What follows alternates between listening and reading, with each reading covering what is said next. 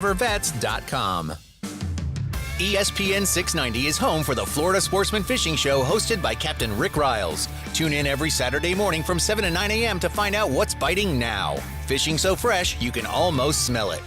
Ready for a helpful tip? If you've got to drive it, rent it with Rent a Toyota at Arlington Toyota. Whether it's a car for a business trip, an SUV for an outdoor adventure, or a spacious minivan for that family vacation with all the stuff. If you've got to drive it, rent it with Rent a Toyota at Arlington Toyota. Rent a Toyota at Arlington is the best way to try it before you buy it. You can even rent 2023 models. And Arlington's competitive rental rates will put you behind the wheel with ease. Reserve your rental online at arlingtontoyota.com today. Tuning into the baseball game, monitoring the incoming storm, catching your favorite talk show. These are just a few of the reasons more than 80 million Americans depend on AM radio each month. And did you know AM radio is the backbone of the emergency alert system? It's reliable, free, and public safety depends on it. Text AM to 52886 and tell Congress we need AM radio in cars. Message and data rates may apply. You may receive up to 4 messages a month, and you may text STOP to stop. This message furnished by the National Association of Broadcasters. The Chief is always tracking to give you the first alert. Get into something sturdy. If you're in a mobile home, you got to get out. When summer season in Florida becomes storm season, put your trust in Action News Jack's first alert chief meteorologist, Mike Burrish, to warn you first. Stop traveling, get to the side of the road, let the storm pass. No one can get you better prepared before the next storm hits. Take shelter right now. Mike Burrish and the Action News Jack's first alert weather team, because knowing first matters most. Broadcasting live from the Anajar and Levine studios. Anajar and Levine Accident Attorneys. Call 1-800-747-FREE. That's 1-800-747-3733. WOKV Jacksonville. Listen live everywhere you go on ESPN690.com. ESPN 690, a Cox Media Group station. This is SportsCenter. I'm Christine Lisi. 5 days remain until the deadline for the Giants and running back Saquon Barkley to reach a long-term deal. ESPN's Diana Rossini is reporting the sides still at a stalemate in contract talks. His availability for Week 1 in serious question if a long-term deal is not worked out. NBA Pelicans power forward Zion Williamson's message to fans: he just wants to be on the court. The oft-injured Williamson, during an appearance on the Gills Arena podcast, talked about improving his diet, focusing on staying healthy. He also stressed he just wants to hoop. ESPN radio host Jay Williams. Somebody around that organization that I have full confidence in. Him and I have been having conversations, and when I got told this, it was shocking. Zion Williamson loves basketball. I don't know if Zion Williamson loves the work to put into basketball to be the player that we think he can be. Jay Will on ESPN Radio Mornings. Surprising run of American Christopher Eubanks at Wimbledon ended today with his 5 sets loss to Daniil Medvedev in the men's quarterfinals. Medvedev will take on Carlos Alcaraz in the semis. When you're trying to hire, all that searching, screening, and interviewing can become its own job. You need Indeed, the end-to-end hiring solution that makes it easy to attract, interview, and hire quality people. Visit Indeed.com/credit. ESPN 690 and Action Sports Shacks presents Brent and Friends. Today is one of the worst days that I've had in a long time. We're getting a little punchy around here, people. It's been a lot in a row. I would love to punch you guys. Ow! It really hit me. Brent and Friends with Brent Martineau, Aaron Schachter, and Kasey Kurtz. Jacksonville's home for ESPN Radio. ESPN 690. I didn't get back in shape. I just ran up the stairs. And now I'm breathing heavy like you, Aaron Schachter. Like Kasey Kurtz would be if he was hustling up the stairs. Come on, dog. Have some respect. Just played pickleball this afternoon. Lost a few pounds. I saw you trying to link up with Andre Cisco in pickleball. I wasn't trying to link up. People were trying to link me up. They know my reputation in town around the pickleball courts. I felt like you were also trying to link up a little bit. A little bit. Putting it out there. I mean, it sounded like I wasn't alone. I don't often look at a tweet and read the replies. Yeah. But I was looking at it, and people were challenging him. Basically like, hey, $100 for a game. Wow. Per game. Like they think they're really good. Like they Maybe would I'll start challenging that person. Like they're putting $100 on the line, or pay him $100 for the opportunity to play. No. Like a registration fee. Yeah. I don't want. Because I'm saying Cisco can make some side money right now. I was going to say, if you want to play me and give me a registration fee to play me, I'm all for it. Let's go. All right. Win or lose. How about that? Like you get your money back if you beat me. I'm down with that. That's cool. Yeah, sure. I wouldn't have worked well today on the pickleball courts. How'd you do? Dominated? Kaylee and I were playing Ty, and we've got some friends in from Pennsylvania, and the Young Bucks were beating us. We were right there, but... So it wasn't embarrassing? Nah, it wasn't embarrassing. Okay. Nothing to be ashamed of, Brent. Now, listen, if I... Not like you bowled a 120 with bumpers up. Should I just blame Kaylee? Yeah, why not? Yeah, go ahead. Okay. Blame Kaylee. Seems easier. How often do you do that? As much as I need to. All right. Well, you need to today. I'll give you something else. So these are a bunch of kids age, let's see, Ty, Kaylee, 18. We've got a couple 18, 17, 15s. Like, so we're in that category, right? 15 to 18. Okay. Locked in. I mean, locked in. Like a scholarship depended on it. Like I'm sitting in the car waiting to go, and they're still watching and hoping that Chris Eubanks is going to beat Medvedev at Wimbledon. Wow. What are you talking about? Tennis. Oh. You ever hear of Wimbledon? Yeah. They are locked into this dude. And they might have a little fliff on it or something. I don't know. Oh, little flip coin action. I forgot I even had flip. But this is the first, captivating men's tennis moment since John Isner went 400 games and it took 3 days to finish in Wimbledon. I don't even know what that means. I couldn't pick him out if he was in here, other than the fact he wouldn't be one of the three of us. Medvedev? He's 6'7". Eubanks. He's an Atlanta guy out of Georgia, played at Georgia Tech. Atlanta? 6'7". I'm telling you, he's got the build of, on a tennis court, he looks like Kevin Durant. Monster, yeah. A skinny guy. But he can really move.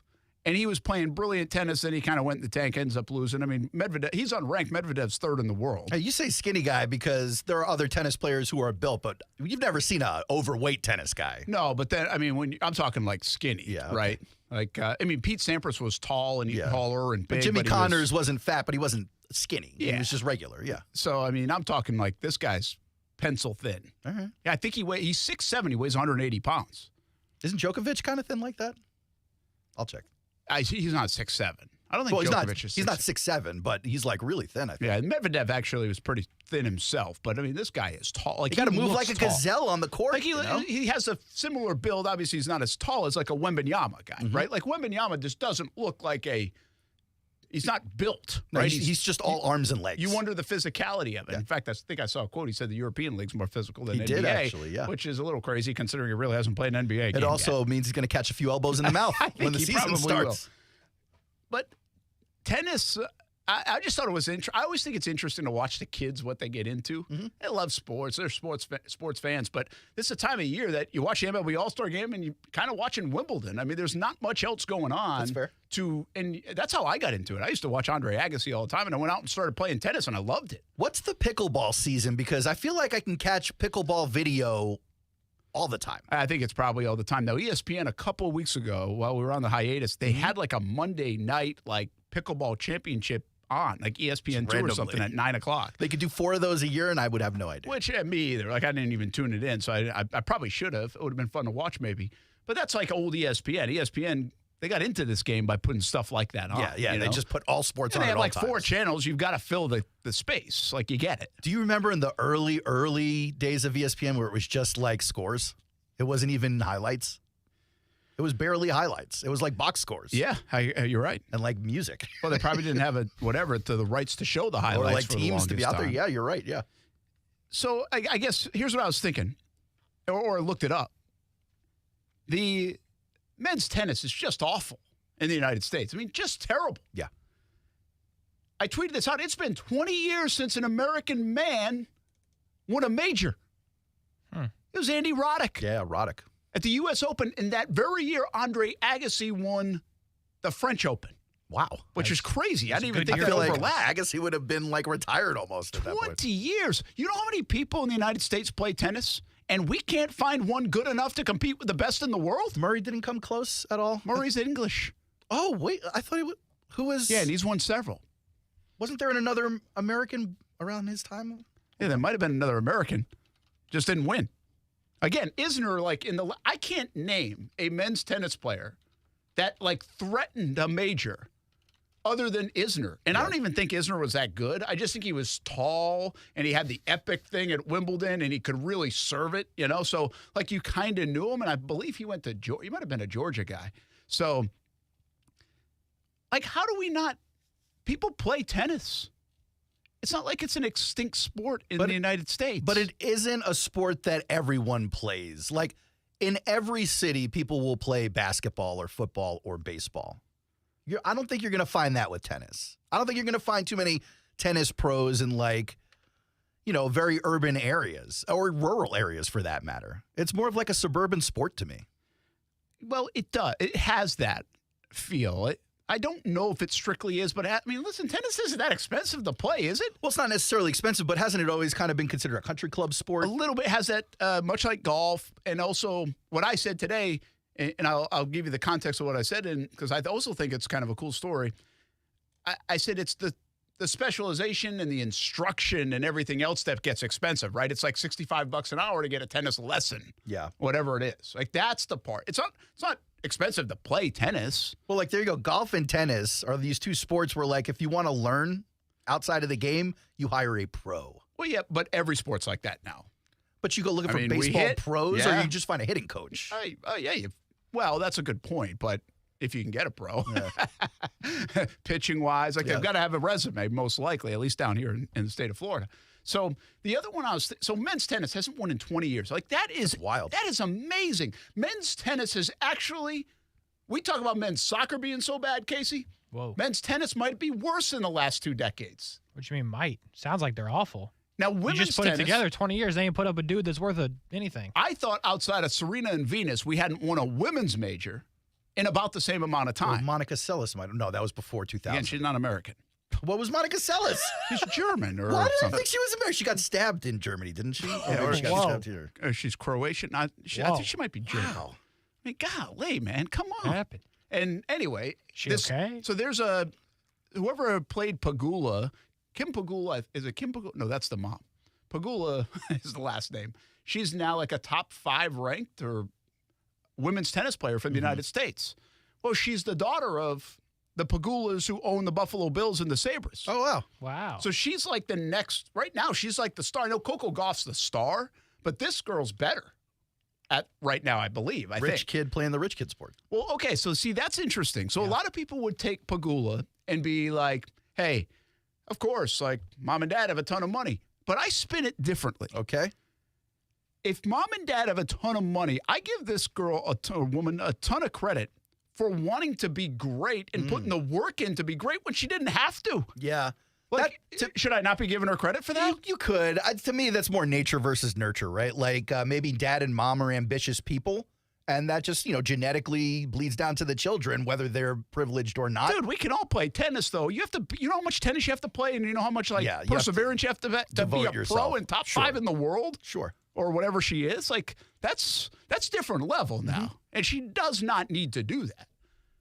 She could go get an education and work for mom and dad. Yeah, but right? purpose is a very powerful thing. Maybe she just doesn't want to be involved with mom. I think that's harder than, like, it was kind of like what I was saying the other day about Vlad Guerrero Jr. Yeah. Right? And those guys don't have to follow in dad's footsteps. They just enjoyed it. Yeah, they just enjoy the ride like following. Michael Jordan's son. They're obviously going to have talent. Yeah. But they don't have to be like mom and dad. Yeah. And so I do give them credit. That's a good point. For trying to do. Listen, there's some thought, like Tiger Woods' kid, Charlie. I think he's a good golfer. I don't think he's like this unbelievable golfer. Like, he's not Justin Thomas coming through the ranks and like, there are a lot of people better, I think, than Tiger Woods' kid. And I don't know what Tiger Woods' kid wants to do. Like, does he want to be a professional golfer like dad? Does he want to try it? Or is he going to go into some other line of work, which is also fine and probably admirable. But my point is, like, obviously the Pegulas aren't Tiger Woods, but it's a similar kind of situation where if you want to be great at that sport, like, you really don't have to be great in anything if you're that kid. Yeah, you could just kind of do your thing. Do your thing, live a good life, be successful, but you don't, I mean, that's a different level of greatness is my point. It is a different scenario when it's an athlete as the parent as opposed to like a prominent, rich, or famous person as the parent, right? Like if it's Angelina Jolie's kid who's great at golf, you're like, oh, they didn't have to do that. That's cool. But like LeBron James's kid, Bronny, now going to USC, living in his dad's shadow, essentially. And like he didn't ask for any of this smoke, but all he hears now for the last couple of months, really ever since he signed an NIL deal, is you're not as good as dad. He's not going to be as good as dad. He's got people on ESPN going, don't expect him to be as good as it. Like, all right, just why do you got to throw it in his face for? That's a good call. Like, he can't avoid it, right? You learn to live with it. Sure. It sucks to Some live with it. people would say he's going to get opportunities because of it. And he will. He did. He went to an extremely privileged private high school. He was in all the AAU things. He was a player on LeBron's coach teams. Like, LeBron gets to say what happens with the kid in those terms.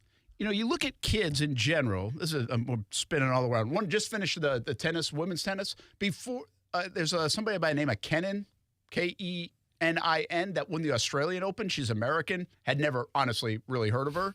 Sloane Stephens won the U.S. Open in 2018. Had her. That's Dr. J's, right? She Dr. J's daughter, I think so, or granddaughter or something like that. This is where I throw out the name of like another foreign tennis player, and you go, no. So those are two Americans actually have won, other than Venus and Serena Williams. The last before that, not named Williams, is Jennifer Capriati in 2002. Wow. I mean, we really, outside of the Williams sisters, we have sucked at women's and men's tennis for 2 decades. In general, yeah. Like, we're just not good. So that wraps that up. How hard do you think, Kasey, would you like to be Tiger's kid, LeBron's kid? Yes. Of course. Would you? Yes. Really? Yes. Yes. Why do you say that so Well, much? look at Why the you guys life say you're that so living. easy? Oh, my God. You Brent, think it's a great life. Let me ask you this, Brent. You're about to go to work, right? You have a 30-minute commute to work, and you go, oh, 295 has a 3-lane accident on it. Let me jump in the private jet and take that to work. The helicopter. Like, what a great life. Yeah, that's like winning the Powerball tonight. Yes. Okay. But it doesn't mean who wouldn't being want to the live kid it? of the. You get all that privilege. I would take all of it every time. Now, 100%. that's you not want to say all that privilege. Do you really want all that privilege? Think about that privilege. You want all of it. Yes. You guys aren't built that way. Sure we are. You don't want that privilege. Why not? You want some privilege. You want some. You want the good stuff. You don't want all of it. Well, That's I don't want fame. Yeah. Okay. I well, want that's money. That's privilege. Okay. Well, guess what? Money and privilege usually means fame was there somewhere along the way. At some point, maybe. Not sure. all the time, but Okay. sometimes. Yeah. Let Dad have the fame. I'm fine with that. I just won't go outside. You can't do that. Sure you can. No, you can't. You're a failure, dude. Like, you are a fail. You are a Whoa. bust. Pause. Like, you are. That's the new promo.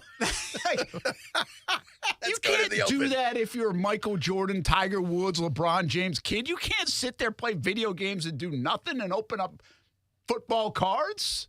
You can't do that. I actually think you can as a Sure you kid, can. but maybe as you get older, it becomes like, all right, but what did you do with yourself? Like when the Larissa Pippen story came out, that Right. Michael Jordan's son is dating Larissa Pippen, and there's a whole story about it. I go, oh, I wonder what Michael Jordan's son is up to. And it's just like a regular life. Is this the same kid that played at like UCF or something? Did Michael Jordan's Does son he have a play couple? at UCF? Yeah, I think his son played. I thought his son Yeah. played at UCF years ago. Is this the same kid? I didn't think Or he is was that involved different? in basketball. I don't know. I'm not sure. I don't know how many kids he has, honestly. But In any case, like here's a guy who's just living the life of the son of a billionaire, but like not necessarily trying to be the billionaire. Yeah. I'm good with that. I'm fine with that. Yeah. Yeah, okay. I kind of like go the opposite. I've been in the spotlight, or our family's been in the spotlight for so long. Let me go hide. Yeah. Right? And just be as normal as possible. Sure. But I got a ton of resources to be that way. Oh, yeah. I just do like day trading or something. I'll become an angel investor okay, and well, invest in startups. Okay, but you're like, listen, day trading. Here's the thing. If you're doing that with day trading, I get it. Like, there's really no pressure on you to make money and stuff. But my guess is if you're doing that day in, day out, you want to be good at it. So there's some ambition to be good at it. I mean, I've never really strove to be good at anything. Casey's not ambitious. You know? I'm just kind of here.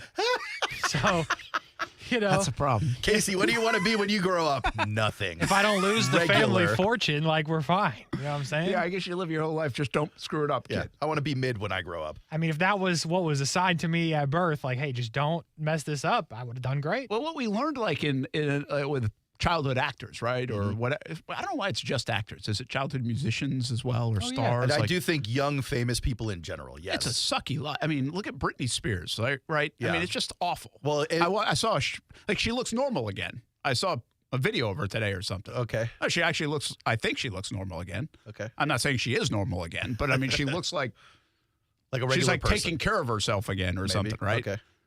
Is she not? Or maybe I saw the old video. The media may disagree, but I don't know. I'm not up to speed on like. But I mean, what an awful life! Like Britney Spears to me, like over the last, like you tell me that's good. No, it hasn't been anything. Like I'm sure there's been some things good, but that seems like such a terrible. Yeah, having existence. a mental breakdown in front of the whole country, and then everyone laughing at you, and then like your whole mental health and wellness is being debated by like TMZ, and your dad's stealing or whatever. The whole family, thing. Yeah. It's just it sucks. It sucks, and a lot of childhood actors or people that get rich quick or have a lot of money, it doesn't work out. It's almost like people win the lottery, go broke type thing. Oh yeah.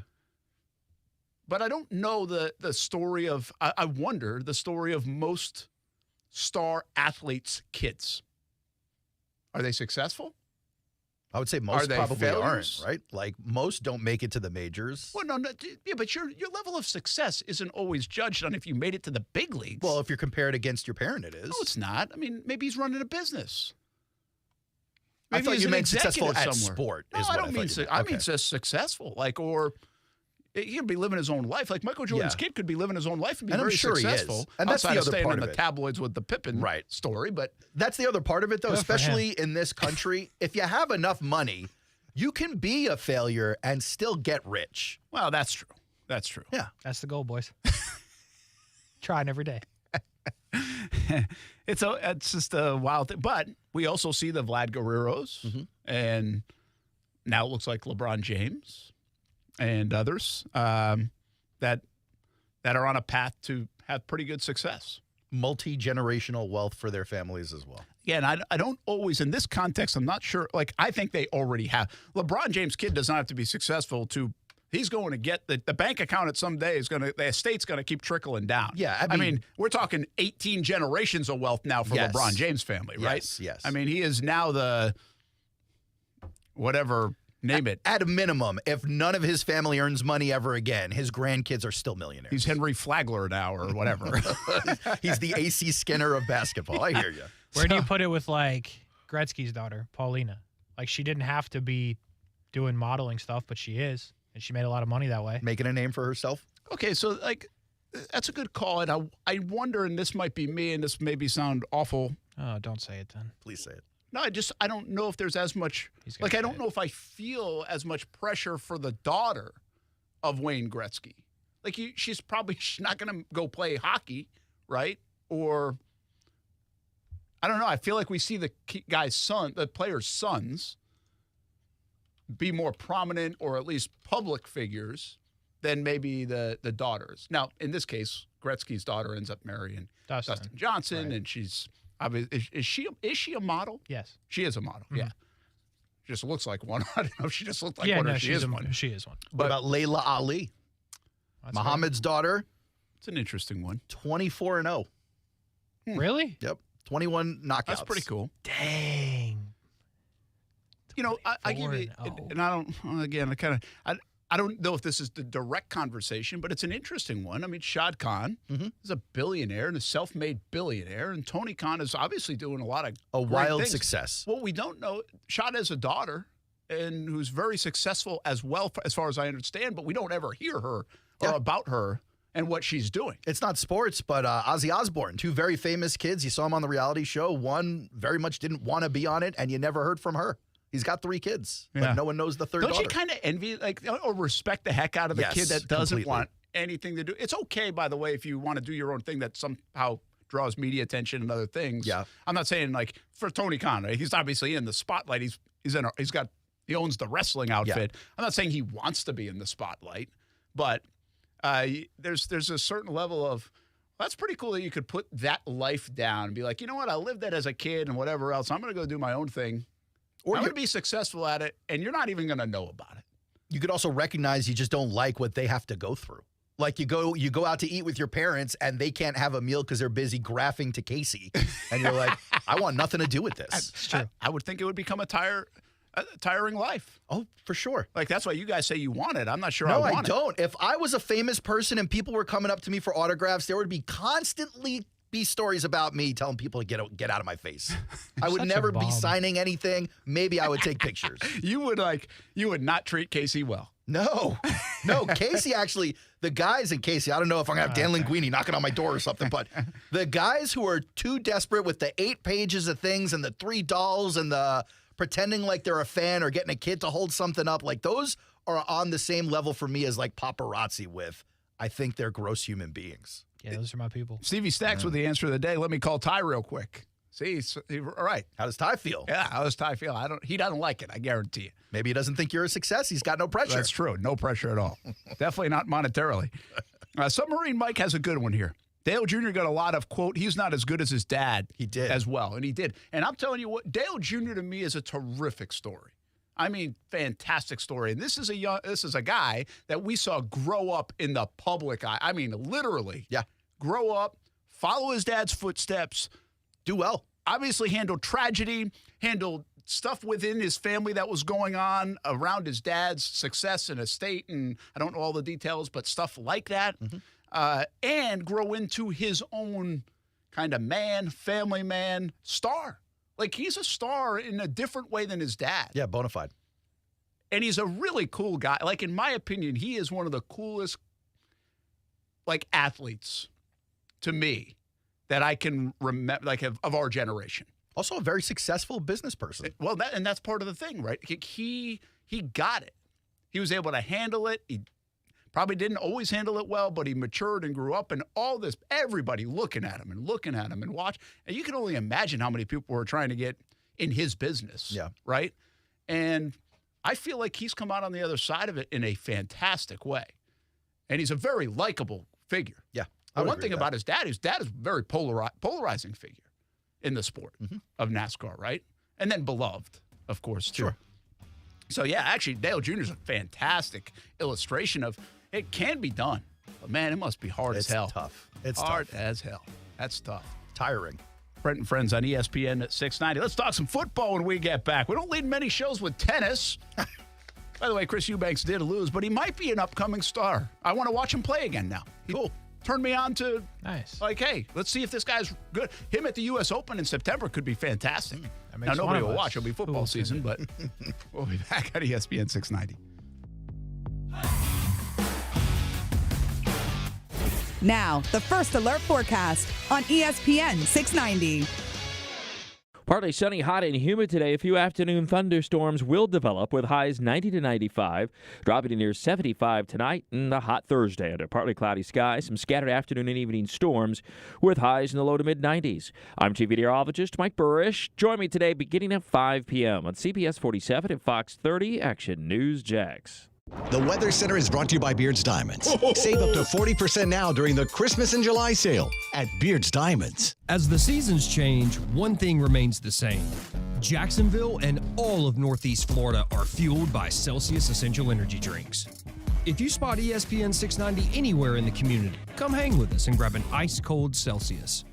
We're in the middle of summer. Be ready for anything, on the road or off the road, at Nimnick Buick GMC. No one will ever pay over MSRP at Nimnick Buick GMC, the place where my family has purchased 6 vehicles since we've been in Jacksonville. Go to Phillips Highway or NimnickBuickGMC.com. Are you looking for a used car under $18,000, maybe one for the kids? Nimnick has a great selection, over 300 used cars, trucks, and SUVs to choose from. The #1 Buick GMC dealer in Jacksonville, Nimnick Buick GMC. GMC, we are professional grade. Smoothie King is a family thing from my family. I love the Lean One vanilla and strawberry. My wife Steph gets the Lean One chocolate. My daughter Kaylee, the Caribbean way. And Ty goes all out for the Hulk. You have choices at Smoothie King. Smoothies for everyone, and now smoothie bowls too. And this summer, plunge into extreme watermelon smoothies, now available at Smoothie King for a limited time. Enjoy extreme watermelon, or for something more tart, dive into the new extreme watermelon lemonade. Extreme watermelon smoothies, back for a limited time, only at Smoothie King. Rule the day at a Smoothie King in Jacksonville.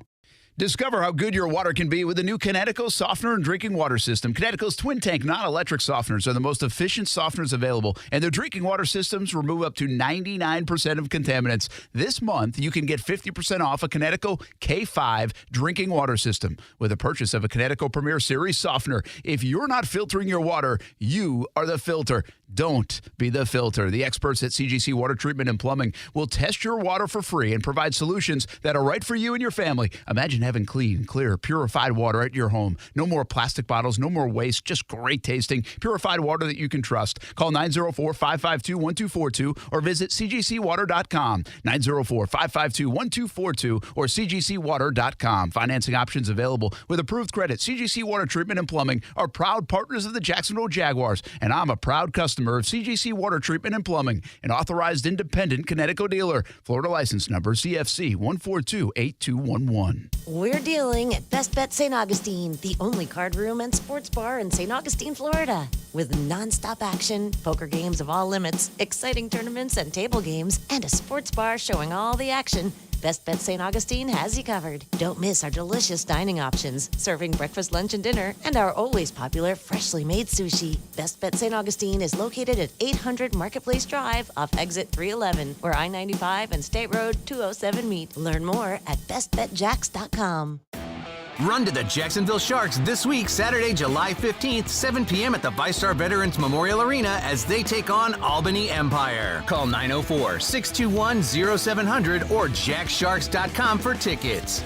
Fins up. Have you seen your financial freedom wiped out by stock market volatility? It's Rich Jones. Consider investing in real estate funds from DLP Capital. Don Wenner is CEO and founder. DLP Capital has provided our investors with consistent double-digit returns by investing in cash-flowing residential real estate. For more than a decade, we have had zero losses, little volatility, and have shot above our return targets in all of our investment funds. Plus, we offer monthly distributions and tax shelter opportunities. To get your investor's guide and learn more, dial **invest on your cell phone or visit highyieldreturns.net.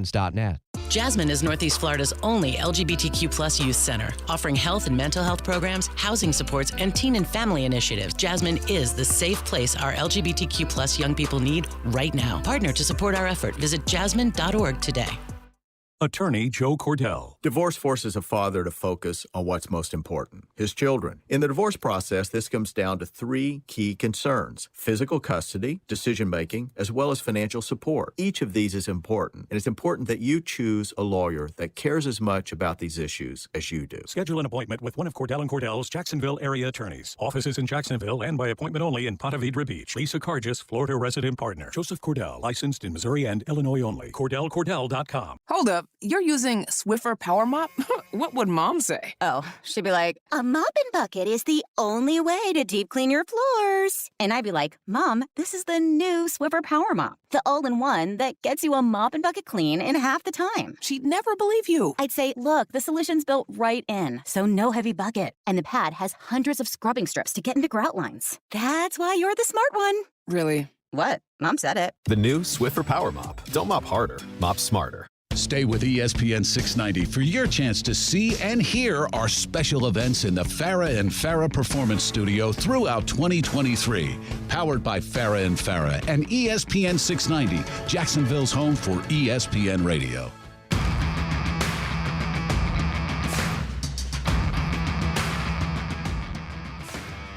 What's the amount the number of people you've texted at like one time?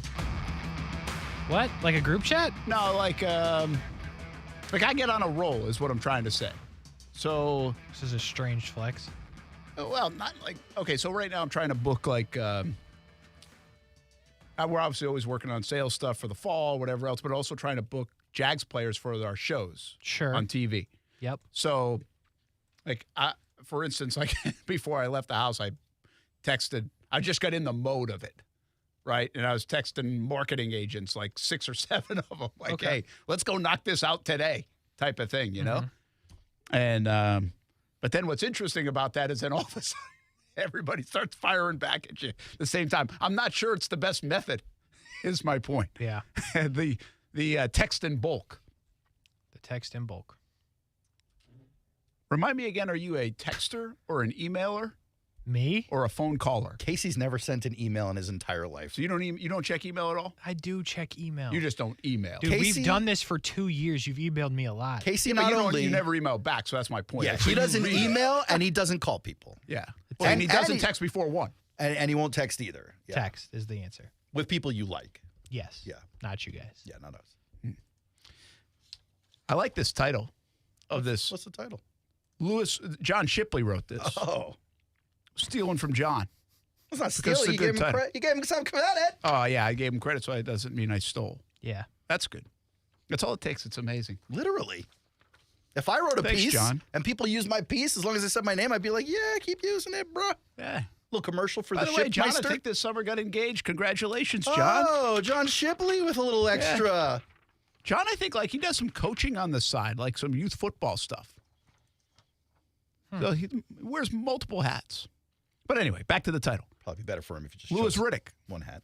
Jaguars are going to explode in 2023. Sounds dangerous. That does sound dangerous. That sounds awesome. Hopefully they're wearing some helmets or something. Yeah. Is he right? No, yes, he's right. They're poised to explode. That's why I brought it to the table. I thought this was great, man. I think we all get worried when everybody gets on the Jags bandwagon. Sure. Okay, waiting for the other shoe to drop. Yeah, so I was in a meeting yesterday, and somebody's like, so is everybody else as high on the Jags, around the country as we are? I was like, yeah, it's scary. It's really hard. Have you seen anybody that said, yeah, Jags aren't going to be that good? What's my man's name? Yeah, one of the guys was like, slow down, wasn't he? It was Shady McCoy. Well, yeah, I don't care about him. Kyle Brandt, right? That guy? Well, Kyle Brandt had the funny tier system on Trevor, so that's Trevor probably down as at the bottom. close to it. Yeah. Well, yeah, but if you don't think Trevor's good, you can't think the Jags are Well, good. that's a good point. There were one or two guys we've seen in the offseason go, hey, pump the brakes on the Jaguars till we see something there. But it is a majority. The consensus rule, is on board. Which is scary. What does exploding look like? It's kind of like combustion. Well, according to Louis Riddick, it looks like the second half of last year. It looks like a team capable of 14 wins. 14 wins? Yeah. 14 wins. Settle down. You don't think so? 14 is a lot of wins. Find them on the schedule. Where's YB? YB does that screaming include 16. the preseason? All right, I can get on Which, board by the there. way, as of today, is 1 month away. Wow. August 12th. Dallas There we go. Cowboys. The countdown continues to everything. To kick off. 14 wins is a lot, Lewis. That's a lot. He's a big fan of Doug Peterson. He's a big fan of the relationship between Peterson and Trevor Lawrence and the maturation of Lawrence that he saw last year. That's one thing that I kind of hate. You know how I love PFF all the time. Yes, you do love him. One thing I kind of hate about the whole PFF thing is it's one thing to say this is how someone performed last season, but we know from watching Trevor it was the tale of two seasons. So it's just inaccurate. It feels wildly inaccurate to look at a guy who had a mid first half and a dominant second half and go, he had a better than average season, when really it was just an elongated preseason, if you think about it. And then you start playing like you're dominant. If you pick up from the second half of the season, he's a top 5 quarterback, top 2 in a lot of categories. The hope for the fans is that carries into this year. Will it? I mean, time will tell. Yeah, it's just an interesting way to say it, right? I mean, everybody's bullish on the Jags, but I think around here you get cautiously optimistic. What do we have as the tenets of conversation about the Jags being good? Well, the AFC South isn't that good. They've got a quarterback. They've got a coach. They've got Calvin Ridley coming in. What kind of difference could he make on a receiving core that's already pretty good, we think? The depth of their receiving core. I'll argue for their offensive line. They got a playmaker in Travis Etienne. They've got guys on defense. How good could that come together? Year 2. So, all these things are things that we discuss. But I do believe that I would be less bullish if the Jags were in any division other than the AFC South or NFC South. Part of my bullish nature is I think those teams are in a little bit of no man's land or just Headed not in the good, wrong direction, right? yeah. So, and you're going to potentially play a lot of young quarterbacks, so you're ahead of them in that regard. I think your coach is as good as any of them. Mike Vrabel being close, of course. You got to give him some nods and credit, but I think he's a lot better than the other two guys. They've never won a game in the NFL. So, if I'm being honest, the realization is the AFC South, how it factors into the fold of the Jacksonville Jaguars. While there's reasons to like the Jags, part of it's also because of where they play, who they play twice a season. Yeah. Well, I think that so I don't factors get into in my mind whoa, even people that put Trevor as the outside, they're starting to get a lot of momentum here in summer that he could be a good dark horse candidate to win the MVP. That's a big jump, guys. It's a big jump from going 2 months of the last year's season to basically beating out Patrick Mahomes, Josh Allen, Jalen Hurts, and others. Like there's a level of jumps, and that's a big one. Yeah, I'm not saying it can't happen someday, but I mean, for me to register and say I think that's going to happen this year, that's a little unrealistic, pie in the sky. Could it happen? Sure. I think Riddick is kind of following along that logic where the AFC South kind of softer than maybe some of the other divisions, and like that'll contribute to it. But basically, he's singing the same stuff that Peterson is singing. Riddick is. He's like, you can see as the season went on, leading up to the way he played in the postseason, how this guy was just making huge strides week after week with his maturation and how he was starting to play like a guy who they said was a can't-miss guy. He was coming through and doing it. And Riddick thinks that's just going to continue, if not progress even more for this season. And by the way, this was said on Rich Eisen's show. Yeah. You know, and John wrote about it in his SI column. But Eisen's also, like, he loves Peterson. He has him on all the time. Like, he's become a bullish Jags guy. I like Rich Eisen. Love Rich Eisen. But again, even the national love. Here's the hidden stuff that I think is good about what John brings up. And you love the PFF stuff, and this kind of resonates with the PFF stuff. We did this yesterday, like the out route. He was number one quarter. Like, there are indications that Trevor is better than the rest of the league in certain categories, and he's just as good in a lot of categories. I mean, he was essentially a freshman last year still. He said in this article, Lawrence ranked top 8 in DYAR, DVOA, effective yards, interception percentage, ANY/A, sack percentage, success rate, finished top 10 in EPA per play, CPOE. I mean, this is like a lot of, obviously, jargon for analytics, right? Advanced metrics. This is your PFF stuff. Mm-hmm. And while we used to simply say yards, touchdowns, nobody does that anymore. Like, really. A little bit of it. Well, we do it. Yeah. But the deep dive is because it matters, tells right? a story. Yeah, because you could be a good quarterback with a bad line or mid receivers and not show up in the touchdowns or in the yards stat. Well, or this day and age, I think in the NFL, you can throw everybody can throw for 4,000 yards, 3,800 or something like it. Like, that's why yards aren't standing out. To me, touchdown interception ratio will always tell the story of the day, but we don't even know if QB rating is good or if QBR is good. I mean, we just don't even know anymore what it is. Again, it tells some of the story, just doesn't always tell the story. Catchable passes, turnover-worthy plays, like these are all important. Yeah, but I do think like those metrics, those advanced metrics on top of what he did do tell some of the story. And we saw it with our eyes. That's the other thing. It's like we're not trying to convince anybody. We don't have to convince anybody about Trevor.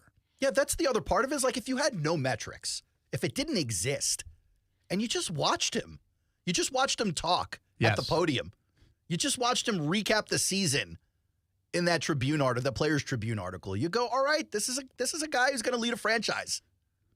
Yeah, and by the way, you're right about that, but I said that even after his rookie season, right? That you could latch on to the way he handled the adversity.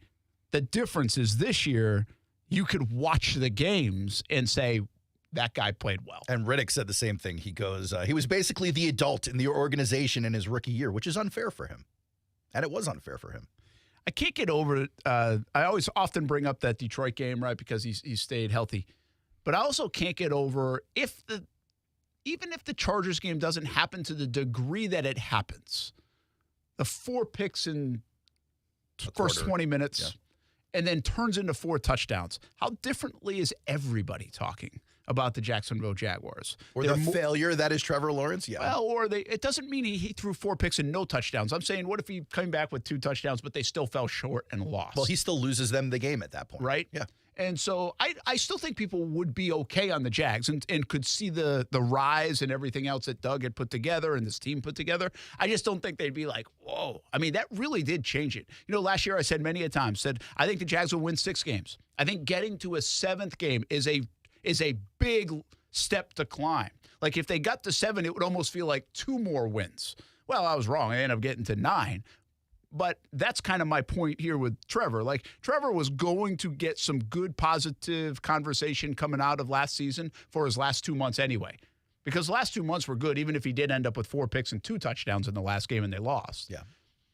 But I think by coming back and almost delivering like the epic performance and then not being the reason they lost against Kansas City puts him in a place where now everybody's comfortable saying, this dude's about to go, boom, and take off.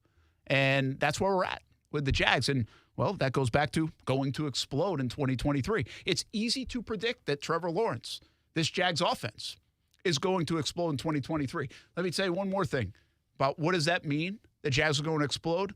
That goes all about offense. Nobody would have written this title about the Jacksonville Jaguars or said that quote for the last 15, 16, 17 years. Their offense wasn't even on paper good enough to potentially explode. Maybe for a game, never mind a month or a season. Yeah. This offense has potential to explode. It really does. They built it that way. Fast, high-powered offense. Ton of good players. Ton of speed, as you said. Explosiveness. Big-time quarterback who can do it all. And a coach who can call it all. And has done it. So the evidence certainly is there. You know what else is going to help? Titans secondary ranked 26th. Texans secondary ranked 28th. Colts secondary ranked 31st. Those will be nice soft landing spots for Trevor as well. Yeah, I like that. I like Louis Riddick's Jags are going to explode. My baby Louis. Nice work.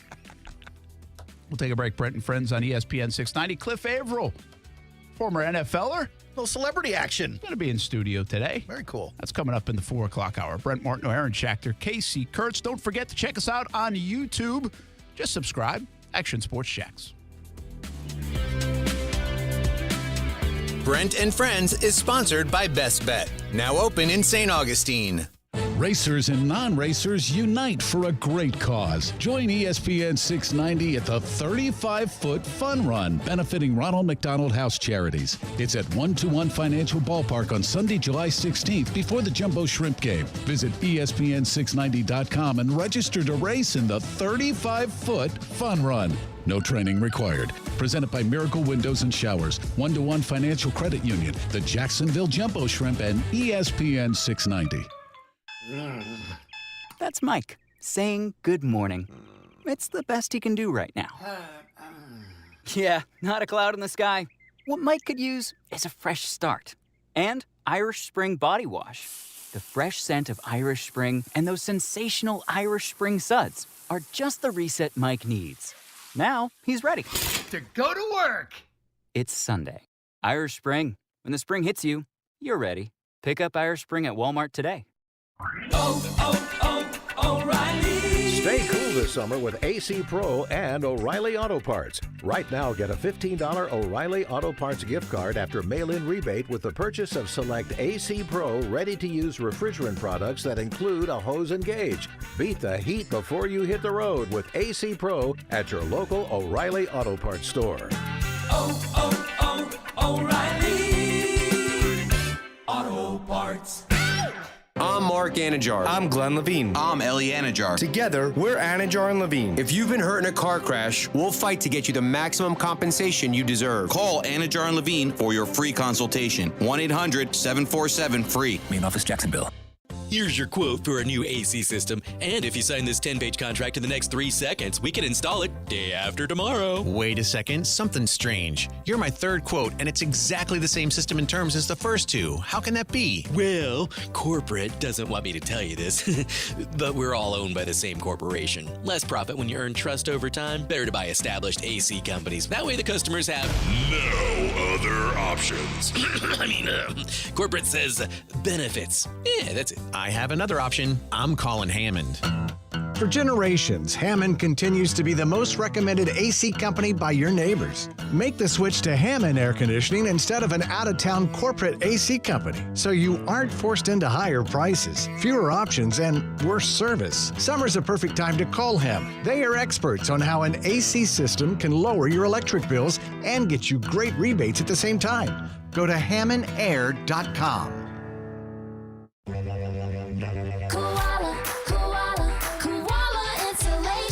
Hey, this is Bruce. And I'm Carrie. We're the owners of Koala Insulation. It's a great time of year to invest in energy-efficient improvements to your home. With our competitive rates and new tax credits for insulation upgrades, you can get huge savings to improve your insulation today and see long-term savings every month going forward. Give us a call and set up your free evaluation at 679-6282 or find us online at koalainsulation.com. Jacksonville is a great place to live. And if you love where you live, you should invest in it. That's why more and more people bank with One-to-One Financial, Jacksonville's hometown credit union. We invest every penny back into North Florida, backing the very best small businesses, nonprofits, and of course the family home. Why put your money with some big out-of-state bank when you can invest in where you love to live? One-to-One Financial. We're your hometown credit union. Sign up today at one-to-one-fcu.org. Federally insured by NCUA. More than 80 million Americans depend on AM radio for their news, weather, sports, and a community connection. It's the backbone of the emergency alert system. It's critical that we keep AM radio in cars because when cell and internet services are down, this free emergency service could be your only lifeline. Text AM to 52886 and tell Congress we need AM radio in cars. Message and data rates may apply. You may receive up to 4 messages a month, and you may text STOP to stop. This message furnished by the National Association of Broadcasters. I'm John Morgan of Morgan & Morgan. Why should you hire the largest injury firm in the world for your injury case? Lots of people hired us. We've collected over $15 billion and won a lot. Morgan & Morgan, for the people. Visit forthepeople.com for an office near you. Anywhere fans go to cheer on their team, there are behind-the-scenes MVPs, ensuring everything is game day ready. We see you, Joe, fixing seats so every fan can enjoy every game. And Allie, who keeps her stadium running smoothly from the moment the first game starts to the last play of the season. At Grainger, you're our MVPs, and we're always here for you with supplies and solutions for every industry and 24/7 customer support. Call, click Grainger.com, or just stop by. Grainger, for the ones who get it done.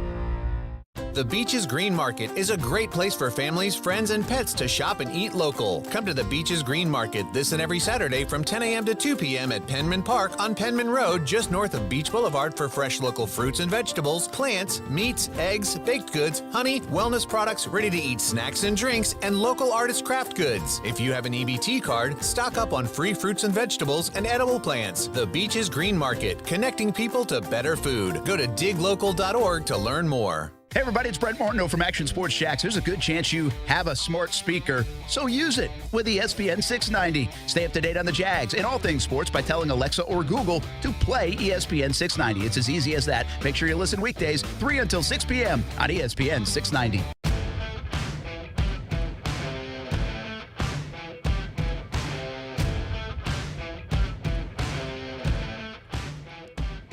How often do you have like random thoughts? Just totally a lot. Has nothing to do with anything. A lot, yeah. Like, I'd love to Like hear I just it. had one. Okay. Which was? And I was like, I'm not really sure this could be really dumb, but do people still have above ground pools? This is interesting. I think. Thanks for my random thought to be interesting. It I is appreciate interesting that. because That's a nice nod from you. I'm just validating it because I've had this thought. Really? Because well, that's scary now. When we were growing up, Brent, Kind of. in the part of the world we were in, yes, no electricity. And only such. the pool of water made out of wood. Only the richest of rich people had in-ground pools. Absolutely. And every normal middle class and under Yes. person, it was an above ground situation. Oh, yeah. You would have thought that in-ground pool cost $1 million. Yes. And then by the way, if you fly over New Jersey, like over the last 2 decades, I mean, maybe 15 years ago, it seemed like every house had an above ground pool. You could see it. Yeah. The big blue circle. Yeah. But like when I moved here, it seemed like every house that had a pool, it was in ground. In ground. That was wild to me, especially because the water table's higher here. I would imagine you'd actually hit the water for the pool underground. Yeah, I don't know. I never thought about that. We had an in-ground pool. Did you? Mm-hmm. The Kurtz, even with the in-ground pool. Like it was like a real sign of wealth when I was a kid. Yeah, I don't necessarily know if it's a sign of wealth now. We had one. I mean, now, well, but let's just say Chip and Teresa put the pool in 20 years ago. You know what a pool costs now? I don't. A lot. Oh. Like coming off the pandemic and everything. I mean, you're talking, I think even for, I don't even want to throw a number out there, but I think it's high. I used to always really assume it was in the 30K area. Maybe it's more than that. Oh, I think it's double that now, like at least. I will say during the pandemic, there was a reality show of a pool construction company from this area that was going to houses in Florida because they do like special jungle-themed pool areas with like a swim-up bar like and a tanked beach. with pools. Yes, or like Pimp My Pool. Oh, that's very even better. much so. Yeah. But I don't know. I just think people inherit pools at this point. Yeah, we didn't put it in. We bought the house that had the pool. But that's what all real estate agents will tell you. You spend way more putting it in than you're going to get back in the Absolutely. sale. Yeah. Yeah, like I have no interest in having a pool. Oh, we would put a pool in if we could. If we could afford it, we would put it in tomorrow. My dad hated the pool because there's like a lot of crap you have to do to keep the pool pool. Upkeep. I agree, and I don't want to do it. You let the pool go for 2 weeks, the pool's not the pool anymore. That's why I made the lawn concrete last season. I can give you guys a story. This is going to be hard to believe, all right? But you got to put the setting is Pawtucket, Rhode Island. Okay. All right? It's going to be hard to imagine. I always thought Pawtucket was Massachusetts. Nope, it's the not. The Mets used to have an affiliate. Is up there, Pawtucket where Family Guy is? Well, yeah, Providence area. I don't know if they're Pawtucket. I don't know. But, yeah, I think those guys are from up there. Because that's why you get the quahog and all that, right? Quahog. Quahog. That's where they're set, by the way, Quahog. So anyway, Mom grows up in Dad Mama in Martineau. Pawtucket, Rhode Island. And so she has 6 brothers and sisters. They both grew up in the same area? Well, Yeah, high in the school same area, sweethearts? same high school, That's so romantic. It hasn't worked out since. But sorry about that. Ooh, sorry about that. So anyway, so Mom and my grandparents. Right? I just want to see how it was going to happen. I knew it was going to happen. This house is tiny. Okay. We always visit. My grandparents, died there basically, right? I mean that they had this house forever, but it's small. Like it's a small house, and it's a bunch of houses on the street, and they're right up against each other. And my grandfather put an above ground pool in his garage. What? I got one better, but no, I'm like, that's pretty kidding. wild. Like yeah. he would swim in it every morning. We would go swim in this thing once. How close is it to the ceiling? Think about this is garage this is ceiling, like right? 8 to What's 10 the ceiling? feet. What's this? Like 8 to 10 feet. No, maybe like 10 it's probably feet? 8 feet. Yeah, something like So that. there's probably an 8-foot ceiling. Think about swimming in an above ground pool that's like 4.5 feet deep, and that would be the ceiling. Like the roof was right there, basically, and it was so cold. I mean, this water But was also, so like- cold, but it was actually kind of a cool thing. Like he had a driveway, he had like a little piece of, you could mow the lawn in 3 seconds. That's nice. And so the pool, he didn't have a place to put a pool other than his garage. Well, and you just got to be careful not to drive the car into the pool as you come up the driveway. Oh, it wasn't an in-ground pool. It was above ground. Above ground. Okay. So now, wait a second. is that Time the out. wildest thing? Time out. It's even weirder now because half the room is filled up with the wall of the pool, like half the height of the room. Yes. That's what I'm talking about. You have to go like from the door to the He's like right ducking to, the ladder. to get in the pool. Yes. Yes, no, he's kind of tall. Like you would have when you got on the deck part of it or whatever. The steps, There was a deck in the garage. It was like the steps of it, right? The steps up. You had to like crouch down to get in the water. You Kasey, couldn't stand up. You ever see these videos of like an elevator taking off before the doors close? Yeah. That's what I imagine like the door into the garage looked like with like half a pool wall when you open the door. Like those cities where it snows and you open the front door and it's 4 feet of snow. Yeah. But I had a friend on I never was old enough to like. I'd love to ask him about the engineering of like that. Like, Or, like, how did that even come up and why? I don't even know. Did he ask anyone like inhalation of chlorine chemicals? Is that dangerous in a small garage? Oh, yeah. That time it didn't matter. I had probably, right? That maybe. The HOA wouldn't be able to figure that one out. I can tell you. At that point, you had doctors telling everyone smoking was safe. So I had a friend back in the day in Brooklyn. His parents had a pool, not in the basement, but in the crawl space, which for you Floridians is under the basement, essentially. Yo. But they dug deeper under the house. I don't think they got it like sanctioned by anybody, permitted or what. Jeez. They just dug it. The guy was a concrete guy, so we laid the concrete, filled it with water, and it was just a pool under there. It was gross. The whole thing was gross. I'm Who knows sure what was in there? If anybody else has ever seen an above ground pool in their garage, let me know. Wild. Or in a garage. Send us This a picture. really was a thing for my grandfather. There you go. I think we're going to have Cliff Avril when we come back. Super cool. He's scheduled. If not, we're talking football either way. Either way. Brent Friends on ESPN 690.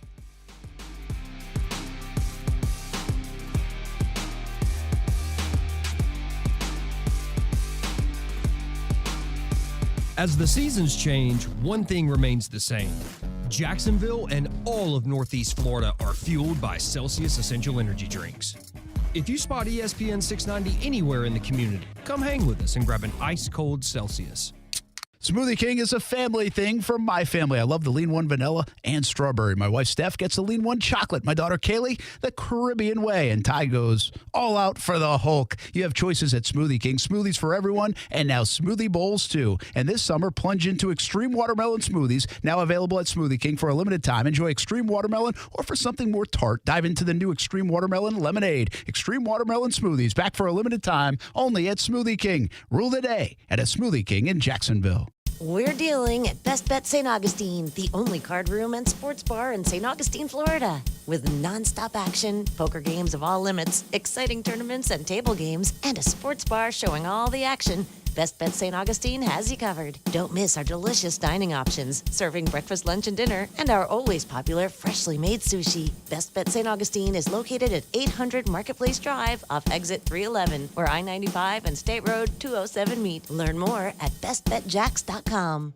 Discover how good your water can be with the new Connecticut softener and drinking water system. Connecticut's twin tank non-electric softeners are the most efficient softeners available, and their drinking water systems remove up to 99% of contaminants. This month, you can get 50% off a Connecticut K5 drinking water system with a purchase of a Connecticut Premier Series softener. If you're not filtering your water, you are the filter. Don't be the filter. The experts at CGC Water Treatment and Plumbing will test your water for free and provide solutions that are right for you and your family. Imagine having clean, clear, purified water at your home. No more plastic bottles, no more waste, just great tasting, purified water that you can trust. Call 904-552-1242 or visit cgcwater.com. 904-552-1242 or cgcwater.com. Financing options available with approved credit. CGC Water Treatment and Plumbing are proud partners of the Jacksonville Jaguars, and I'm a proud customer of CGC Water Treatment and Plumbing, an authorized independent Connecticut dealer. Florida license number CFC 1428211. Rich Jones here. Investing can be more about just filling a bank account. It's about having a secure retirement, protecting your family. Let DLP Capital help you to protect your why. Here's CEO and founder Don Wenner. I started DLP Capital with an expectation that I could provide my family, my investors, my team members, and the families of my investors with awesome returns, limited volatility, and no losses, all while providing desperately needed affordable housing to the American workforce. To get your investor's guide and learn more, dial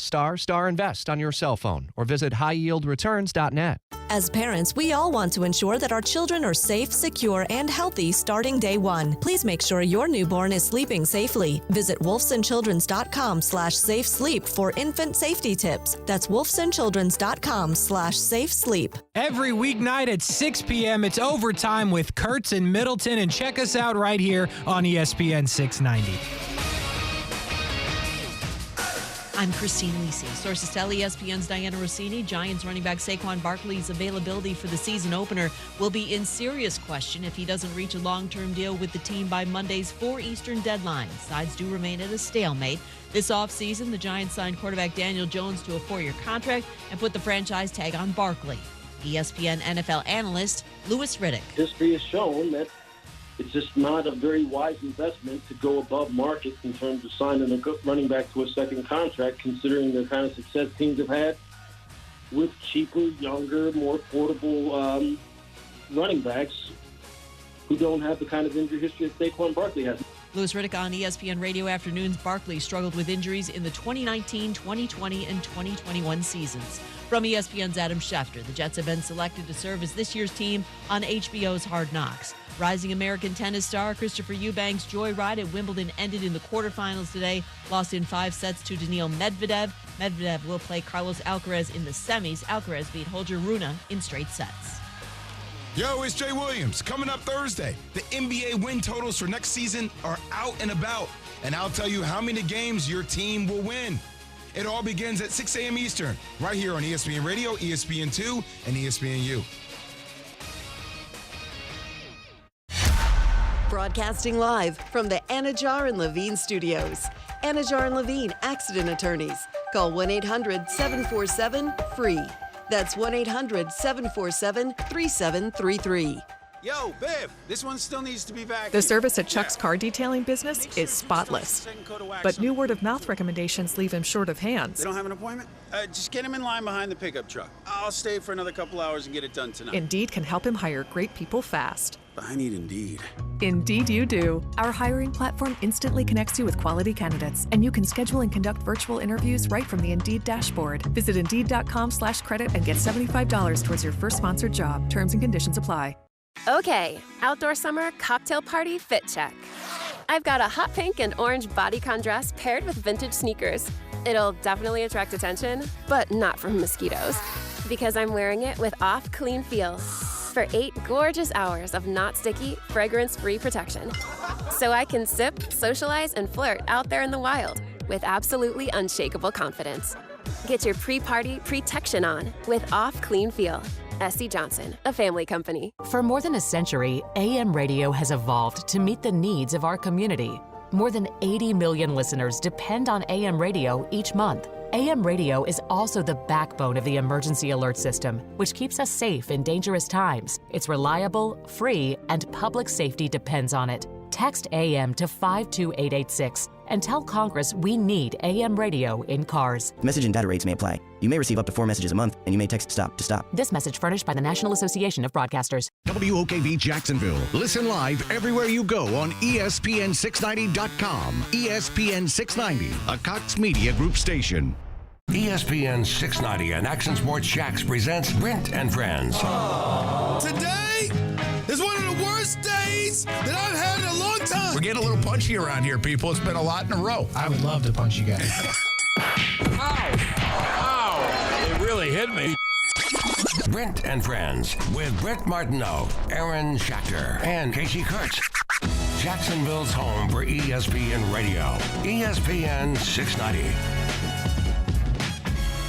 4 o'clock hour we go. Brent and Friends on ESPN 690. Brent Martineau, Aaron Schachter, Kasey Kurtz, and we have found an answer to the Jags pass rush questions. Here we go. I've done this before on the show. I've negotiated live with players. Still hasn't worked out for Evan Ingram. I started negotiations like last year. Hopefully by Monday he'll sign an extension. You might want to get on that, dude. Yeah, they've run out of time. I don't know if they like that because they never called back. But maybe with this guy... Yeah, that's answering something. Cliff Avril might. I don't know, man. The money's pretty good. The veteran minimum's not bad since you left. You are not lying. The money is really good right about now. But you know what? I think about that sometimes. I think my veterans were saying the same thing when I was coming through too. That's what you're supposed to do. You pave the way, right? You sign that CBA. You make it better for the next guy coming in. Exactly. That's what it's all about. The amount of money at the pass rush position, though, is kind of insane. Really, at all, though. Wide receivers getting paid $28 million now. So listen, I talk to Michael Bennett quite often, and we both come to the conclusion that our parents should have waited about another 2 or 3 years before they should have had us, because the money that some of these pass rushers are making, and hats off to them, of course, but some of the money these guys are making, I'm like, man, like I had more sex than that my first 3 years. Like, what are we doing right now? But yeah. And not to talk about your finances, but you did okay as well. No. Let's keep talking about it. I'm curious now. I'm not complaining one bit. Don't get me wrong. No, I'm not complaining. But, just like everybody else, could want more. It is a little bit interesting these days, though, how when young athletes are coming into money now, they're getting a lot of guidance, at least from the leagues, too, now. Not just their management and representation, but everyone's kind of getting at them going, hey, just watch out for the people who are lurking around the corners a little bit. Did you feel like you got any of that education when you came into the league? It wasn't as much as it is now, but I think social media helps out a lot, right? I think with history of guys kind of having financial hardship and different things like that, I think the league, but more so than anything, the teams, each individual team, because the Seahawks do a great job with bringing guys like myself back in, bringing other veterans that are doing their thing outside of football, have transitioned well to start, talking to some of these young players to just start thinking about what's next, because it's right around the corner. I don't care if you play 1 year or if you play 10 years. It's not that long. I mean, in the grand scheme of things. Cliff Avril with us here on ESPN 690. Really one of my favorites. You go all the way back. I've been here since 2008. And one of the first things I covered was the draft of 2008, and you and Gary Barnidge out in Clay. And that was a big moment. And, a lot of times passed. Now 37 years old, still living out in Seattle.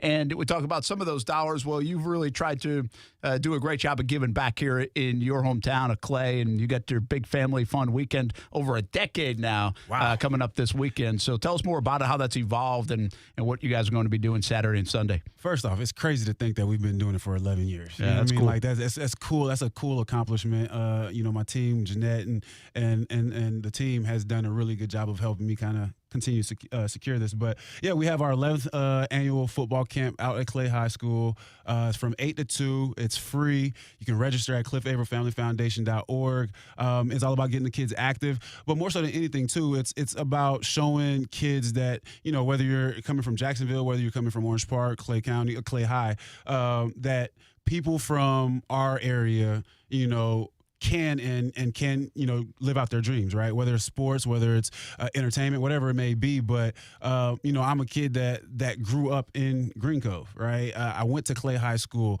I played on that same exact field that we're training on, right? So it's all about giving hope as well. I never met an NFL player until I got to college and played with some guys that came back, right? So to be able to meet guys earlier on and showing that, hey, anything is possible, I think is huge with the camp. And then on Sunday, we have the Family Fun Day, which is all about getting the community, getting families together to come out, have fun. We got bouncy houses, face painting, kickball tournaments, like a wide range of different things to get your kids active, get them from in front of that video game, and bringing the families together just to have a good time, bring the community together, have a good time. That's just like a family festival. By the way, Cliff's got his name on that scoreboard at Yes. Cliff High School, Clay High School as well. Maybe they'll name it Cliff High School someday. Someday. Hey, I think I got to donate a couple more dollars. I was going to say, got to come up with some of that player's signing bonus. You might have to sign back then, right? You always, your late father, Yes. this story always resonates with me. He told me to play for, I think, a decade in the league and then retire and get out and do other things. Yes. And here you are doing other things. But who was it? Your dad, or is it where did it come from to give back, right? To remember where you came from, because I got to be honest with you. Now we cover a lot of guys over the years, and I've been in a lot of different places. Some people do it fantastic, others don't, and I don't think there's any. I don't know why that is, really, and I'm not even giving any. I'm not being critical of anybody, but just some people do it better. You've done a good job, but why? Where did that come from? Well, again, hats off to my team.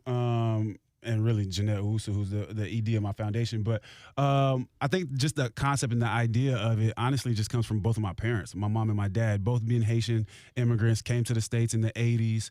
But I used to watch my mom in particular. Like I used to watch her, make a couple $100s every week and would literally send half of that back to Haiti. And the concept from that, for me, it was more about like, no matter how bad the situation may seem or feel, there's an opportunity to give back because it could be worse, right? It could be way worse. So for me, it's just all about serving people. I want to serve people, I want to serve kids, the youth in particular, because at the end of the day, that's what we're here for. As human beings, we're here to serve one another, and I really truly believe that, and that's why I think I want to continue to keep this going. When you're a kid and you see your mom doing that, is that something that resonates with you as a positive thing, or are you not able to comprehend what's happening? You kind of resent the fact that the family money's leaving the family at that point? No, it definitely was one of those things. Like I think I've seen the light bill, Mom, and it looks like it's about to get cut off. Right. But in the moment as a child, no, you don't understand what's going on. You just know your mom is sending money to Haiti. I literally, her and her best friend would swap who would get the late bill for the month to make sure they actually send money back to Haiti. Like we're complaining about, our lights about to get cut off. They don't have lights in Haiti. You know what I mean? So like it's all perspective. And again, as a child, you don't really understand it. But as I continue to grow up and start having a better understanding of why and all those different things, it made sense. Yeah, like I don't know if you have kids. I know, Brent, you have older kids. I have younger kids, but I'm starting to see a lot of these things that you recognize as a kid. You're like, you can't possibly have a concept or understand perspective on something. And then as an adult, you really admire it. And I hear you tell that story, and I'm like, that's really admirable. But as a kid, I'd be like, I want new Nikes. What are you doing? Oh, yeah. But if that's just the way of life, you don't really know anything. You don't know any other way. You don't even know what you don't know. You don't know what you don't know, right? You don't even really know what you're missing out. Now, I agree. There's been times like, Mom, like I really can't get those Nikes. No, like it takes a couple weeks, it takes a couple months before I can save up to do it. But as you become an adult, you're like, oh, well, I appreciate that you saved up a couple of months to do it, because some people, again, didn't get a chance to even get a pair of shoes. That's great perspective. You're a third-round pick Yeah. Were you drafted in the right spot in hindsight, or did they miss something? Oh, they missed a lot. If you ask me, because I outplayed almost every defensive end that was in my draft, except for Calais Campbell. He's still going at it. He's still getting it done. Yeah, he is still getting it done. But honestly, I think everything happens for a reason. I don't know if I'm the same player if I get drafted higher. You know what I mean? Who knows the hunger? Who knows the drive if it changes a little bit? Going to Detroit honestly was a blessing because they sucked. And it allowed me to learn what the NFL really was about from a business perspective at an early age, right? My first year, I went 0-16. Second year, get a new coach. My first 3 years, I had 3 different D-line coaches, right? So every year I had to keep proving myself, which drove me to continue to keep getting better as well. So I don't know if I'm a first round draft pick and I get drafted to Miami or something like that. Who knows how that ends up? You know what I mean? So I think it all worked out. You have one of the cool stories of you've reached the mountaintop with Seattle, but you've been in the worst, the NFL basement of basements. Oh, yes. And not just, this isn't picking on Detroit. Listen, we've had similar issues in Jacksonville for a lot of years, and now it's nice to see Detroit and Jacksonville playing well and turning this thing around. But, 0-16 is different. 0-16, we've been through 1-15 here in Jacksonville. 0-16 is different. It's a different ballgame. First off, at that time, no one has ever gone to 0-16. Lost every single game of Did you guys a win all the preseason games? And we went 4-0 in the preseason. So we're like, man, we about to have a great team, right? Couldn't win a game to save our lives. But, so yes, you're right. Being able to go 0-16, being at the bottom of the chart. When new coaches come in from a 0-16, they want to get rid of everybody. I don't care if you're Calvin Johnson. I don't care Cliff Avril, whatever. They were trying to get rid of everybody. So to be able to weather the storm and be able to be essentially a part of one of probably the best defenses ever, and playing and being a part of that, I think it's kind of how I live my life in the sense of it's not how things start. If you continue to keep working out, continue to keep putting some work behind it and grinding and having faith that things will change, they will. And that's essentially what happened in my career. Where is the Super Bowl ring? Do you wear it? I typically only wear it to charity events. Outside of that, it is locked up in a safe. It's too gaudy. Y'all see how big these Super Bowls are? Yeah, but you're not walking around on a Wednesday night flexing a little bit at home? No. My wife would be mad at me if I did, and then 2, they ask you for a matching ring. That part, right? So I got to hide it from her, so I don't have to buy another one. But I only bring it out for charity events because I think those are the moments where one, you're raising money for a good cause.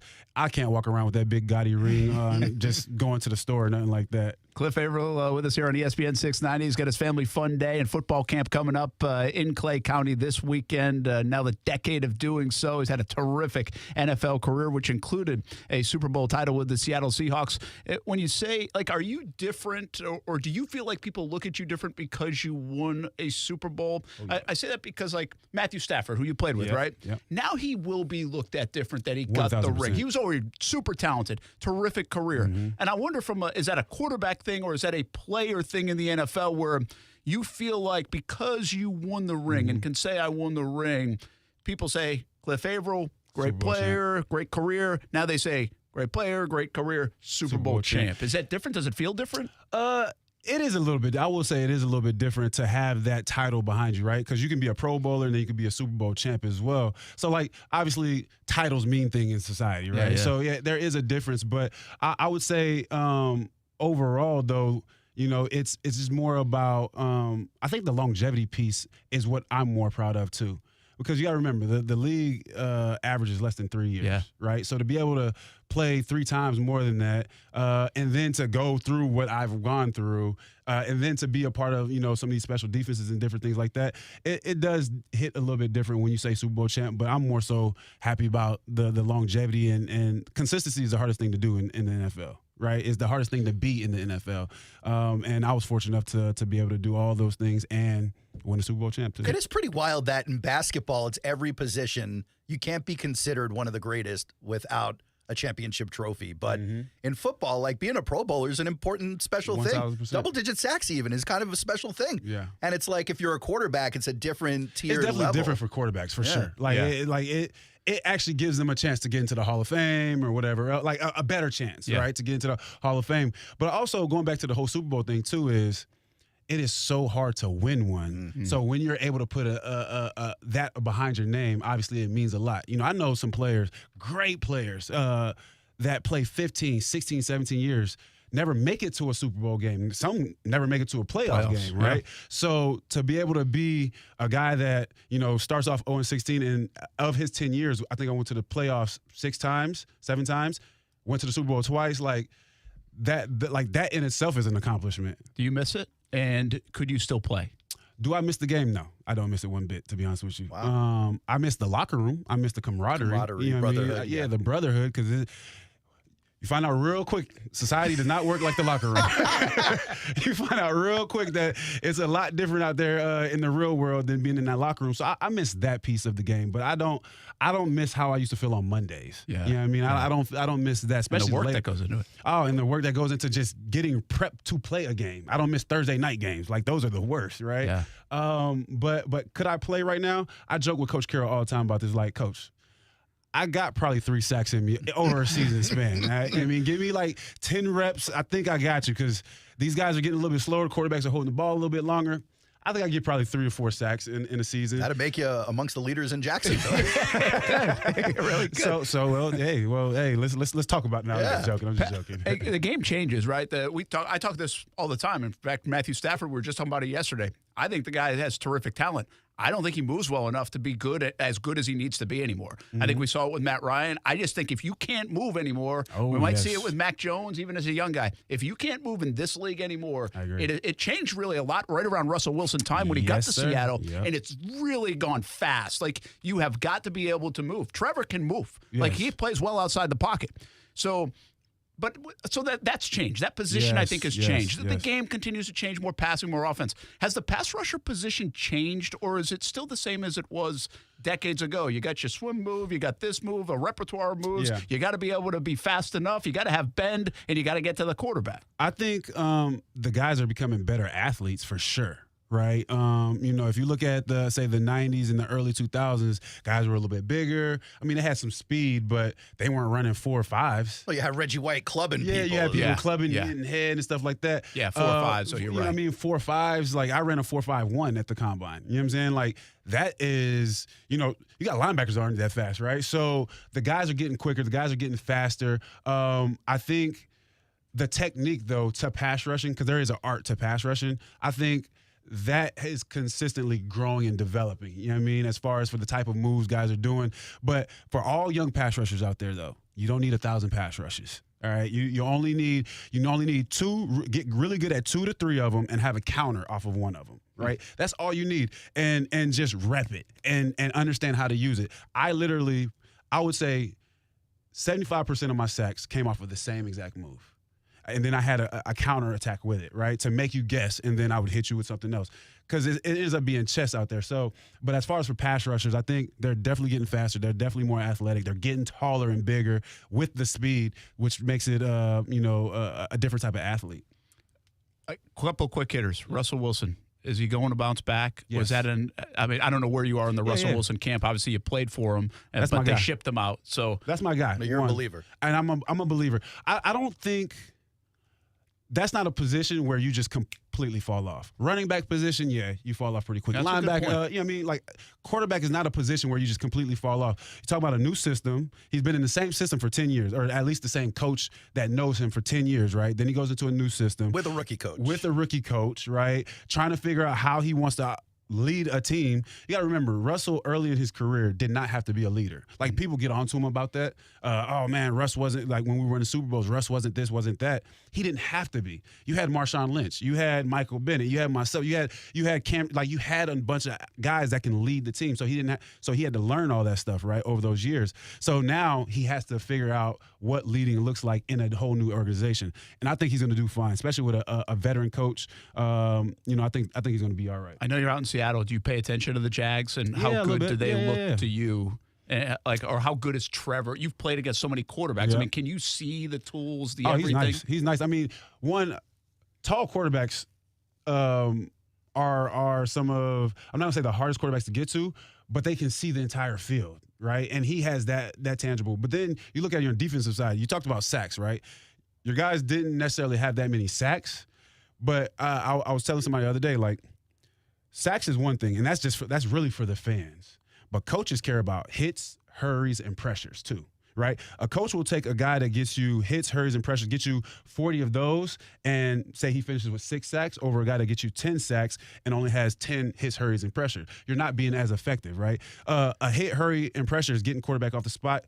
Your DB gets an interception. You don't get the stat, but that was a big play for your team. Making him move his feet and dirting the ball, like, you don't get a stat for that. That was a big play for your team. So the Jags did really well with that. Now it's all about just finishing and also obviously being able to get the sacks as well. Get your family fun day in your camp coming up this weekend. Where's this thing in another decade? I mean, is this going to be it? Is there more to it? Is there another evolution to what you're doing out there in Clay? Well, the foundation itself is continuing to grow. I mean, we have a lot of different things that we do in Seattle as well. I do want to kind of grow it a little bit, whether we've been talking about possibly doing like a scholarship of some sort. We're trying to figure those things out. But overall, though, I want to continue to keep this going, because one thing that has been consistent that I've noticed with the athletes is, and I understand why, because it is hard, that once you're done, it's usually a little bit harder to keep the foundation in some of the different programs going. But that's also another reason why I live in Seattle, because fundraising in Seattle is pretty solid as far, because they get behind us, they support us, and I'm able to use some of that as well to bring it back home and do some of these different things. You ever gonna retire back here, or are you staying in? I mean, are you a Seattle guy now? No, I'm a Seattle guy for now. I'm a Seattle guy for now. Coming back to Jacksonville, I'm not sure. But I do plan. I don't know if I'll live in Seattle for the rest of my life. When I retire, once my real estate company and all that stuff kind of grows and I feel it's stable enough, once I retire, I'll move back out east, maybe back to Charlotte or something like that. But I'm not sure if I'm coming back to Jacksonville. Are you in with Lockett? Is it Lockett who's got the real estate company? Yeah, Lockett has a real estate company. But he's on the agent side. I'm on the buying and renovating and holding Sounds side. like a collab to me. Oh, yeah. No, we've definitely talked about a few different things. Lockett's doing his thing, though, and it's pretty impressive that he's doing it while he's playing as well. I got a question about something you said earlier, because it sounded like it really impacted you, and I'd love to hear you expand on it a little bit. The transition out of the locker room into, civilian life. Yeah. What were like the big culture shocks for you there? So you don't realize as an athlete, as you guys know, like I didn't start playing football till high school, right? But in high school, you got about 70 players on your team. You get to college, it's 100 players on your team. You get to the pros, it's 53 to 60 guys on your team. So for me, for example, that means I was playing for 16 years in total, or 17 years in total, right? For 17 years, I've been around a bunch of like-minded individuals, 50 to 100 like-minded individuals. We might not have cared for one another, but we respected one another for the work ethic that goes into being an athlete, the work ethic that goes into being a pro football player or whatever. And then you get into the real world, and you're like, wait up. People don't process things like this, or like you're at home now with just you, the kids, the wife, and like you guys don't understand how I think about things. You know what I mean? Like it's just different. You know what I mean? And I think that's why some guys struggle a little bit, because we've been in a certain space for so long that we don't even realize that that's not a norm. It was the norm for us in that moment, but it wasn't. So for me, I'm fortunate enough, and one of the reasons I stayed in Seattle, honestly, I'm fortunate enough that I can go to the Seahawks locker room at any point I really want to. So if I need to get, say, quote unquote, that fix of being around the fellas, it's nothing for me to go to practice. My first 3 years, I would go to every Thursday practice just to go watch pass rush. You know what I'm saying? Just to be around the fellas, just to be able to give little nuggets to some of the young guys. And that's helped me out tremendously, honestly. So I think that's where the transition can be hard for a lot of guys. Were you close with Marshawn? That's my guy. So Marshawn is now like really transcended sports. Oh, yeah. And he's involved in a bunch of stuff. Everything. Brent, I don't know if you saw the headline recently. He's going to be in a major motion picture now. Oh, he yeah. was already on a TV show on Netflix, which is I knew he was hilarious. on that show. He's been on a couple shows. Yeah, he's been on a couple shows. But this movie is going to be like wild. Yeah. This guy is like on another level with all the stuff he's got going on. That's what was so cool about our team in general, right? Richard Sherman and Cam Chancellor actually just rolled out. They got a restaurant that they're about to open up. You talk about Marshawn and all the cool stuff he's doing, like how he's been able to brand himself completely different from how people viewed him when he played, right?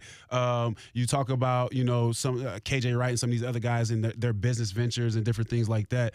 I think that was what was cool about our team, was we were able to motivate each other outside of the football, outside of the locker room, right? Coming up with different ideas, talking about our finances, investing, whatever it may be. And now, like, to see Marshawn doing what he's doing, it's not really surprising to the guys that played with him because we already knew that Marshawn. But to the rest of the world, to the rest of the world, he's the I'm just here so I don't get fined guy, right? The guy doesn't talk in front of the microphone. But he was also like Skittles he was a wild card guy. Yeah, well, so people thought, but he is very calculated, like very, very business oriented. He business savvy. You know what I mean? Richard Sherman, same thing, like very calculated in some of the different moves that he makes as well. So, it's just interesting. I've actually got to see, because I was never the media darling, right? But I always got to see how guys were in the locker room and then what ESPN said about them. And most times than not, it was not the same person. You know what I mean? It was like, that's not who that guy is. But, you make your opinions about him. Unfortunately, most people believe him. But then you start seeing this stuff. It's like, oh, no, these guys are actually pretty cool. Yeah. We say that when Austin was on the show a lot. There's so much. These guys are so much more than athletes, right? There's so much depth. And I think that's a great illustration of so much depth around so many players. And there's a savvy to today's athlete even 1,000%. more so with social media, with the business opportunities, 1,000%. with their value, their branding, their everything else. They have to be. Well, they have to be. They're the CEO of their own company. Like and you are. they understand that now. Like, but I would say the generation before me, obviously social media helps out with that, right? But it was just football. Like, for the longest, honestly, most coaches would tell you, hey, if you got other things going on, you're not going to be a great football player because you're not focused. You're not focused, right? And Coach Carroll actually was the first coach to me that was like, I was like, hey, Coach, I'm going to start a foundation. I got these different things going on. He's like, hey, long as you're competing, I don't really care. You know what I mean? Long as you're competing, I don't really care. And he would come to our events, you know what I mean, to support and different things like that. Most coaches aren't really doing that. You know what I mean? They would shy away from telling you to go try other things out because although this football thing is short-lived, you got to prepare for when it's over with. And I think Coach Carroll had a great concept of that. You talk about not being focused on football. We saw a headline the other day. We actually heard the other day, Kadarius Toney and his DMs going back and forth with some people. If you had an opportunity to sit with a young player and talk to them about focus and social media, like what would you be saying to them? Hey, social media is a slippery slope. That's what it is. It is a slippery slope. You got to understand that social media is a tool. It's not a lifestyle. You can brand yourself and different things like that, but use it as a tool, meaning yes, there will be opportunities for you to make money and different things like that, but don't get on there, start talking crazy to people. Don't get on there and sliding in people DMs and whatever. Like, use it as a tool. There's going to be, if you got enough followers, you build that brand up and you get enough followers, you can use it to make money, right? You can do those types of things, but you gotta be privy to that stuff. You got to make sure that you understand that just as much as you can make money off of it, it can get you in trouble as well. And we're seeing that live with a few different athletes, right? So some guys are using it the right way. Some guys, unfortunately, use it for the wrong reasons. You literally grew up in that era. I mean, like in the first era of professional athletes in social media. Yeah. I mean, you really did. Hey, check out the Cliff Avril Family Foundation.org. Love catching up with you, man. Love to see all the good work you've been doing and love your story. Good luck Saturday and Sunday. Appreciate it. And I don't know how many spots you still have available. If you can't make it out to Clay and Clay High for the camp and the Family Fun Day, there's always 2024 and beyond. All right, it's coming back. We plan on being back. Put it on the calendar in the summer. Once again, Cliff Avril Family Foundation.org. Good luck, man. Safe travels. I appreciate you guys. Thanks. That is Cliff Avril, Brent Friends on ESPN 690.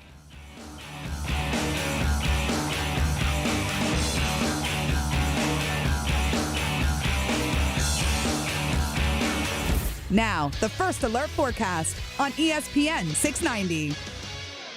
Partly sunny, hot, and humid today. A few afternoon thunderstorms will develop with highs 90 to 95, dropping to near 75 tonight and a hot Thursday under partly cloudy skies. Some scattered afternoon and evening storms with highs in the low to mid-90s. I'm Chief Meteorologist Mike Burrish. Join me today beginning at 5 p.m. on CBS 47 and Fox 30 Action News Jax.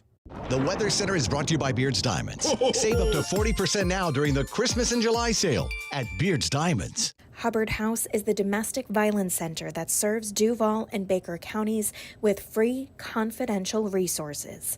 The 24-hour hotline is 904-354-3114. Discover how good your water can be with the new Connecticut softener and drinking water system. Connecticut's twin tank non-electric softeners are the most efficient softeners available, and their drinking water systems remove up to 99% of contaminants. This month, you can get 50% off a Connecticut K5 drinking water system with a purchase of a Connecticut Premier Series softener. If you're not filtering your water, you are the filter. Don't be the filter. The experts at CGC Water Treatment and Plumbing will test your water for free and provide solutions that are right for you and your family. Imagine having clean, clear, purified water at your home. No more plastic bottles, no more waste, just great tasting, purified water that you can trust. Call 904-552-1242 or visit cgcwater.com. 904-552-1242 or cgcwater.com. Financing options available with approved credit. CGC Water Treatment and Plumbing are proud partners of the Jacksonville Jaguars, and I'm a proud customer of CGC Water Treatment and Plumbing, an authorized independent Connecticut dealer. Florida license number CFC 1428211. Runners and non-runners unite. The 35-foot fun run benefiting Ronald McDonald House Charities at 121 Financial Ballpark on July 16th. Celebrating Ronald McDonald House's 35 years of serving Jacksonville. Visit WAPE.com to register for the race. No training required.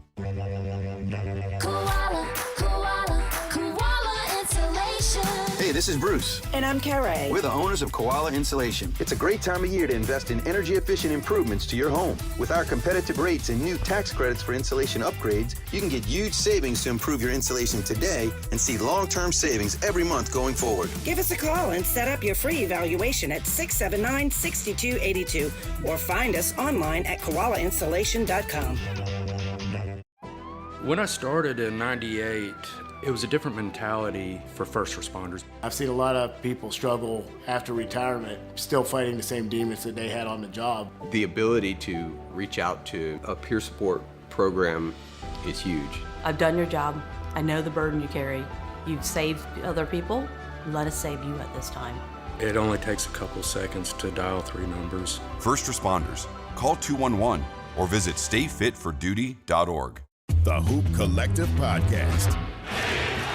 I'm at our ESPN LA studios. You may remember that Bev did a couple of days of work for ESPN last year. No, I remember. I was on with him. He left a gorgeous Dolce & Gabbana suit here that is just spectacular. You should wear it on TV today, Brian. I do not believe it will fit me, only because the arms are too long. You're across the street. Come over and get it. It's got to be at least a $7,000 suit. The Hoop Collective Podcast. Listen on the ESPN app or wherever you listen to podcasts.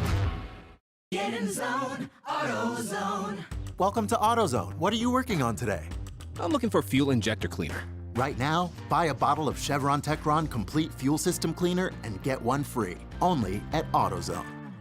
Will it also help with my mileage? Get everything you need to restore your performance in MPGs. Get in the zone. Wait, is it good for trucks too? Whatever vehicle you have, you can find the right products and parts at AutoZone. Get in the zone, AutoZone. Restrictions apply. We're in the middle of summer. Be ready for anything, on the road or off the road, at Nimnick Buick GMC. No one will ever pay over MSRP at Nimnick Buick GMC, the place where my family has purchased 6 vehicles since we've been in Jacksonville. Go to Phillips Highway or NimnickBuickGMC.com. Are you looking for a used car under $18,000? Maybe one for the kids? Nimnick has a great selection, over 300 used cars, trucks, and SUVs to choose from. The #1 Buick GMC dealer in Jacksonville. Nimnick Buick GMC. GMC, we are professional grade. Meet Mike Lester. The downsides to a 401k are limited investment options, what we'll find, and nothing against anybody who's doing it. Listen, if I wasn't an investment advisor, I might even be doing the same thing, but lots of target date funds. We don't like the target date funds because they only take into consideration the date. They don't take into consideration anything else. So target date funds are sort of an easy way to invest, but I think they give investors in retirement plans a false sense of security. Find out more at guardingyournestegg.com. The Dell Technologies Black Friday and July event starts now with limited quantity deals on top business PCs with Windows 11 Pro. Save on select Vostro laptops with built-in security features and select Latitude laptops with enhanced privacy, collaboration, and connectivity. Plus, get special financing with Dell Business Credit. Dell Technologies recommends Windows 11 Pro for business. Call a Dell Technologies advisor at 877-ASK-DELL. Offered to business customers by WebBank, who determines qualifications for and terms of credit. Let's be real. Mopping is a hassle. You have to fill the bucket, pushing a wet, heavy mop around, then cleaning the mop when you're done so it doesn't grow bacteria. A hassle on top of a hassle. Try Swiffer WetJet. With Swiffer WetJet, you start with a fresh pad and cleaning solution every time. And when you're done, you just toss the pad. Swiffer WetJet, the faster, easier, cleaner way to clean your floors. Here's your quote for a new AC system. And if you sign this 10-page contract in the next 3 seconds, we can install it day after tomorrow. Wait a second, something's strange. You're my third quote, and it's exactly the same system and terms as the first two. How can that be? Well, corporate doesn't want me to tell you this, but we're all owned by the same corporation. Less profit when you earn trust over time. Better to buy established AC companies. That way the customers have no other options. Corporate says benefits. Yeah, that's it. I have another option. I'm calling Hammond. For generations, Hammond continues to be the most recommended AC company by your neighbors. Make the switch to Hammond Air Conditioning instead of an out-of-town corporate AC company, so you aren't forced into higher prices, fewer options, and worse service. Summer's a perfect time to call Hammond. They are experts on how an AC system can lower your electric bills and get you great rebates at the same time. Go to HammondAir.com. Happy kids heal faster. That's why Starlight Children's Foundation is dedicated to improving the mental well-being of sick kids. Being in a hospital facing painful treatments takes away from the happiness of childhood. But that's where Starlight comes in. We provide entertainment, comfort, and distraction through Starlight gaming, hospital gowns, and toy deliveries to bring smiles to over 800 hospitals. Starlight programs are what happiness is made of. Learn more at starlight.org. Shop the Beaches Green Market this and every Saturday from 10 a.m. to 2 p.m. at Penman Park on Penman Road for fresh local fruits and vegetables, plants, meats, eggs, baked goods, honey, wellness products, and so much more. EBT cards welcome. Diglocal.org for more info. Racers and non-racers unite for a great cause. Join ESPN 690 at the 35-foot Fun Run, benefiting Ronald McDonald House Charities. It's at 121 Financial Ballpark on Sunday, July 16th, before the Jumbo Shrimp Game. Visit ESPN690.com and register to race in the 35-foot Fun Run. No training required. Presented by Miracle Windows and Showers, 121 Financial Credit Union, the Jacksonville Jumbo Shrimp, and ESPN 690. Hello, it's me, the designer jeans in your closet, the back of your closet. What am I doing here? Would you keep caviar in the back of your fridge with the ketchup and old milk? Yeah, I don't think so. So what happened to us? I mean, have you seen my label? I used to summer in the Hamptons, and now I'm stuck behind a pair of sweats. Sure, I never really fit you quite right, and one of my pockets is so small you can't even squeeze your hand into it. But it's all about the look. And I look good. I need to get back out on the scene so I can be seen. You know, going to fancy parties, getting expensive iced coffees, Sunday fun days, okay? So take me to Goodwill, where I can really make a difference. Your donations to Goodwill create new jobs, training programs, and education assistance for people in your community. To find your nearest donation center, go to goodwill.org. Donate stuff. Create jobs. A message from Goodwill and the Ad Council. The average time a resume spends on an HR manager's desk is 7 seconds, and most of them are tossed aside. Now imagine if one of those resumes belonged to Yasmin, who was living in a shelter, juggling 3 jobs. I had to be resilient. That's something that you can't teach. Or if that resume was from someone who worked 12-hour shifts at the recycling company with my dad, who's 72. That taught me a work ethic that I carry with me every day. We rely so much on a resume, yet it could never tell the full story of someone. Growing up where I did, a lot of things could have gotten in the way of my goals.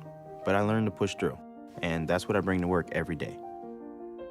So maybe it's time we look beyond the resume and look to Grads of Life. Discover new ways to develop great talent that are so much more than what's on paper at gradsoflife.org. A public service announcement brought to you by Grads of Life and the Ad Council. Hey, it's Brent Mortno from Action Sports Jacks. Did you know you can watch our radio show? Yeah, video of a radio show. Just search ESPN 690 Jacks on Facebook, YouTube, and Twitter. Or follow me on Twitter at Brent A.S. Jacks. Watch the show live weekdays from 3 p.m. until 6 p.m. or listen on ESPN 690. He's the best man. I love Cliff Avril. It was great to catch up with him and back in town, obviously, once again for his camp and Family Fun Day, which is basically like a festival out there in Clay County. Cliff Avril Family Foundation.org. Just a terrific story, and what a career it turned out to be for Cliff Avril, third-round pick out of Clay High School. And I mentioned it before, Gary Barnage was a young man from Middleburg at the time, and I just hinted at it when I covered that draft party. They were both there at a restaurant, basically having like a party together. Yeah. And that was the first time I met him, and when I was in town. And they both had very nice professional careers. Yeah. Gary Barnage at the tight end position. So two guys from Clay County back in 2008 getting drafted and having good careers and so on and so forth. And Cliff's was a little bit more celebrated from a pass rush standpoint. He started to get those double-digit sack years. Yep. And then part of that fantastic defense of the Seattle Seahawks. The Legion of Boom, yeah. And won a Super Bowl championship, too. So that's impressive, man. Impressive run for Cliff. And then he's got an impressive aftermath with all the foundation and charity work he's doing. And he was telling me a little bit more about the real estate stuff he's doing, so he's really got a passion for that, and so that's cool. It's funny. You mentioned Lockett. I mentioned Marshawn Lynch. We're just sitting here. You mentioned Russ. It's like, what about all these other guys you played with? I didn't even get to mention Russell Okung, who was the guy who was my idol. He didn't eat for 60 days. He lost 150 pounds. I want to hear what Cliff had to say about that. I was trying to think of like the idol. Where were you going with this? And boom, you're on your weight loss kick. That's I forgot. Right. I'm just Have saying. you eaten today? I have. I had my breakfast biscuit, my Coke Zero, and then I had a taco for lunch. Oh, very good. 250 calories. No cookies today? No cookies today. That's too bad. Had a taco instead. Hey, you brought a couple of things, quick hitters here. What you got? With all the Saudi attention on PIF with golf. Yeah. And we talked a lot about this yesterday once again. I think I finally hit it. I feel good about the conversation we had yesterday because I don't know if anybody else cared about it, but I think I got off the couch to a point where it's like this worked. I really do feel like to me, not to everybody across the globe, the golf that I knew felt there's some wholesomeness to it. And now this doesn't feel as wholesome, right? The whole thing, the way it went down. That being said, we also are not blind to the fact that PIF kind of money is elsewhere in business and sports already around the globe, probably in other things that we just don't pay as close attention to. Yeah. But where is it coming next? You brought up this conversation, I think, a couple of days ago that the NBA, Adam Silver, talked a little bit about it. And they already kind of have a clause in their CBA or in their rules. Their owner's agreement, right? That more than they basically said 5% money. No public fund can own larger than a 5% stake in a team. Interesting. Yeah. It kind of got us on a conversation in a break. Like, is that good? Well, you would say, yeah, because now you have one owner that has to answer, right, to the collective owners. Said, yeah. And I get that. Not just to the owners, but to the fans as well. The fans, the players, right? Yeah, you're accountable. Like, who do the fans get mad at when PIF is the owner and the team isn't doing well? That's a good point. So you know who's accountable, but when you have an owner, it's tough to get rid of an owner. Oh, yeah. And we saw that with Snyder. We've seen it with the Clippers in the past. Sterling. Yeah. And I wonder if, do we get to a point because of the businesses being so expensive now? We saw the Commanders go for what, $6 billion or $8 billion, something like that. Like, that's hard for one person to purchase. Yeah, you don't really see it anymore. So we are trending down a road, at least with some of these organizations, that you're probably going to have more investors than just one. Yeah. And a lot of these groups are led by like a key investor. Yeah, of course. But to your point, yeah, it's kind of hard to put together a $6 billion bid with a dude. I do wonder what the landscape of ownership in sports are, and if it doesn't cap out at a certain amount of dollars, which I wouldn't think it would, does the ownership of sports entities look different down the road? Or are we going to have enough gazillionaires to buy them? Yeah, I mean, you may have enough. I just don't know if they're going to want to keep investing in it as the CBAs get fairer and fairer each time. No, that's a good point, right? They lose a little bit more margin. Yeah. Yeah. Now, when I look at it, I go, these teams are open and welcome to the investment in money. You look at what the Jaguars just did with the performance facility or the conversations around the renovations in the stadium. If you had a PIF on your board or as part of your ownership, it'd be real easy just to call up Prince so-and-so and be like, all right, why don't you cut me a check for $3 billion? No biggie, bro. And it's no biggie. That's like $1 trillion foundation. Yeah, it's not a biggie. Yeah. And so article here from The Athletic is, could they enter college football? This was fascinating read for me. I thought this was pretty wild in that you can't buy a college football franchise to own, but you can buy players. Yeah. And people are. You look at the NIL landscape and how it's changed things. Clearly, Texas A&M didn't have the season they were hoping for last year, but they certainly paid for one. Yeah, they did. That's a good point. We just saw LSU. What LSU's doing is they are on the forefront of paying, and it worked out pretty well in baseball, but they have paid women's basketball athletes, Reese, and the gymnast. I mean, they are, and the bottom line is, like, if you're paying, you're probably in play. It doesn't guarantee a championship. No. But it might become part of the formula, much like facilities became a big part of the formula. Now, that, I think, in the NIL standpoint, becomes part of the formula. This talks directly about NIL, but I almost wonder, well, could Saudi money pay for X university to build incredible facilities? Oh, totally. Or like the next $20 million coach contract, the first $20 million coach. Like, you can go to an NFL coach who's not having a great time in the NFL, but a well-respected mind and go, okay, I know you don't want to go backwards to college or you don't want to go to college, but what if you were making $30 million a year? You're not going to turn that down. And what does Saudi care? They'll pay 30. Well, that's the thing. Like, if the numbers, the blank checks from an eye of a college athlete, a student athlete, what that looks like versus what they're shelling out, I mean, yeah, all you got to do is look really at just like a penny to them. Had I said to you 2 years ago, I was going to sign Rory McIlroy to an annual sports contract, well, I mean, what would you have guessed the value of that contract to be? Yeah. $20 million or whatever it would be. But, like, Saudi's out there offering $500 million to the dude. That's a good point. So, like, what are they going to offer a guy like Bill Belichick? I think, here's the quote, by the way, in this article from The Athletic. It says, The Athletic granted anonymity to 4 athletic directors so they could speak freely on the subject. Each of them laughed when the question was posed, most nervous laughter. Quote, oh, goodness, said athletic director number 1 before a short pause. I don't want to answer this question. Then in the article, they called 2 industry experts, said, I'd say close to 50% of schools and athletic department leaders would navigate their way to yes on this. I mean, it's easy when there's 9-figure deal on the table. If you'd asked me before Live PGA Tour came together, I would have said less than 10%. Because even the most aggressive and thoughtful athletic directors, everyone is afraid to go first when it comes to the PIF and their involvement in American sports, and the PGA just went first. So did they create a slippery slope? I don't think it's so slippery. I think it's just straight downhill from here. I think it was Moneyball, the quote. It was like first one through the wall always gets bloody or something like that. Yeah. It's a fascinating concept.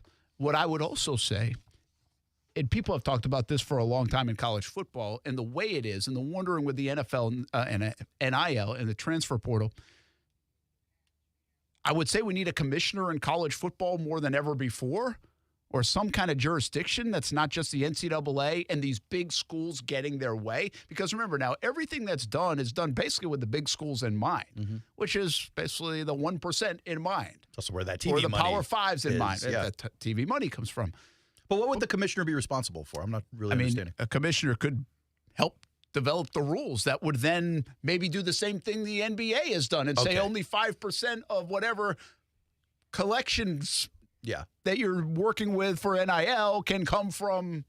I mean, where are the boundaries? Right now, there are no boundaries. That's why this is a good question. Yeah, and again, the NBA doesn't have a problem with foreign investors as people. Joe Tsai is immigrated from China. And he's a business executive from China, but he's a singular person with a majority ownership in the Nets. It's these public foundations that aren't run by really a person. They're run by an entity, a government entity, that I think pose these problems because there really is no one that you can hold accountable. Yeah, just a fascinating. I mean, I think that answered it, right? When the anonymity question, oh, goodness. Yeah. It's like, well, yeah. If money is not an issue, first of all, we know everything revolves around money.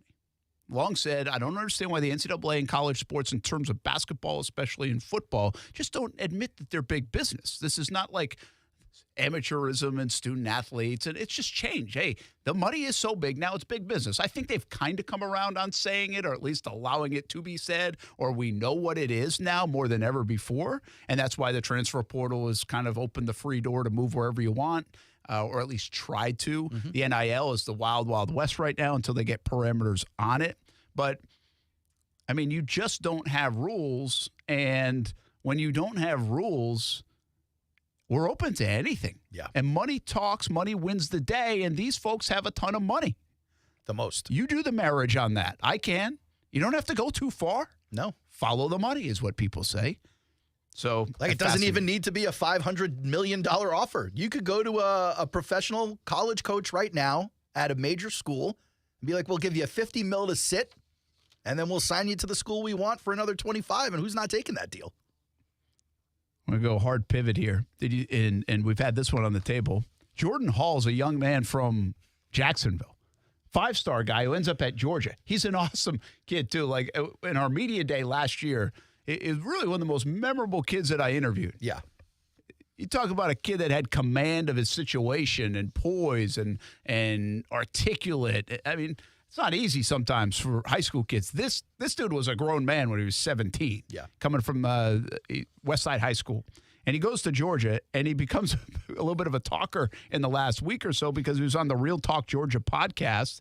And, well, he was throwing shade really at the Florida Gators. A little bit. But in turn, threw it at former Jaguar Taven Bryan. Yes. His quote, really, Florida talking about a lot of nothing. So I was like, Georgia talked about a lot of something. They're going to put people in the league. Florida hasn't put a D lineman in the league since Taven Bryan. He's terrible. So, hey, I'm going to Georgia. Yeah, basically reflecting on the products Florida sends to the NFL and the products that Georgia has been sending to the NFL.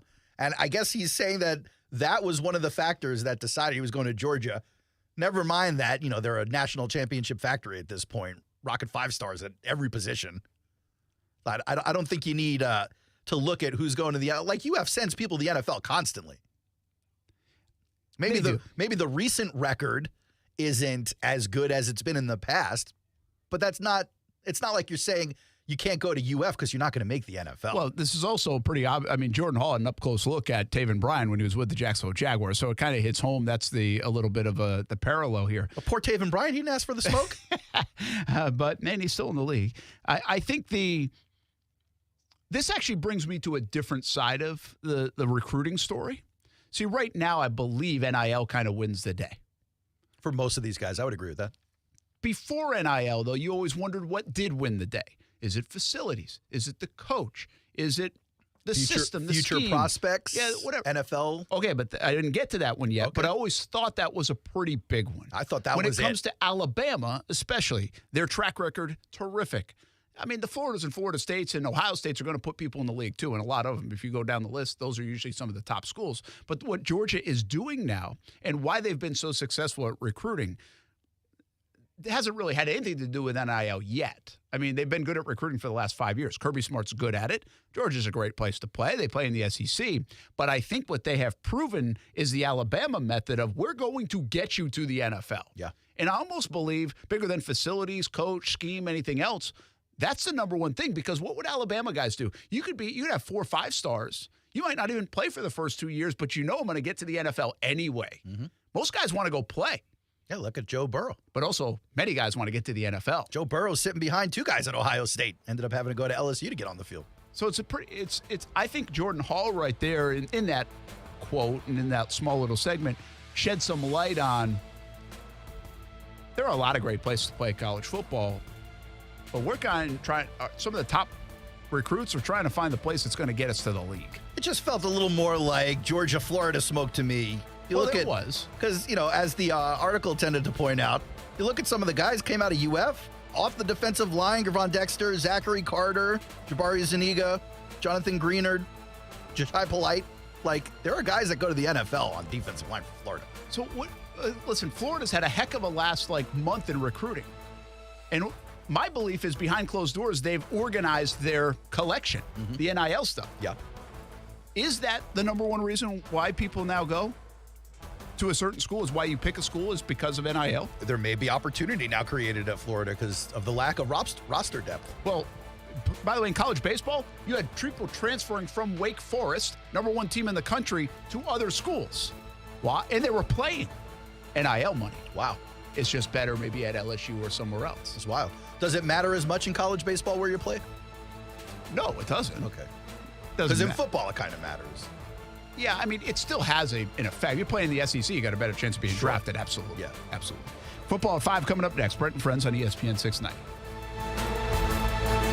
Brent and Friends is sponsored by Best Bet, now open in St. Augustine. When you enter a place of business, you're owed a legal duty, that the place of business is safe for you to shop in. I'm John Morgan of Morgan & Morgan. If you suffered an injury at a place of business, our duty is to protect you after that harm. Morgan & Morgan, forthepeople.com.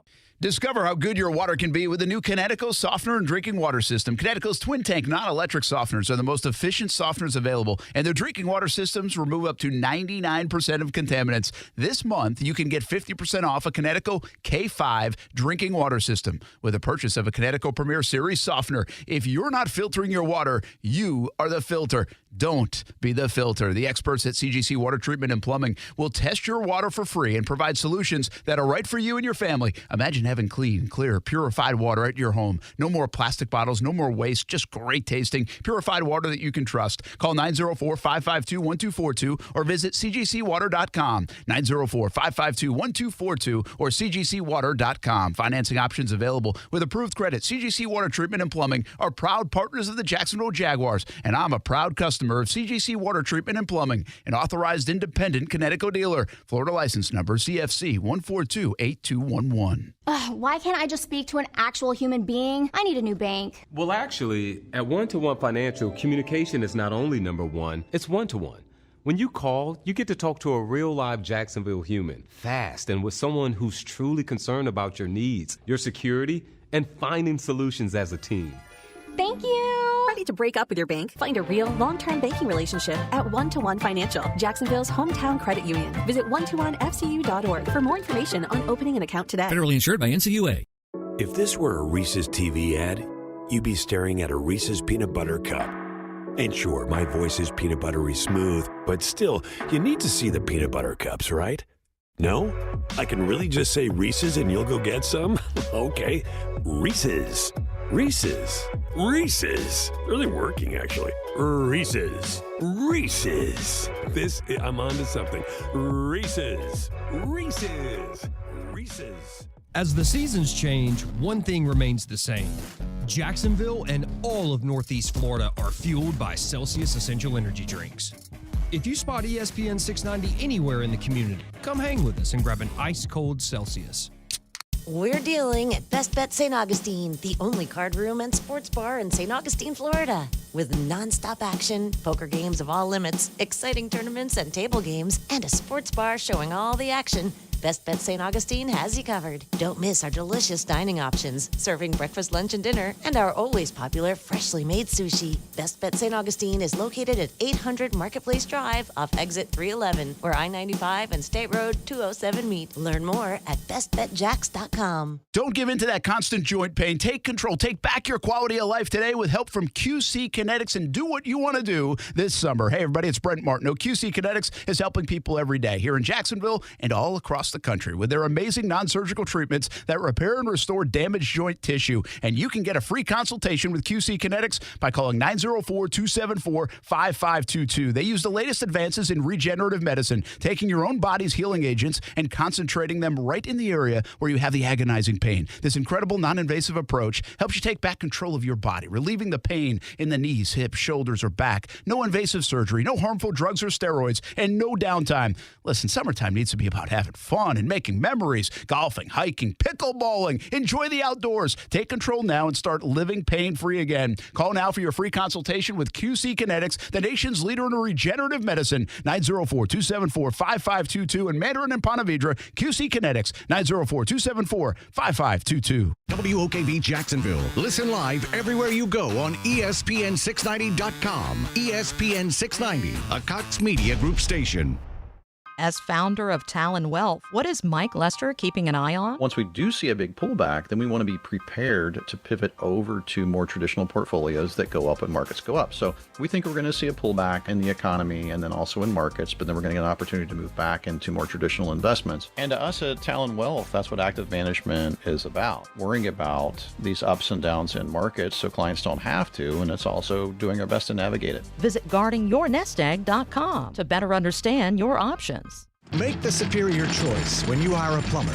From unclogging drains and water heater repairs to complete cast iron pipe replacements, Superior Plumbing and Pipelining has you covered. Request a free estimate from Superior Plumbing and Pipelining at superiorplumbingjacks.com. That's Mike saying good morning. It's the best he can do right now. Yeah, not a cloud in the sky. What Mike could use is a fresh start. And Irish Spring Body Wash. The fresh scent of Irish Spring and those sensational Irish Spring suds are just the reset Mike needs. Now he's ready To go to work. It's Sunday. Irish Spring. When the spring hits you, you're ready. Pick up Irish Spring at Walmart today. O'Reilly. Stay cool this summer with AC Pro and O'Reilly Auto Parts. Right now, get a $15 O'Reilly Auto Parts gift card after mail-in rebate with the purchase of select AC Pro ready-to-use refrigerant products that include a hose and gauge. Beat the heat before you hit the road with AC Pro at your local O'Reilly Auto Parts store. O'Reilly Auto Parts. Broadcasting live from the Anajar and Levine studios. Anajar and Levine Accident Attorneys. Call 1-800-747-FREE. That's 1-800-747-3733. ESPN 690 and Action Sports Shacks presents Brent and Friends. Today is one of the worst days that I've had in a long time. We're getting a little punchy around here, people. It's been a lot in a row. I would love to punch you guys. It really hit me. Brent and Friends with Brent Martineau, Aaron Schachter, and Kasey Kurtz. Jacksonville's home for ESPN Radio. ESPN 690. Football at 5 we go here on a Wednesday. Brent Martineau, Aaron Schachter, Kasey Kurtz. Overtime with Kurtz in Middleton on deck. Get the big fun run coming up on Sunday at 121 Financial Ballpark. 35-foot fun run. You can break it up into a relay race. You do the math on that. That's pretty good. Check it out on ESPN690.com. You get a ticket to the Shrimp game as well on Sunday evening. Get a T-shirt, get some other fun stuff, and you help raise funds for Ronald McDonald House Charities. So a lot of good stuff on the horizon on Sunday with the 35-foot fun run. Speaking of fun stuff on the horizon, mark your calendars for the Dream 18 golf tournament. It's September 18th after the Jaguars beat the Kansas City Chiefs in the home opener at Southampton in the morning of September 18th. You can join us for the Dream 18. We help raise funds for St. Michael's Soldiers and also North Florida Junior Golf Foundation.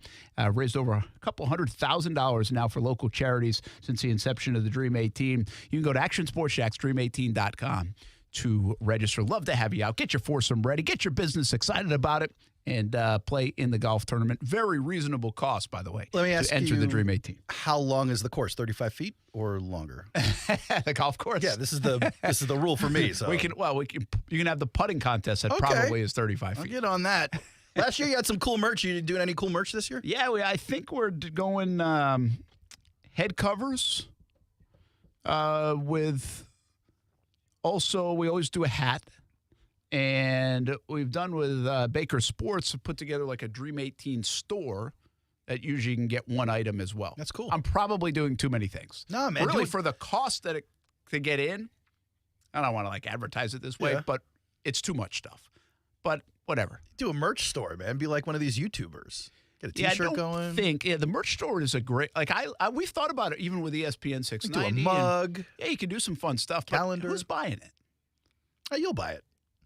You buy all of it, and then you'll give it out. I would buy it. Yeah. Well, I already do that. Yes. So this is a good we business don't need to model, open a Brent. store for that. You listen to me. This is a good investment. Don't listen to these other guys. So anyway, sign up for the Dream 18. You'll get a lot for being there, including free food and drink and everything else. Very cool. Always have this is what I did with the Dream 18 golf tournament, and I never knew a great way of putting the like a tagline on it, but it was basically like leave your wallet at home. Because once you register for the event, okay, you paid for the event. But I like a lot of tournaments and fundraising things for good reasons. I'm not criticizing. Yeah, they try to get some money. Yeah, they try to we'll do a longest drive. You got to pay $50 for the longest drive, or this You for call the it putting contest. the world's first all-inclusive golf tournament. It basically is all inclusive. Yeah, there is a silent auction now though, because people like that. What did we learn? We didn't even do that because I was like, listen, I don't want you to have to spend any money when you come. Let's just do the event. But what I learned is people actually like the silent auction. I do enjoy a good silent auction. Carathon, I bid on something silent. Yeah. I didn't win it, but I bid on something. So, yeah, and I do too. I find myself looking at silent auctions like, all right, let's see where we get maybe a good deal here and still give back. Yeah, you do a little commerce, you get back, you give, like it's good. So there is that. Again, Action Sports Jack, Stream18.com. Football at 5. Hard Knocks, your Jets. You're going to watch, you're locked in. Oh, forget it. Of course, yes. They didn't want to do it. Nobody wanted to do it. Nobody wants to do it, but Saleh really didn't want to do it. He wanted just to focus. He's only got 7 months with Aaron Rodgers before the guy withers away to dust. So he doesn't want to spend any of that time looking in another direction at cameras. But Damian Woody on TV, he's like, look, let's not pretend like this is a distraction. I was on the Jets when they did it in 2010. He said they do a great job of just bleeding into the background. You don't even notice them. It's part of the danger is you don't even notice them sometimes. You really got to watch what you say around those cameras because they'll put it out there. But, man, I'm excited. And, all these teams do their own web series now, right? Everyone has the in-house production. Yeah. And the Jets they also do their own version of which is Hard basically Knocks. what I thought the holdup was, to be honest with you, because they were supposed to announce in March, and that was when the Jets were releasing those videos that I would be obsessively watching every day. But they've been voluntold. It's them and nobody else. Really, Goodell and the NFL are just shoving gangrene down everybody's throats this year. Yeah, but it's a smart move. Of course, yeah. It's got me intrigued. Like last year, I think I'll be intrigued. Well, it's going to go one of two ways. It's either going to be a Super Bowl run, which is always fun to watch if you're a fan of the team, but also it could be a wild disaster. A wild disaster. And I think the rest of the country would love it if it was a wild disaster. Oh, absolutely. I mean, it seems like, I wouldn't know firsthand, it seems like it's fun to laugh at the Jets all the time. You cry at the Jets. Yes. Most people like to laugh at the Jets. They are my torture museum. Yes. What are the teams in sports that people like to laugh at? Man, I mean, it doesn't happen often, but I certainly enjoy laughing at the Yankees' misfortune. Yeah, the problem with the Yankees is over time, it's hard to do. Yeah. Right, is to laugh at their scoreboard, and you're like, you can't laugh at other. But this season, honestly, the Red struggles. Sox and the Cubs were long that team that you almost enjoy. If you weren't a fan of their team, you almost enjoyed the catastrophe that was waiting to happen. I think people enjoy laughing at the Cowboys when that's a possibility for people. I think people kind of hate the Cowboys generally, period. Yeah, that's again though that comes from success. Yeah. Like that's like Duke is the same way, right? Those teams are because so many people are fans of them. You want to be the adversary to them, right? The contrarian, and that makes sense to me. What's really weird is like we do get this pleasure in the Browns being terrible, right? For ever. And just bad teams. Yeah, or 19 quarterbacks in 12 years or something like that. I don't know if the Jags have ever taken on that role. The Jags have been a punchline, similar to the Lions or even the Bills for a long stretch. But I don't think the Jags are like people like are laughing at their disdain. Yeah. Right?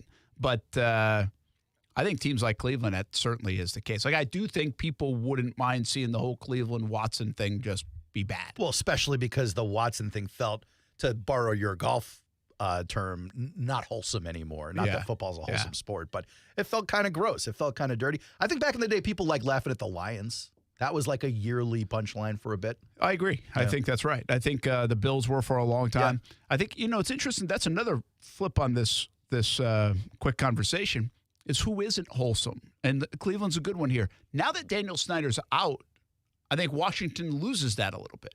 Washington felt the grittiness, the dirtiness. Yeah, they felt like just not right. Right, felt slimy. Yeah, yeah. And I don't wonder if do any other sports teams feel that way. Not just in the NFL. Yeah, but like the Yankees, listen, you can hate them, but they don't feel like that.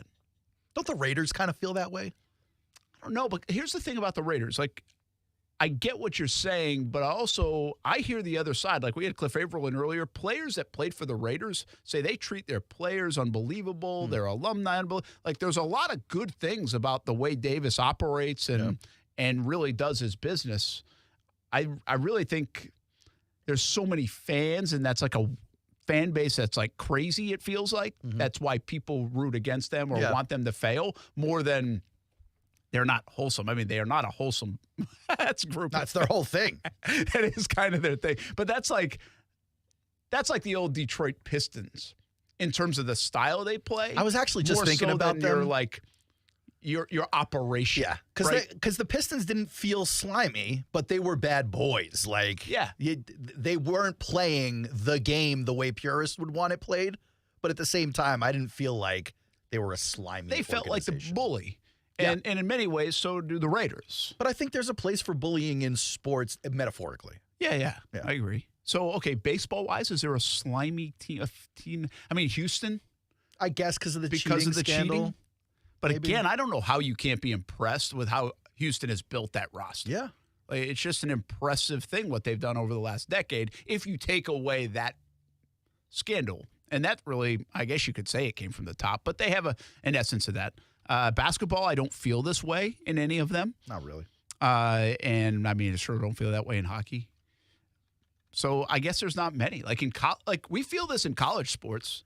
Okay. Around coaches and programs. Well, there's certainly coaches who feel slimier, but are there certain programs that feel slimy? Well, I think anybody I think they're over the Bruce Pearl part of it, but for a little bit, if you were associated with Bruce Pearl, John Calipari had a little bit of that to him, like you didn't know. This Patino ended his career with it. Patino, Louisville, actually the latest Louisville, Patino, like all this stuff. Yeah.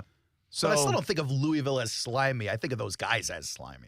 I know, but they hired him, man. Yeah. You know, they brought that in. Or like the ADs that turn a blind eye to stuff. Like, that's slimy. I just don't think Louisville was big enough in our, on our radar as a college, program football and basketball for us to care that much. I wonder if we, got that way at one point with Bobby Knight in Indiana. Because of the way they did business. Yeah. But he was, again, he just felt bullying a little bit. Yeah, it felt more bully than. Yeah. So, maybe we don't have it as much. Like, college basketball in general has that feel to it. Funny enough, college basketball has that feel to it more than college football. And I'm not sure they're that different. Yeah. Yeah, I don't know. Take us to Tweetland. What you got? Let's start off with something we mentioned yesterday, but really didn't dig into it. How about the fact that Malik Willis is rumored to possibly not make the Titans roster when the cuts are done? Like, we don't even know what Will Levis is going to be, Brent. We're already talking about letting go of Malik Willis. We heard Will Levis was struggling in camp. So does this say more about Malik Willis or more about Will Levis? I think it says more about a new regime. It says more about Rand Carthon. Yes. And again, I understand I say new regime, but there's been a flip, right, with that GM and the direction they're going in. And I think this is easy to do. This is egg on your face if you're still John Robinson and making this call and you made a mistake. But because it's not Carthon's guy, it's easy to get rid of. And even if he's out playing Levis, because the story is Levis didn't play that great in the spring or whatever else. And by the way, I think that's kind of early, too. I'm not telling you Will Levis is going to be awful. I don't know how we could know. I'm not going to sit here and tell you. I don't think the reports were implying that either, just that he wasn't there. Yeah, but if Malik Willis, who we have seen not do so great, is better than him or looks better than him, that seems problematic for any Will Levis fan at the moment. Oh, sure. I think this is all about regime and direction. And I don't know if Malik Willis probably got a very short stint, but he also didn't do much to earn a much longer stint. I mean, they basically begged Josh Dobbs to come off the street so they wouldn't have to play Malik Willis. It was an incredible thing. I mean, they really couldn't. They didn't feel like with Malik Willis at the helm when he did go in there, they could have a passing game. Yeah, they didn't feel competitive. Like they did not feel, which the guy completed a bunch of passes in college. Like he did both. He's not just a runner. So it's a little eye-popping to see that, but at the NFL level, they trusted nothing when it came to the passing game. Like, I feel like the game that he played, they ran it almost like it was the wind game between Buffalo and the Patriots. Mm-hmm. They ran it so much. So then, here's what I don't get, man. How could you look at this guy and be like, this is such a gigantic no for allowing you to throw the football, but a yes when we scout the guy? Granted, you may have thought if you're the Titans that it's a developmental project. It's not like they blew out every scout. The GM might have made the final call on the pick, but the coach had input. The scouts had input. I agree. I don't think I don't know how much. You don't know that dynamic. I think it's even hard to tell in Jacksonville sometimes. I think they work together, but who makes the call? I think we go back to Urban Meyer and Trent Baalke, who made the call on this pick versus this pick. Like, I put my own philosophy together and guessing, okay, I think this was an Urban pick versus this was a Trent Baalke pick. Do I think Baalke would have picked ETN at 25? Probably not. I think that was an Urban pick. But I don't know. And I think the same goes for how Robinson and Vrabel worked. And now the pivot and the change in how Carthon and Vrabel are going to work. But I think it's an easy out is my point. Yeah. If you have a coaching change or if you have a regime change, in this case, a GM change, turns into a philosophical change to some degree, it's easy to say, hey, listen, we're going in a different direction. And it's pretty obvious they are going in a different direction. They're trying to find the quarterback of the future. That might not be Malik Willis or Will Levis, but right now Will Levis has a better chance of proving that because this guy, this GM, just picked him. Yeah. So the clock starts running now. The clock's run out already probably on Malik Willis because I don't think he can play well enough to earn the spot based off his past performance. That makes sense. One of the items making the rounds today, Brent, we've been talking a lot about Saquon Barkley and the Giants and their negotiation on a long-term extension or whether he'll sign that franchise tender. Obviously, Saquon very vocal on how upset he is about the franchise tag offer. He doesn't want anything to do with it. He wants to play on a long-term contract or at least an extension with multiple years attached to it, some guaranteed money attached to it. Reportedly, the two are at a stalemate. So here's the latest. Saquon Barkley reportedly considering sitting out regular season games if he has to play under the franchise tag. Now, let me put this in a little bit of context for you, because it was a week ago that Saquon was saying out loud, and people on TV talking about this story were saying out loud, Saquon understands it has not worked out well for players in the past who have sat out regular season games. It's one thing to stay away from the facility in the offseason or not participate in camps or training camp or the preseason, but to sit out regular season games often doesn't work out. Do you think it gets that far, Brent? You know, I normally say no on this. I think there could be a little bit, not a smoke, but some good reason and leverage for Saquon to do this. He's saying games. He's not saying season.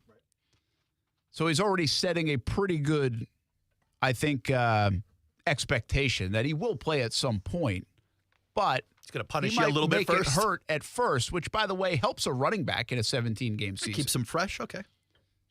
But the Giants are in this prime spot where we don't know if they can function well and win without Saquon Barkley. Their ownership, in my opinion, based off the last, almost decade, that hasn't been good, is probably desperate to put a winning product on the field, especially in that stay city. Ahead of the New York Jets, to be honest with you, who look maybe even better, and also to validate the big contract of Daniel Jones. This might be a great play by the camp of Saquon Barkley. And you miss a game or two, or you start turning up the heat, just put yourself in. This is a hard conversation to have on July 12th. But I'm going to take you now to September 4th. Camp is done. Cuts are made. Saquon hasn't been around. That's okay. He didn't need to go to camp. Okay. But now you're about to play your season. How much do you think this thing gets ratcheted up on the back pages? Oh, yeah. On ESPN, all over talk shows, in a season where you're already behind the Philadelphia Eagles and the Dallas Cowboys potentially. And now you're going to play without your most important player, perhaps. Forget most important. Like, the only playmaker on that team outside of possibly Daniel Jones running for his life is Saquon Barkley. It might be a great play by Saquon Barkley. I think one that actually could work. And I'm not usually a big fan of this. So do you think he gets a contract north of $12 million annual? I think he certainly has earned that. I know the injuries play a role in everything, but listen, I say all what I just said with I get the hesitation from the Giants. I think it has been proven, and it's been very trendy, that paying the running back doesn't work. It just doesn't work. I also get the frustration from the running back side of things. I also believe that organizations get in situations where they've kind of got to make a move. They did that with Daniel Jones. They had to make a move. They either had to tag him or give him something. Yeah. He had played. They couldn't just let him walk out the door. I didn't think they had to give him 4 years for 160. I think they could have done more of a moderate 2-year type of deal. But they had to do something. We saw this years ago, I think, even with Jimmy Garoppolo. They had to pay him pretty high dollar because what's the alternative? This was before the Trey Lances and everything else. We saw it here in Jacksonville with Blake Bortles. Yeah. You either got to pull the rug and say, hey, these not going to be good, which, okay, you would have probably won that bet, but you didn't know at that time coming off 2017. You had to make a move. Again, I thought they made a more moderate move. I think we could get here with Saquon Barkley where if you lock the Giants' their brass in a room, said, hey, do we want to pay Saquon Barkley this? They would say no. Do you have to pay him? They'd probably say yes. And we might meet that. And that's why I think the pressure that he could apply here, especially early on in the season, is significant. And if they were to go 0-2 in those first 2 games, the contract would probably be coming. Yeah. So I almost like it's a great power play in this specific situation, I think. Now, listen. Because it almost never works out. You ask Evan Ingram to do the same thing, and the Jags are going to be like, that's fine. Like, well, they have options. They have alternatives. They're not going to give in to his demands. Saquon is in a better situation. You ask the Raiders to do this with Josh Jacobs. I don't think they would give in. No, I don't think they want him on the team. So, yeah, there's different reasons why you do it. I just think the reasons I gave you about Saquon Barkley and the Giants, I think it adds up to be a pretty ripe situation for Saquon Barkley to do this. Yeah, I think once you give Daniel Jones $40 million, your window is firmly affixed open, and you got a clock ticking. Well, and again, there's other factors. NFC East pretty good. Like, looks like the top 2 teams in there are pretty good. Yeah. One's really good. Yep. Already proven it. You're kind of a franchise that is supposed to win, and you're like the Yankees in that town where you should win, and you haven't won. And then on top of that, your little brother, the Jets, look like they're coming to win. About to outshine you. So I think all those things do factor in to play in the favor of Saquon Barkley if he sits out. I got one more for you. Wild stat, Brent. I don't know if you're even going to believe this. Wild stat out of Pittsburgh. We talked a little bit about Pittsburgh last year because our guy Kasey loves himself some Kenny Pickett. Both you guys are card-carrying members of the Pickens fan club. We know A-Rob is there now. But last year, you had 3 pretty decent receivers in Pittsburgh. You had Pickens, Deontay Johnson, and Claypool. Brent, what if I told you that as of today, and it's not like Pittsburgh went through this wild rebuild, but as of today, Pickens is the only wide receiver on the entire team who had a receiving touchdown in 2022. Really? That's it. He had 4 touchdowns, and then everyone else on the roster right now who had touchdowns either wasn't there last year or is a running back or a tight end. Johnson was hurt. Johnson was hurt. Didn't they bring in who else? They brought in somebody Allen else. Robinson. And Allen.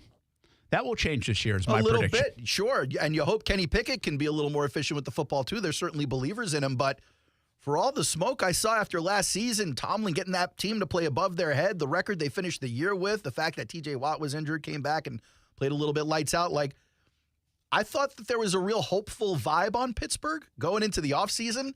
And then you look at that team and you're like, that was not a good-looking season for them by any stretch. I think there are 2 places that I believe a lot of people are buying in the NFL. I'm not as convinced because of the quarterback. That's Pittsburgh and Atlanta. I was going to say Atlanta is the second one. And I think, listen, it could work out. I'm not telling you that I'm right. In Atlanta or both? Both. If it does work out that these guys are capable to good and then different if you're very good, which we still don't know. We don't know what these guys are. I think it's very hard to know what they are right now. Again, it's a guess. If it turns out to be good, I think both those teams have a chance to be pretty darn good in 2023. I'm just not buying that because I don't know that, and I don't really believe it. Like, I don't believe Ritter is as good as everybody's talking. Now, they keep talking like he's good. I saw another one today. Me too. I saw it today. Someone, I think it was like a fantasy football guy that I follow on Twitter, watched something like 8 or 9 hours of Ritter tape yesterday, and he's like, I'm all in. I'm a believer. Okay. Yeah, and maybe they're right. That's my point. Maybe they're right, but I'm not buying. The reports on Bijan Robinson are obviously very flattering. They're saying, don't call him a running back. He's just an offensive tool. Well, they have some players. Like, they have built a decent roster. But weird hybrid filled roster. You got a guy like Kyle Pitts, tight end wide receiver. Bijan Robinson, running back, wide receiver.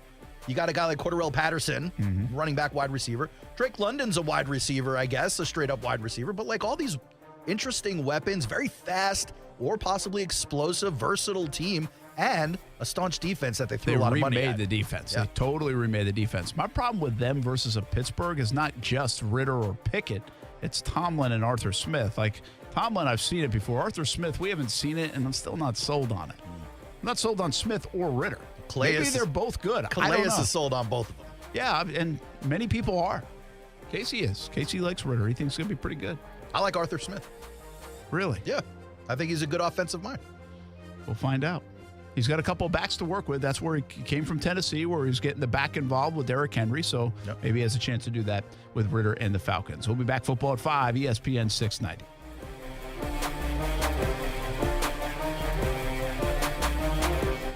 Now, the First Alert Forecast on ESPN 690. A very hit or miss shower and thunderstorm through this evening. Otherwise, partly cloudy skies tonight, only dropping into the mid-70s. Partly sunny, hot and humid for Thursday. Afternoon storms will develop, spreading to the beaches in some cases late afternoon into the early evening hours with highs in the mid-90s. From the CBS 47 and Fox 30 Action News Jack's First Alert Weather Center, I'm Chief Meteorologist Mike Burrish.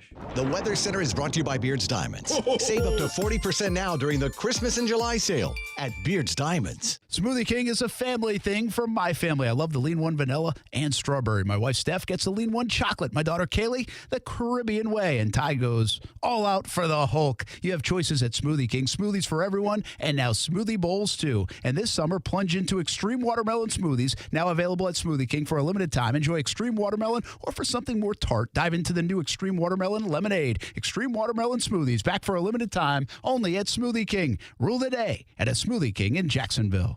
Right now, American Window Products is offering the newest features in window technology with Ultra Dual Low E glass and insulated vinyl frames with magnet weather stripping on windows for an airtight seal to help reduce your energy usage, all at an affordable price. This exclusive offer is for a limited time, so act now to save big with 12 months zero interest financing. Schedule a free estimate at AmericanWindowProducts.com. American Window Products, the window professionals. Financing at time of sale for new orders only.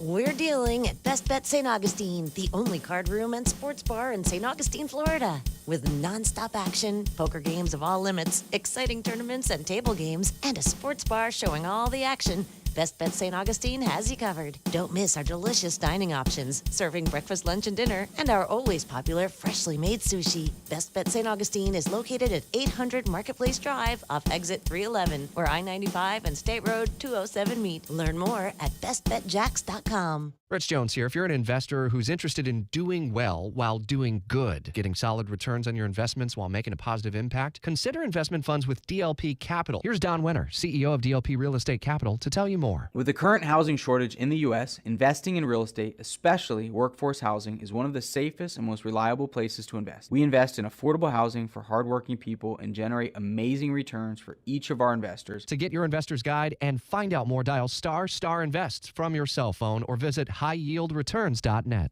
Does your digital marketing work? Not sure? Would you like to be? Then reach out to CMG Local Solutions. At CMG Local Solutions, we help you find new customers with a suite of powerful digital marketing services, including search, targeted display, video, and analytics. In fact, we're a Google Premier partner, an honor given only to their top marketing partners. So if you want results you can actually measure, both on the web and on your bottom line, we can give them to you. Learn more about how we can help you at cmglocalsolutions.com.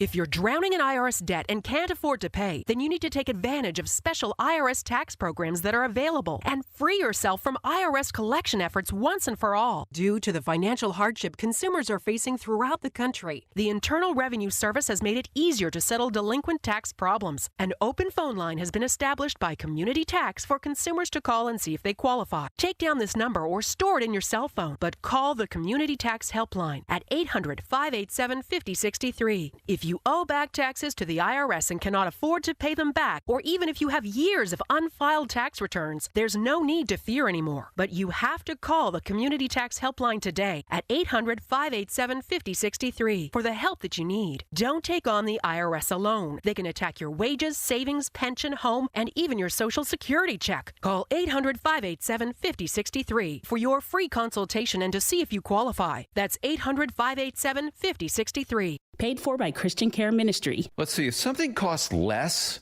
but people are happier with it, that sounds like something to look into, and that's MediShare. Maybe you've heard switching to MediShare to pay for healthcare can save the typical family $500 a month, and that's huge, but it's also true that people are way more satisfied after making the switch, too. The customer satisfaction rate for MediShare is double that of the typical health insurance plan. MediShare works. It's been around for more than a quarter century, and members have shared more than $3 billion of each other's bills. People love having telehealth and a huge nationwide PPO network. So, yeah, you can save a ton and like it better. Imagine being happy with how you're taking care of your health care. So if you're self-employed or part of the gig economy, or you just want a plan you're happy with, you can call right now and get a price within 2 minutes. A very, very smart use of 2 minutes. Here's the number you need. 855-51-BIBLE. That's 855-51-BIBLE. 855-51-BIBLE. Action Sports Jacks. Watch, listen, subscribe. You can watch us on CBS 47 and Fox 30. You can listen right here on ESPN 690. And you can subscribe to our YouTube and podcast, Action Sports Jacks on ESPN 690. Action Sports Jacks. Watch, listen, subscribe. Football at 5, we go. Brent Martineau, Kasey Kurtz, Aaron Schachter, overtime with Kurtz and Middleton on deck here at 6 o'clock. Get the Shrimpers tonight? I think Friday is the next time we have the game. Oh, they're off. That's right, for a few days. Yeah. They're off. They get a nice little break. A little all-star break. All-star break is good. For who? All-star game was mid? You didn't like it? It's not that I didn't like it. I figured you would like the NL winning. No, I'm an AL guy. Okay. I mean, I know you're a Red Sox fan, but it 2012, first time since they've won. Yeah, it's like an interesting storyline. And the NL always seems to me like if I had to put the National League and the American League in categories of bunt and home run, I would always put the National League in the bunt category. Well, they would, yeah. Because you used to have pitchers. Yeah. Casey's kind of busy at work, but did you see any of it? Did you see when Evaldi was mic'd up? He was pitching. Yeah, he was mic'd up. I saw some of this, yeah. Like, that's pretty nuts to be pitching. And I understand think it's invasive? an exhibition. No, first of all, this is an exhibition that really does not matter. Like, it really doesn't matter. They used to make it matter, but it doesn't matter anymore. So, like, I think that's why they agree to it. I think what Major League Baseball has done with some of the Fox broadcasts, the ESPN broadcasts, the miking up of players is really cool. And, like, Fox has led the way on a lot of innovations in sports TV for a while. They have. And I like... But they'll do Sunday Night Baseball now, and they'll have a player mic'd up. And I think it's really cool. It's pretty neat that they do that. And this is a real game, like, that you could screw up while on the mic. Yeah. But I appreciate it. And the insight that you sometimes get, sometimes it's clunky. The bottom line is they're in the booth, they're out there playing, the audio might not work, could work, whatever it is. It's a little bit clunky sometimes. But I've seen enough of it where the insight is so good. I'm like, this is awesome. Yeah. Like, this is really cool. It's like backstage access, essentially. But I will say this, like, Austin Hayes played in the game yesterday from Jacksonville University. And I don't know Austin. He's not from Jacksonville. He played at JU. He's from down the road in the Daytona area. And when he came up to bat, both times, they're doing an interview with somebody else. So they don't even talk about Austin Hayes, who's making his first Major League Baseball appearance. I'm sorry, like All-Star game appearance. He got robbed of the debut. Yeah, I mean, give him a moment. Yeah. Like, this guy's been working 6 years for this. And so I think what they've got to be careful of is doing too much of the interview stuff at the expense of educating the audience about who could be the stars of tomorrow or these games. And there was another example of that. Bro, you saw what happened to the Rays or no? No, I didn't see that one. So in pregame introductions, they did not introduce Wander or Shane McClanahan. They just skipped them. They skipped them. Yeah. I thought that might be just the case skipped them. because we were wondering, is Wander not in this game? Yep, just skipped him. Didn't announce him. Didn't announce McClanahan. McClanahan's your Cy Young in the AL. Nope. Nothing. Wander, youngest dude in the game, I'm pretty sure. No, nothing. Unbelievable. That's wild. Has some respect. They also put Yandy Diaz, when they put his stats up there, they said with Houston. With Houston? Really? That man's not a cheater. Don't put him as one. Yandy was tracking as MVP for a little bit there, too. My man's went yard. How about that? And he had another hit. Disrespect. No, but that's a good call. Like, so you listen. I think you like the interactions. Like, you get that. Like, if you really like baseball, it's really interesting to hear. I remember Lindor a couple years ago. I think in the All-Star game, and I was like, oh man, I gotta make sure like Ty hears this. This is good stuff. Like, this is what he's thinking. Like in a play and blah blah blah blah blah. Like, that's cool. But I thought almost they're overdoing it now in yesterday's All-Star game. I think they've gotten greedy with it. Which one were you mad about? I'm sorry, I was Austin Hayes and his at bat. Well, it wasn't just him though. It was like there was a bunch of them. They just never talk about the guys coming to the plate. Yeah, because who were they interviewing? It could have been anybody. I don't know at the time. I mean, they had so many different interviews going on. They've got the split screen. Yeah. And I will say this, as a TV guy cutting highlights, I never even had the full screen of Austin Hayes getting a hit.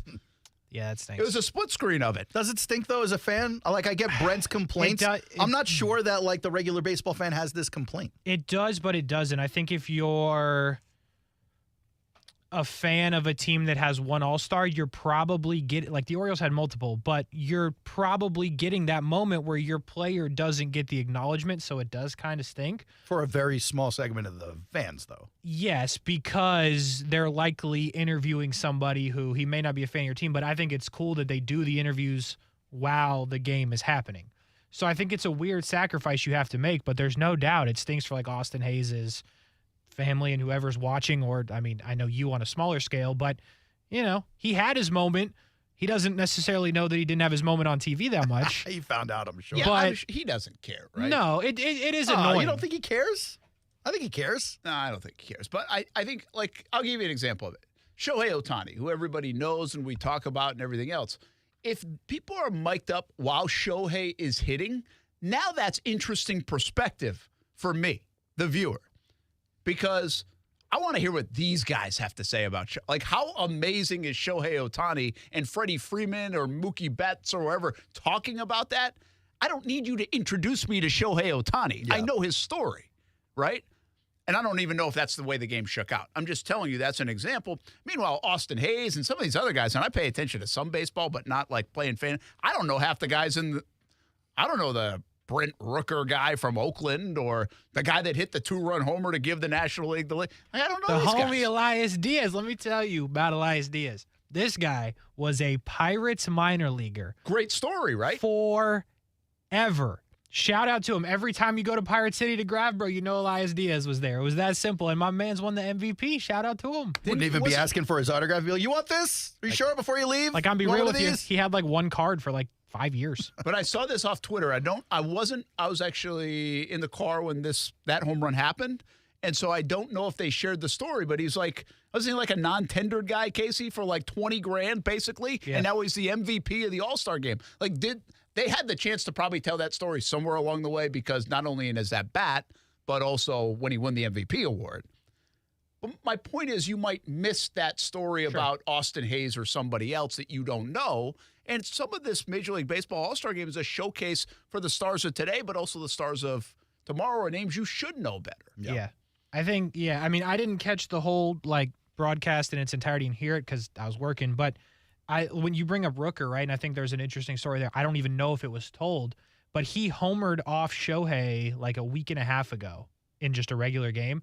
So then he found out he was an all-star, so he was going to bring the ball to see if Shohei would sign it.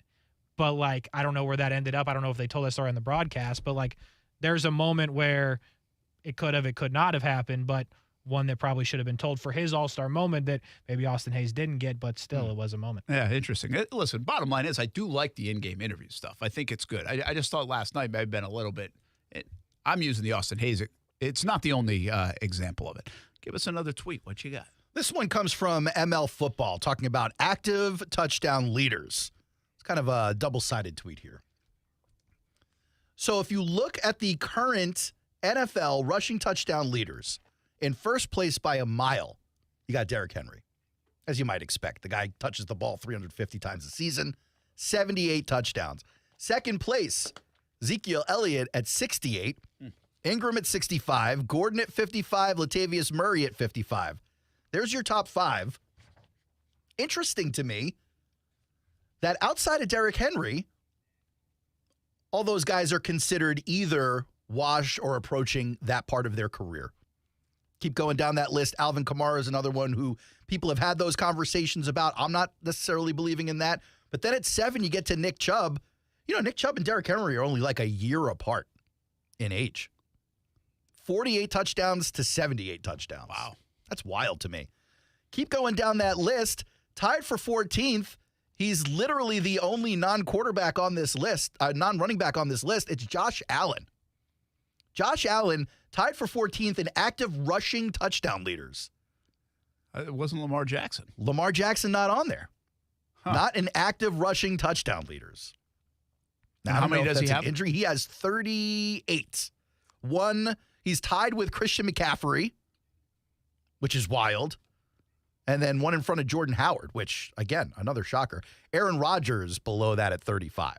Okay, that makes sense. You can do one a year. But Aaron Rodgers has been playing for like 15, 20 years. Yeah. But so I understand all these guys with these long running back careers who are in that twilight part of their career being at the top of the list. Derrick Henry, not that guy. Nah, he still can tack on some more. Josh Allen's a fascinating review here, too, because he's a big-armed guy who now has become a very good thrower. Yeah, early he on runs. he wasn't.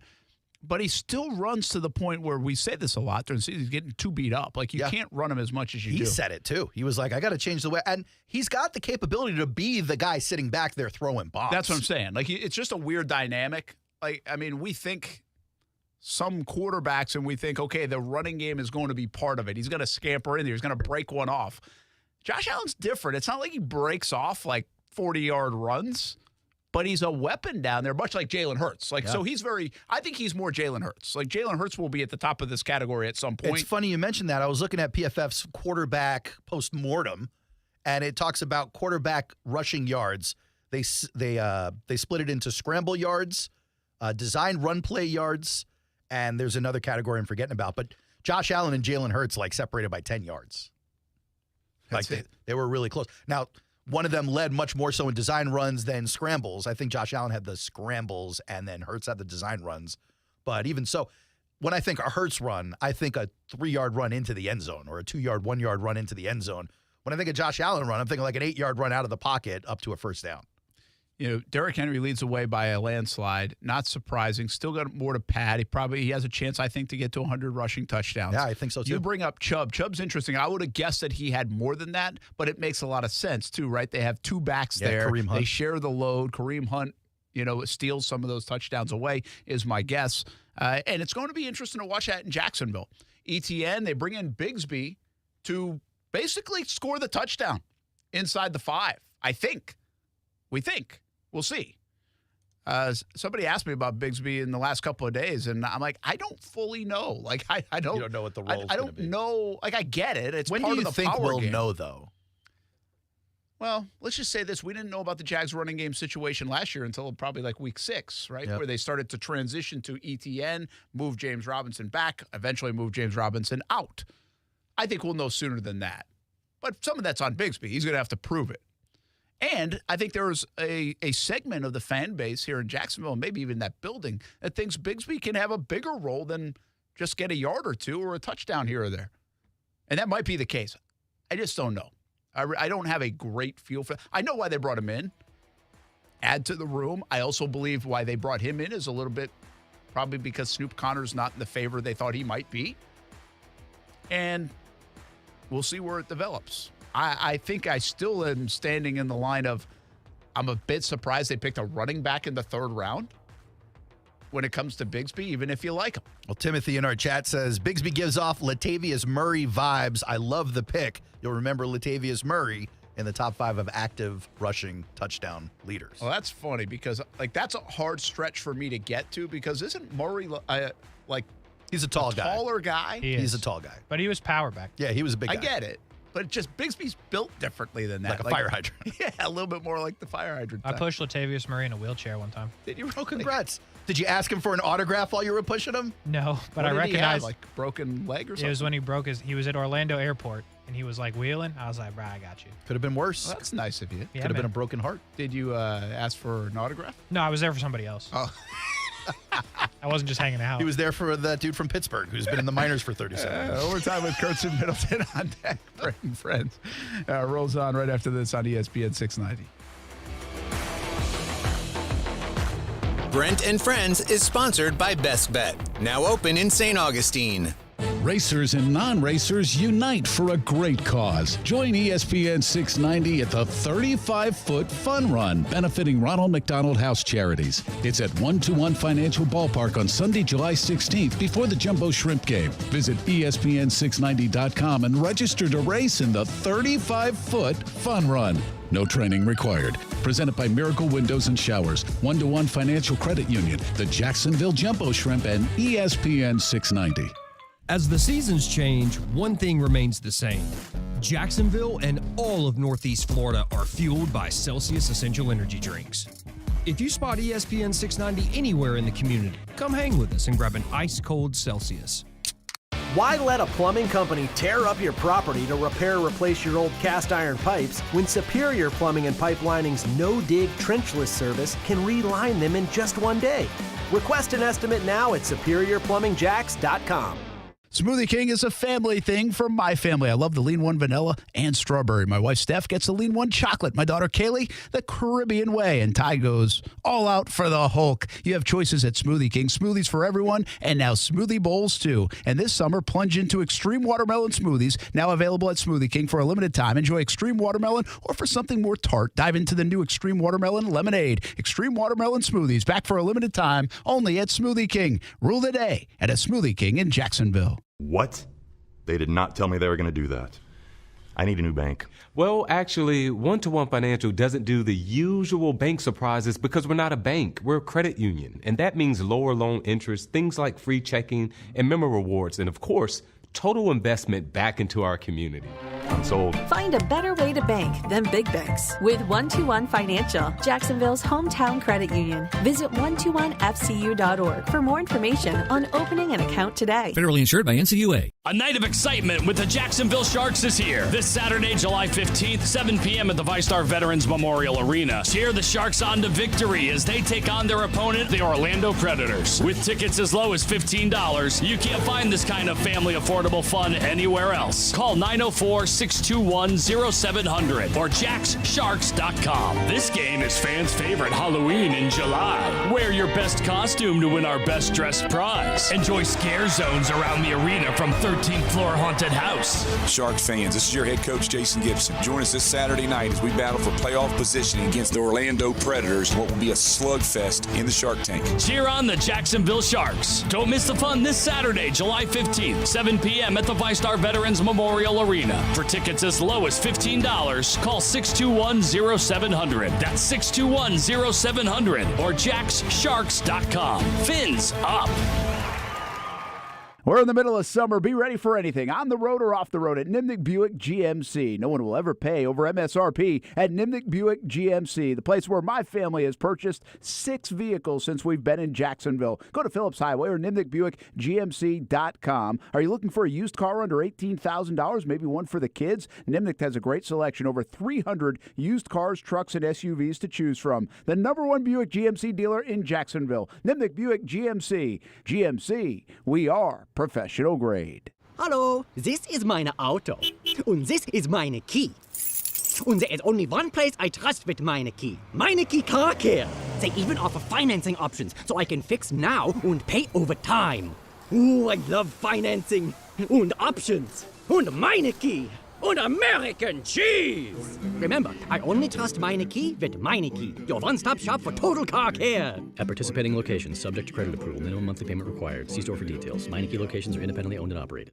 Have you Googled yourself lately? Are there negative posts from an ex-employee or from a former client?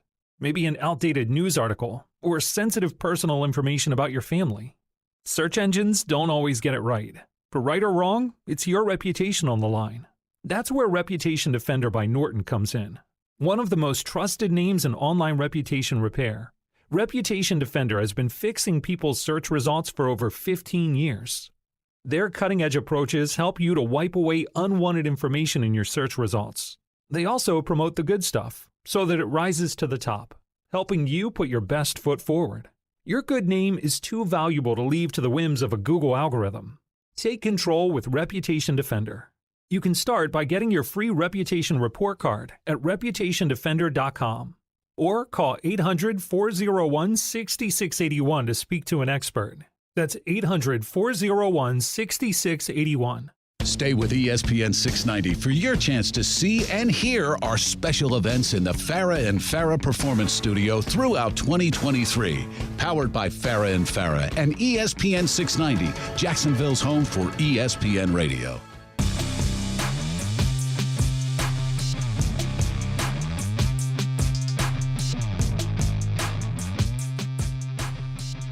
Time to put a bow on the show. Aaron likes when we say that. How about this? It's branding. WWE's push into college sports, creating new pro wrestlers. Yeah, this is smart. A lot of companies are trying to do this in different ways. Like we do this here where back in the old days, radio would only look for like broadcast majors, but now we're talking like hospitality majors and like PR people and that kind of thing. WWE's doing the same thing. Instead of just saying, hey, if you love wrestling, come try out. They're going to chase gymnastics folks. They're going to chase lacrosse players and all these other big people, not just wrestlers anymore. You want athletes. So they refer to April 22, a guy by the name of Roman Masick. I think I'm saying that right. He was an offensive lineman at Duquesne. Duquesne? And Duquesne. And a student in the law school. And he left. It was wild. To chase the wrestling dream. He participated in a tryout. So he's not alone. The WWE has kind of chipped in, it looks like, with the name, image, and likeness path. Joe Spivak from Northwestern. Maybe a good time for him then, Dave. I guess he wrestles as Tank Ledger. I'm not up on the names, but it reminds me of there used to be an IRS character, Erwin R. Shyster. That's right. Like a tax preparer, yeah. Let's see. Alexis Amrine on Baylor's national championship acrobatics and tumbling team. That makes sense. Tumbling makes sense to me, sure. Right? Former South Alabama baseball player Caleb Balgard. Yeah, you're just talking about an athlete there. Big legs. And I thought I saw somewhere, did I see that, like, who are the twins that were making all the Cavender twins out of Miami. Didn't they have them in or something? Yeah, so they're done at Miami. Yeah, they transfer or just done? They're done. I think they graduated, yeah. And they're not playing in the WNBA. They're not good enough. But they are looking for life after that. Now, they've got a massive TikTok following, so they'll be celebrities. But it's more of like the Livy Dunn thing where you feel like most of the celebrity has to do with men following them because they're attractive versus like fans of the sport. I don't know that those girls are wrestling, though. I think that's more of like a PR play. Interesting. What would you do today if you were going to college? Like, and not an athlete. Like, what are you studying today? Oh, I mean, I didn't know when I went. So I know. I don't know what I do today. But like, what are people, is everybody studied business, right? Or, I mean, business is a... Like all these people that went into all these like computer programs are now finding out that these jobs may not exist in 5 years. Like AI is writing a lot of code now. I remember 3 years ago, everyone was hot to trot on getting kids to learn how to code. And now it's like you can just go to ChatGPT and tell it to write the code. Yeah, I wonder what kids, like, again, I'm not talking about if you want to be a doctor or if you have, like, that mindset. I'm just saying, like, if I was going to college, like, where are you? I would go into computer science, and I would specifically be looking at two things. I'd be looking at learning about, like, OPSEC, operational security, information security, and IT, and I'd be looking at AI, because I think those are the fields that aren't going away anytime soon. Everyone needs cybersecurity now more than ever, and everyone's learning about AI right now. And it's going to be a part of our lives moving forward.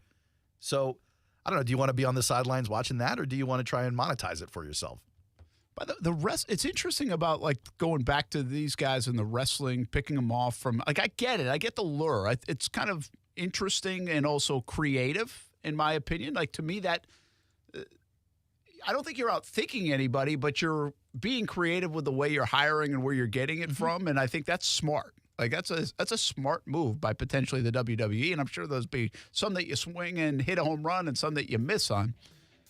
What I'm wondering about, like that wrestling lifestyle, that is like that can be tough. That's tough and it's short-lived, which is why I was going to say there's not a lot of longevity in it, but No. take the opportunity when you can. I guess. Okay, I guess, but like I'm looking at that law student kid who's also playing football, and I'm like, bro, you could like have a much easier life in front of you. And by the way, lawyer is another one of those things that's kind of going away with automation, with all the contracts that are easily written now with computers. But that's not the only thing you do as a lawyer. And just like, would you rather practice law or like get your knee busted up every 3.5 months? Yeah, but he's going to pay for law school probably by doing it. If he makes it. If he makes it. Yeah. What does like a low-level wrestler make? I'm sure it's 6 figures or like high 5 figures. I mean, there's celebrities that are on television. Yeah. That's an interesting way to go get. Your recruiters are doing a pretty good job. Yeah. If you're starting to recruit off college sports teams. Smart. Wait till they start You talking to said high it. school kids. I didn't even know there was an acrobatic and tumbling team, but that's a good place for the high-flying acrobatics of the Triple wrestling Lundy world. off the top rope. You're going to need someone who's good at it. Overtime with Kurtz and Middleton coming up next. Thanks to Cliff Avril. Don't forget to check out Cliff Avril FamilyFoundation.org for his football camp and family fun day coming up this weekend in Clay County. We're back at it tomorrow on Brent Friends on ESPN 690 at 3 o'clock.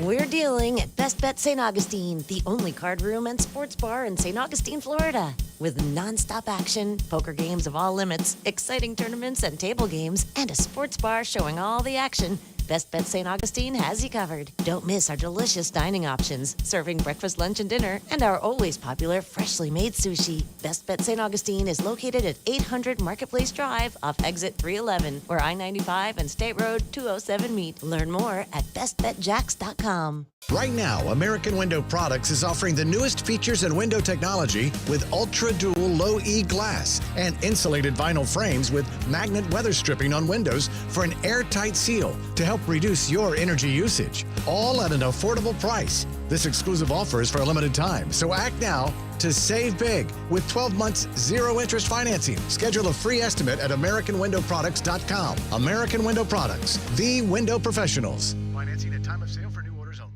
I'm Clayton Bromberg, the president of Underwoods, and a question we often hear is how does a local store like Underwood stay viable against national or international competition? And we have a simple answer. At Underwoods, we've never wanted to be the biggest. What we've always tried to be is the best. If you take this approach, there's some things that come to mind immediately, like fine quality merchandise bought by our experts and high levels of service delivered by a staff of professionals that are helpful and know what they're doing. Then there's some things you don't really think about, like the finer a gemstone, the more rare it is. And these gems are not mass-produced or repeatable because they were made by God millions of years ago, so they don't always fit into the big multi-store national merchandising schemes. At Underwoods, we buy these finer, rare gems and create jewelry pieces that'll become the heirlooms of tomorrow. These kind of pieces are available right now at Underwoods in San Marco, Avondale, or the shops of Ponte Vedra.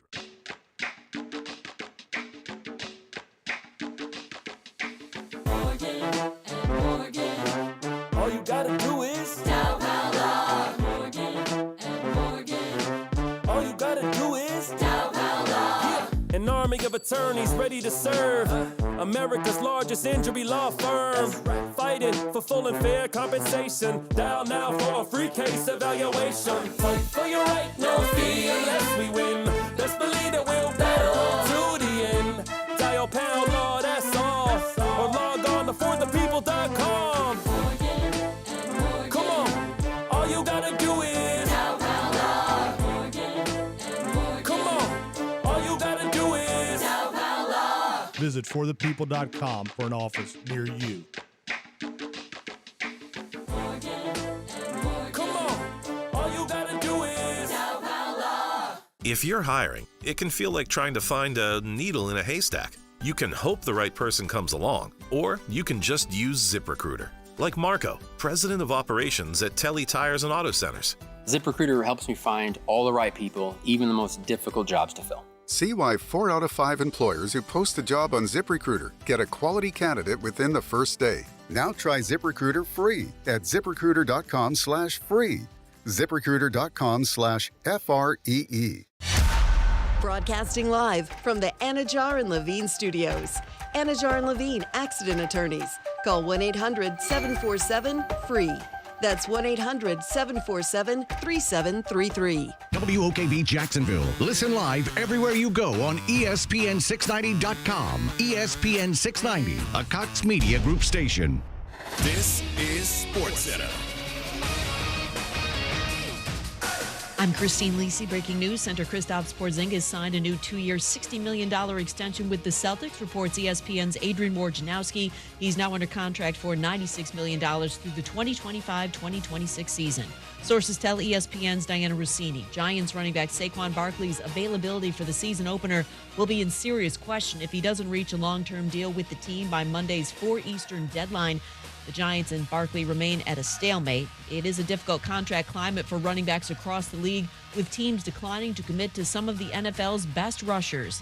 ESPN's Louis Riddick. Front offices are going to lean on history. When has it really played out in the favor of a front office to go ahead and sign a running back to a lucrative second-term contract, long-term contract that maybe stretched them as far as what their cap planning was, and have it turn out in their favor? Like Barkley with the Giants, running back Josh Jacobs has not signed his tender with the Raiders. Rising American tennis star Christopher Eubanks' joyride at Wimbledon ended in the quarterfinals today. He lost in 5 sets to Daniil Medvedev.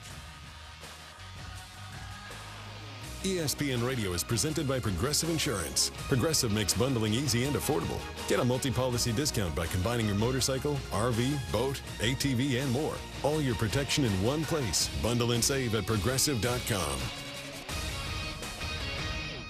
If you're hiring, it can feel like you're trying to find a needle in a haystack. You can hope the right person comes along, or you can just use ZipRecruiter. And now you can try it for free at ZipRecruiter.com/free. In fact, ZipRecruiter has helped a lot of business owners find their needle in a haystack, like Marco, president of operations at Telly Tires and Auto Centers. Because Telly Tires has grown a lot in the last few years, Marco needed to hire everyone from a receptionist to a store manager to a head mechanic.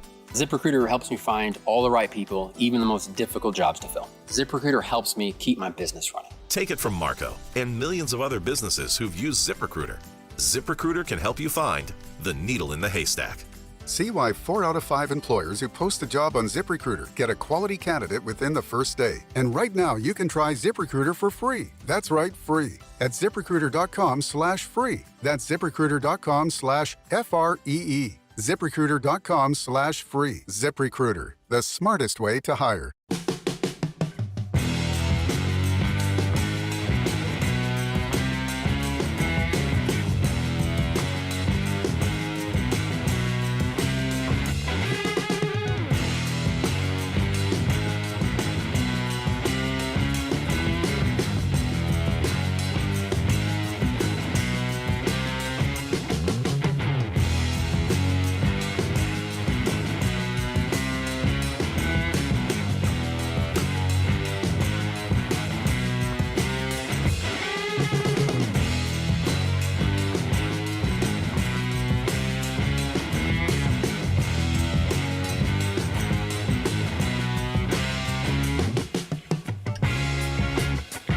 All right, so get this, right? Try to make this one make sense. Understand this one for me, please.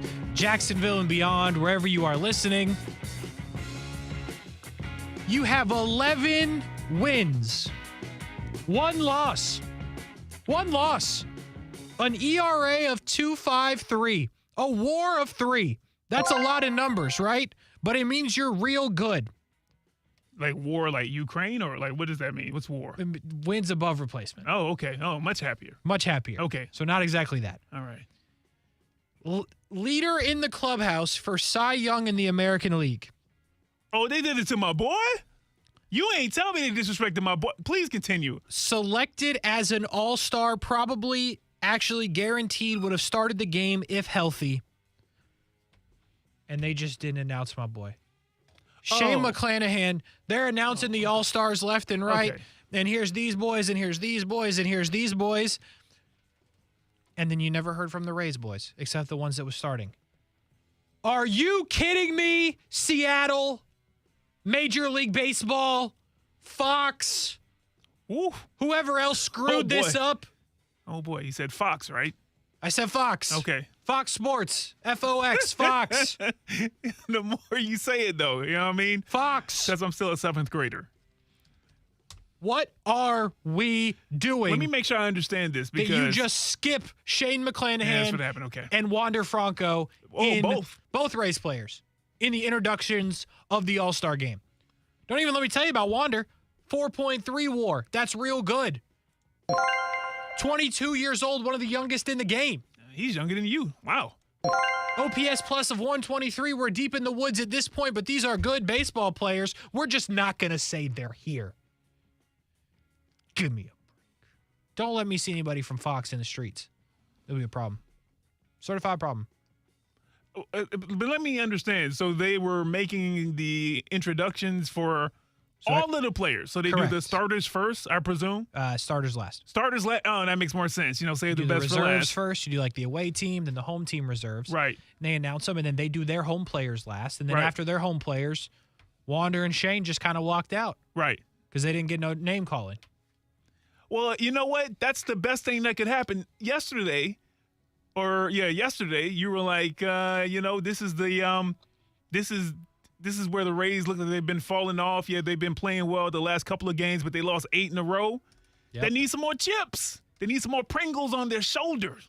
What bigger Apparently. Pringle than everybody watching the Diamond event in the middle of the season? And I mean the middle of the season for basically all the sports. Everybody's watching. You work your tail off to have the stats to get there, to be announced, and then they don't do it. They don't do it. Oh, he's going to make them say his name. One of those two going to make him say his name for the Cy Young. You're going to say my name for the Cy Young, and you're going to say my name in October. That's what them boys going to say, Kasey Kurtz. So you need to take this, flip it, double it, and pass it on. Hey, let me ask you another question. Yeah. First of all, I got to use the I got to be. Ain't that something? Holy smokes, man. And I thought about doing it before I walked in here. Okay.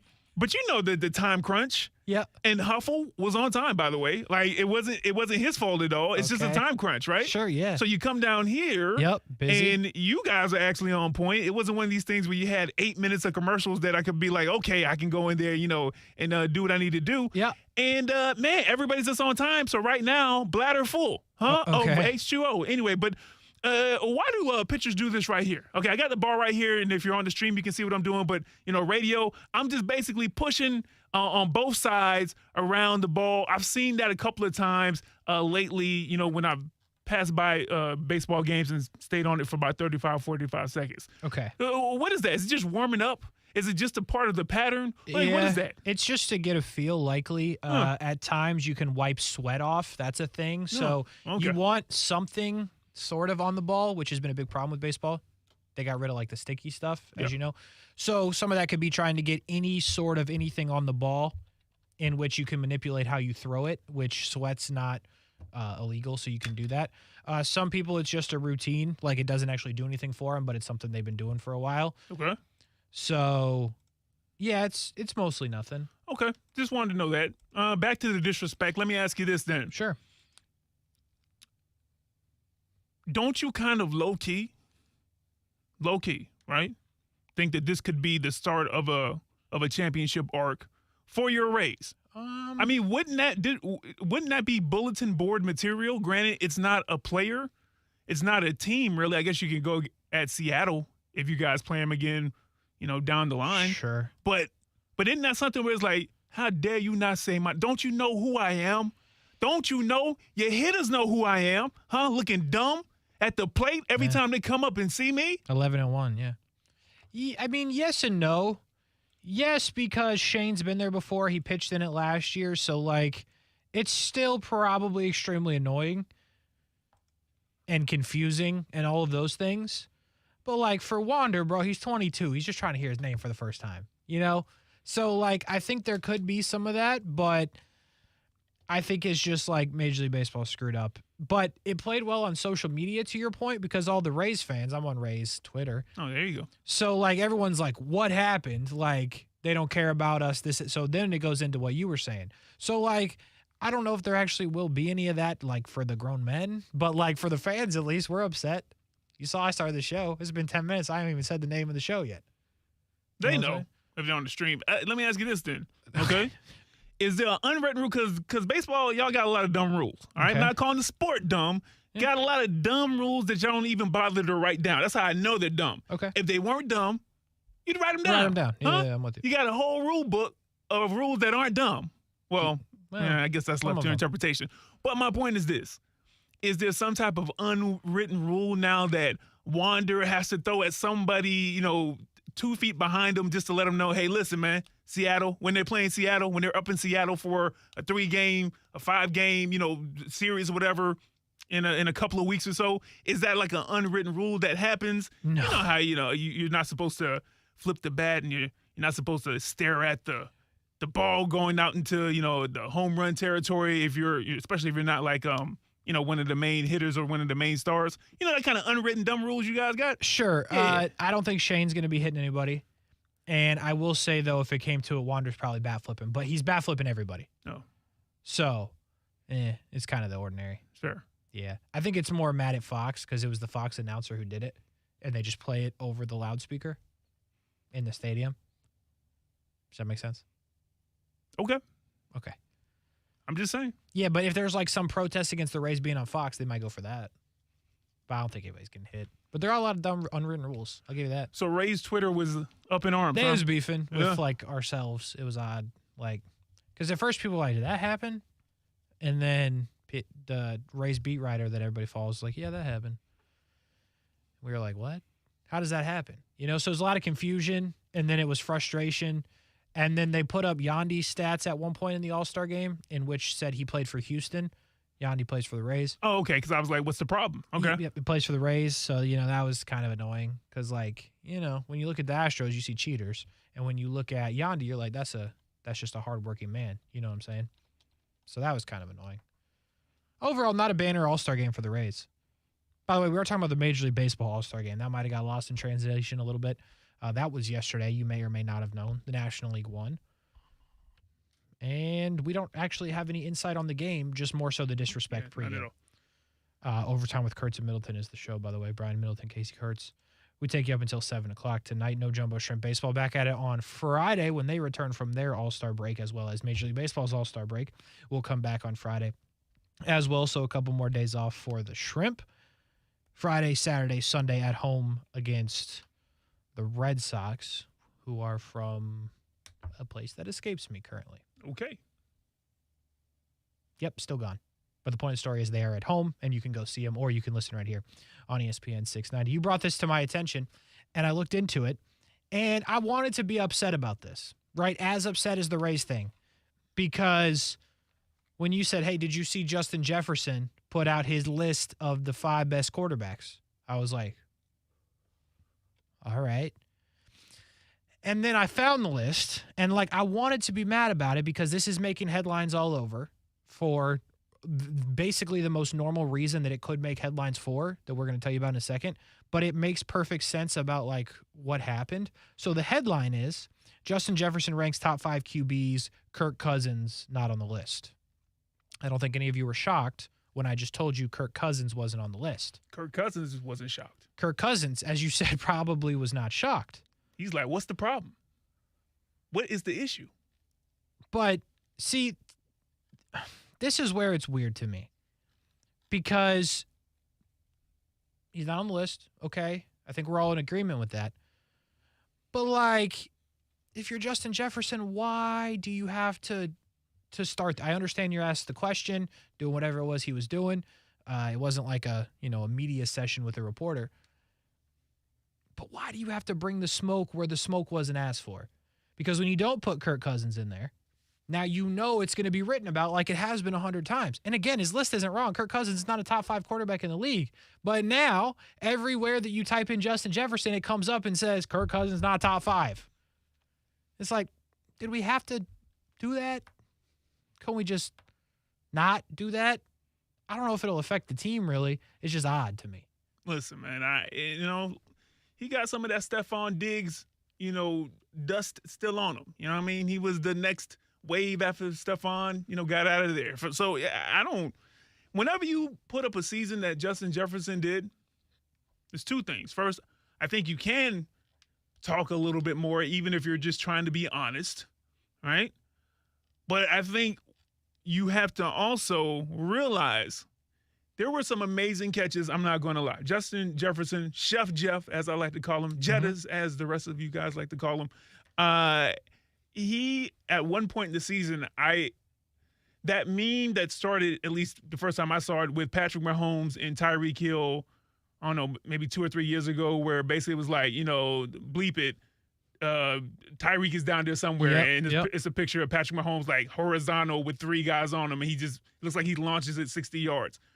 It felt like that was who Justin Jefferson was for a major part of the season, especially like midway through and, getting towards the end of the season. It just felt like you could toss it up to him. So he had a heck of a year. With that, I do think comes the ability to talk a little bit more, to share your opinions. But if I'm having the season that I have, some of it, okay, it varies with wide receiver and quarterback and offensive schemes. It varies, I get it. But some of that is due to the quarterback. Some of it's due to the fact that some people still were focusing on Dalvin Cook, just having him in the backfield. My point is this, Kasey. You got to figure out a way.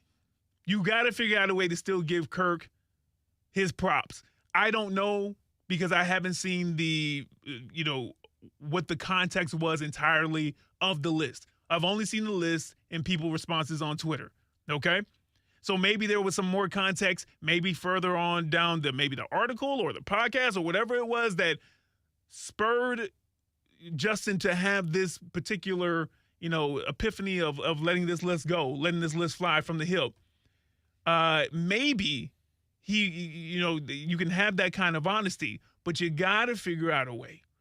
You got to figure out a way to do it because optics are so important. You think about the optics of this right here. You think about the optics. I just talked about Stephon Diggs. Think about what happened up in Buffalo or what's happening or what's done. And you're just like, man, a lot of this was unnecessary it feels like from Stephon Diggs to the head coach. Just the optics makes things more difficult than they need to be. Minnesota coming off of a 13-win season. Granted, a lot of people still don't believe in them. A lot of those games were really close. They won a lot of those games because of Justin Jefferson. Kasey, they won a lot of those games, and I've been as critical as Kirk Cousins as anybody on the face of the earth. Yep. Because of Kirk Cousins. Minnesota fans, don't at me unless you're listening to the stream, and in which case, thank you. You know what I mean? Like and subscribe. But I guess overall, Kasey, I got to agree with your point. I am all for athletes being honest, and we ask athletes to be honest. Yep. However, there's an ability to still play politics. Be Senator, Jefferson, and you can give your kind of honest answer, but make sure that you still, placating to the QB because yes, he understands how great you are, but you are dependent on him. If Kirk Cousins is healthy, he's your quarterback. You're dependent on him, and there's no reason to try to start any unnecessary drama. Final thing, I'm gonna hand it back to you, Kasey, right here. I don't think that this bugs Kirk Cousins. I jokingly said, even though I do think this. He's looking at that list that Justin put out there, and if he's taking Truth Serum, he's like, "What's the problem?" You know what I mean? Like that's true. Out of those 5 guys, I probably wouldn't pick myself. Truth Serum. Sure. But I want my quarterback thinking any given Sunday, Monday, Thursday, Friday, Saturday, if it's a holiday, I'm the baddest out there. That's fair. I don't think this helps that for him to think that, Kasey. That being said, the list from Justin Jefferson is this: 1, Patrick Mahomes. Yeah, he's right. Yeah, he's right. Now, I don't know about his order, but the names are probably right. 2 is Aaron Rodgers. Right now. No. You're not picking Aaron Rodgers over Joe Kirk Burrow, Cousins? I'm not. No. Oh, I'm you're saying talking about the order. in 1 through 5. Oh, okay. Oh, over Kirk Cousins. Yeah, 100%. Okay. Joe Burrow, number 3. Yeah. His college quarterback. Yeah. Jalen Hurts at number 4. Josh Allen at number 5. I mean, it's solid. Like, there's really 2 other people that you could put in here. which would be? I think one could be Justin Herbert. I think the second one could be Trevor Lawrence. Maybe Tua, but unlikely. Not Tua. Am I missing Lamar Jackson? Brock Purdy? No, I'm just kidding. I'm ready to get that ring right now, to be real with you. Yeah, Justin Herbert. Yes, I think he's got to be in the conversation. I think I'm talking strictly about quarterback ability, but the thing about Kirk Cousins, you like that with me, Kasey. He's not Jimmy G, but it almost feels like that at times. I thought by now, if you think about the initial draft with him and RG3, same draft, same team. Yep. Nobody, okay, true serum time. Nobody. Not Kirk Cousins' family. They're probably nice people, not talking bad about him. Thought that he was going to outlast RG3.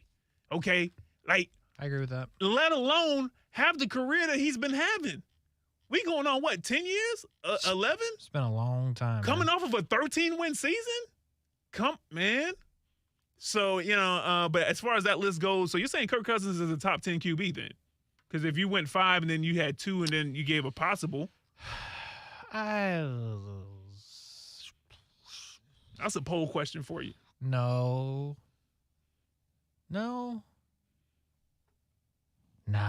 So not Russ. Top 10, Mahomes, Burrow, Allen, Herbert, Lamar, Jalen, Trevor, Tua, Rodgers. Not your boy out of Detroit. Goff. That's 10. Okay. Russell has to prove himself again to try to get above Kirk Cousins because of the last couple seasons. And then I think in that next tier for me outside the top 10 is like Kirk Cousins is there. Deshaun Watson probably should be there. Dak Prescott could potentially be there. Look at you softening on Deshaun. I'm not. Took some time. I'm not softening. It took some time. But it took some time. If he comes out and plays well. Look at you. Okay, then you'll soften some more. No, still no softening. Winning solves everything, apparently. Still no softening. But, and then, of course, Brock Purdy. So. Oh, boy. Yeah, I mean, listen, it's a solid list in terms of the order. Ain't no business Aaron Rodgers being above Burrow or Hurts, but, y'all ain't ready for that conversation. Yeah, well, maybe not. But I will say this much just to wrap up the Minnesota thing. Is it disrespectful? I don't know. I don't know if I would call it disrespect. I would understand if, behind closed doors a little bit, Kirk Cousins felt disrespected just a little bit. Like, God, you had like 120 some odd catches. I don't know how many times I targeted you. Like, you know, and you didn't have to do spectacular catches all the time. Now, like, let's not, act like I was throwing it 2 yards out of bounds and you had to tiptoe and tap it back to yourself. But, I just think that it's different with professional athletes who've been doing this, especially at the quarterback position, especially someone like Kirk, who has been taking it on the chin from, I'm sure, Minnesota media, Washington media, just general national consensus on Kirk Cousins. He's da-da-da-da-da. So I don't think that this is going to bug him in the way that maybe some of us, media or just the everyday average fan will look at it and be like, I can't believe that. But it's a fun story to run with on Twitter and see people's comments. That's for sure. Disrespect abounds in Minnesota. The disrespect anywhere else. Let's take a break. Overtime with Kurtz and Middleton, ESPN 690 on a Wednesday in July. I do want to pass along this note, which isn't necessarily a great one, but just saw it on Twitter from Field Yates. Free agent offensive tackle, a 2018 fourth-round pick of the Jaguars, Will Richardson, has been suspended for the first 3 weeks of the 2023 season. He is not on the Jags roster, as you likely know, but if for some reason you do not. He is a free agent. Not saying what the suspension is for as of now, but if Will Richardson ends up on a team, he will miss the first 3 weeks of the season with suspension. Also, if you're an ESPYs person, apparently Patrick Mahomes has won the 2023 ESPY for Best NFL Player. Didn't know the ESPYs happened in the middle of the day, to be real with you. Yeah, that's random. I'm not really sure what happened here, but again, it's from the real Field Yates, so he would know. They've been making a lot of cuts though, so maybe they cut the whole ceremony and did everything social via Twitter. Yeah. So if you had a pool of ESPYs winners, I believe we actually do on Brent Friends. I think it's written down in here somewhere. Patrick Mahomes is your winner for Best NFL Player. Brian Middleton, Kasey Kurtz, we're back after this. Now, the First Alert forecast on ESPN 690.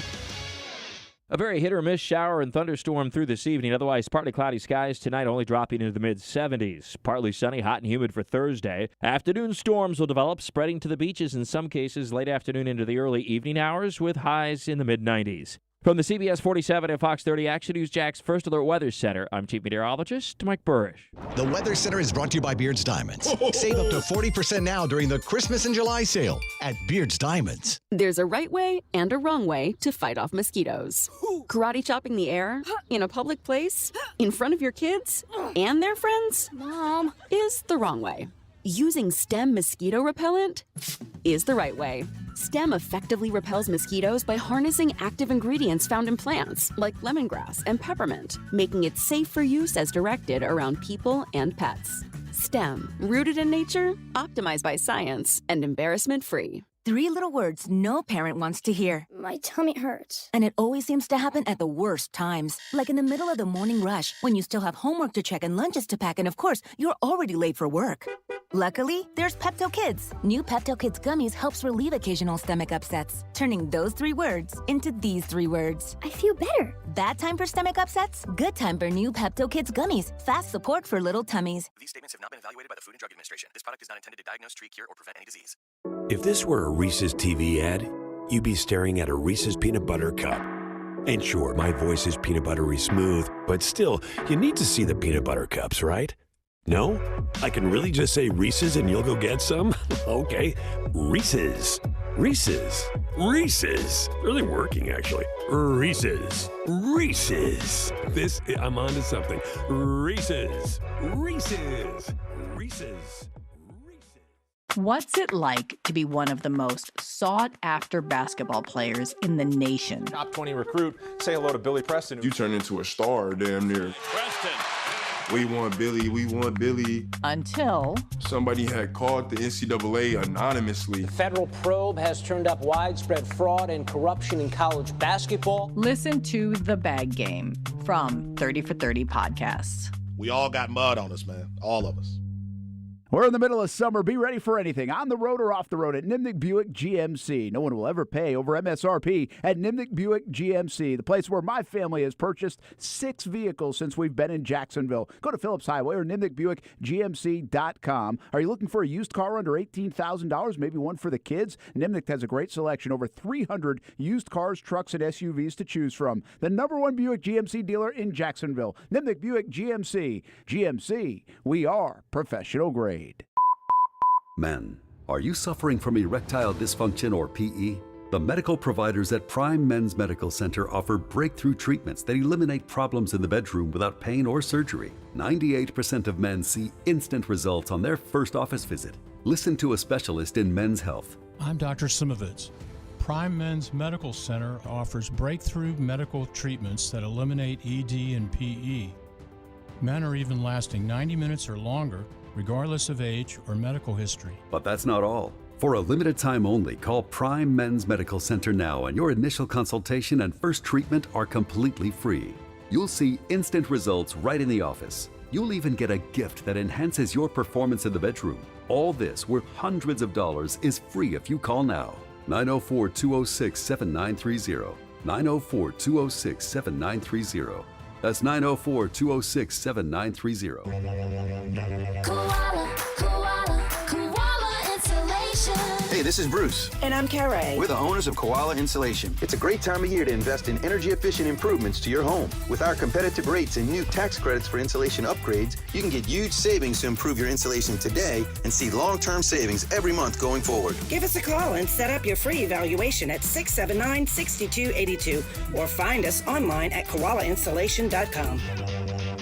A night of excitement with the Jacksonville Sharks is here. This Saturday, July 15th, 7 p.m. at the VyStar Veterans Memorial Arena. Cheer the Sharks on to victory as they take on their opponent, the Orlando Predators. With tickets as low as $15, you can't find this kind of family affordable fun anywhere else. Call 904-621-0700 or jackssharks.com. This game is fans' favorite Halloween in July. Wear your best costume to win our best dressed prize. Enjoy scare zones around the arena from 13th floor haunted house. Shark fans, this is your head coach, Jason Gibson. Join us this Saturday night as we battle for playoff positioning against the Orlando Predators in what will be a slugfest in the Shark Tank. Cheer on the Jacksonville Sharks. Don't miss the fun this Saturday, July 15th, 7 p.m. at the VyStar Veterans Memorial Arena. For tickets as low as $15, call 621-0700. That's 621-0700 or jackssharks.com. Fins up.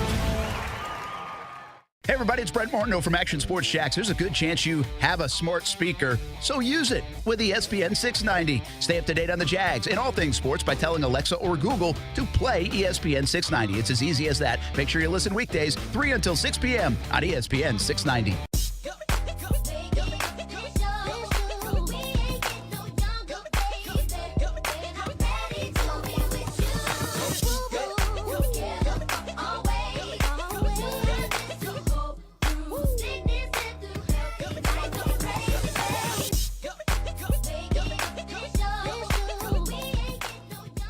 Overtime with Kurtz and Middleton, ESPN 690. I am distraught. I've heard that spot 20 times. That's what we doing? That's what we about to do? Let's talk. Let's air it out there, man. That's why we real, man. Huh? That's why we the ones. Here's what I don't need. Yeah. I don't need somebody saying, I heard the Sharks were playing the Albany Empire. And I heard it on ESPN 690, and that's why I bought tickets. The Albany Empire got kicked fresh out of the league. That's what I heard, man. Antonio Brown on line 3, by the way. Take it. I mean, we'll take it. That'd be amazing. It's good content. So the Sharks are playing the Orlando Predators. Please don't be confused if you're trying to buy tickets. They are not playing the Albany Empire. I don't know what happened. I know the Albany Empire got kicked out of the league, but maybe they paid whatever they didn't pay, Maybe they were reinstated. They ain't. I'm looking at the schedule. The Sharks are playing the Predators. So, not to be confused, if you're planning to go to the game, it is the Orlando Predators, not the Albany Empire. Wow. That's a tough one. That's a tough one. So, that fake news. Yep. Anyway, we move on. I don't know where we're going. Ryan Middleton, Kasey Kurtz. I do want to let you know, if you missed any of Brent Friends, we had Cliff Avril, Super Bowl champion, on the show. You can go back and find that on YouTube as well as the podcast. You can listen 30 solid minutes at the top of the 4 o'clock hour talking about what he's doing here in Jacksonville, up in Clay County, and just all kinds of, honestly, really good things, including the Jags pass rush. All-time dude, so we enjoyed having him on the show. You can go back and listen. YouTube, Facebook, Twitter, Twitch, they exist there, and then the podcast as well. Just search ESPN. Can I just say one more thing? Just say one more thing before we get to the next part of the block. Is it about the Albany Empire? No, it's about what we have on the screen. Nobody's going to see this if you're on the stream, and you can't see anything if you're on radio. But what you're working on the stream, this guy looks like he's not a head coach, but like a football coach for the Bears back in the 80s and 90s. You think? Yeah, look at it. You think we'll pull up a picture. Chuck Farah? Oh wow. Looks like Mike Ditka. Hey, not me. Hey, I didn't put no names out there. I'm just telling you, this picture where you got to pause that.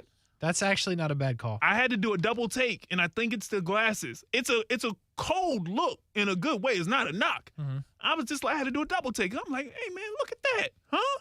The Bears and the Jags unite because he has a Jags, hat on. Yep. I'm like, look at that, man. And that video you're looking at coming soon to Fair and Fair social media. Look at you, cross-promoting. Those are me making those videos, folks. All right. Well, we've touched on the Albany Empire.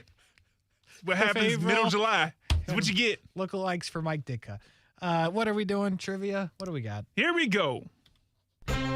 Ladies and gentlemen, welcome to the Overtime Alphabet Game. This is a battle of wits and will, determination and grit, sports and pop culture, and everything in between. Will our players today be victorious, or will the questions beat them down like the dummies they look like they might be?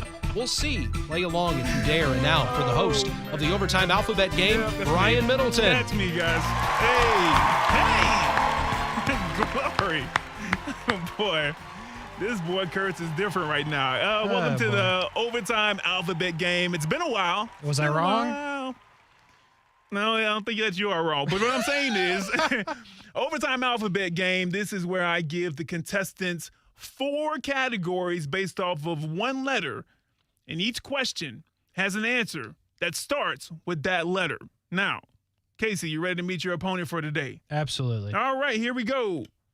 Opponent, speak up. How you doing? Anytime. Sir, yes, sir. There we go. Yeah, okay, overtime NBA contributor Marcus Wilson in the building. Marcus, it's been a moment. You doing all right, brother? Yes, sir. How y'all boys doing? Can't complain. Casey's over here just smiling and telling truths all over intros and whatnot. Marcus, you're not new to this game at all, so I won't explain it again because I think that you heard it anyway while you were on hold. Everybody ready? Mm-hmm. Who went first last time? Yes, sir. We'll give it to Kasey, man. Okay. It's been a break. Kasey, the 4 categories are this. Sorry, I was texting about the Albany Empire situation. R-S-T-U.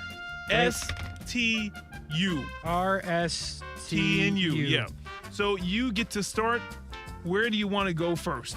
Let's go with just a solid letter choice of S. S. Here we go. This S is a term used to describe when the quarterback tries to evade the defense in order to prevent getting tackled or sacked. Get one more time. Yeah. I had sack in my head the whole time, and then I wasn't listening fully. This S is a term used to describe when the quarterback tries to evade the defense in order to prevent getting tackled or sacked.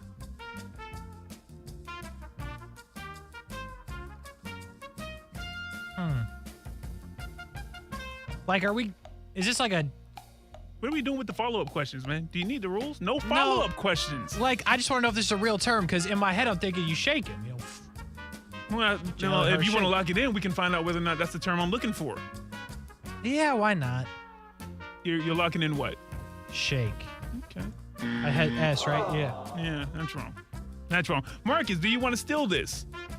The answer is shook. I'm going to be yes, so sir. It's slide. The term I'm looking for is scramble.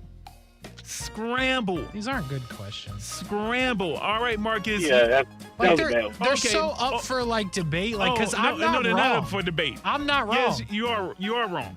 Okay. Ain't never once, and we've watched some football together. Ain't never once have you said, man, he slid right by him. No, he shook him out of his shoes. Yeah, okay. Hey, listen, maybe if I want to go to Urban Dictionary, that might be right. But NFL.com terminology says scramble, sir. Ain't no way. Marcus, R-S, T, or U? Where do you want to go? U. U. There we go. That's a wild and reckless choice.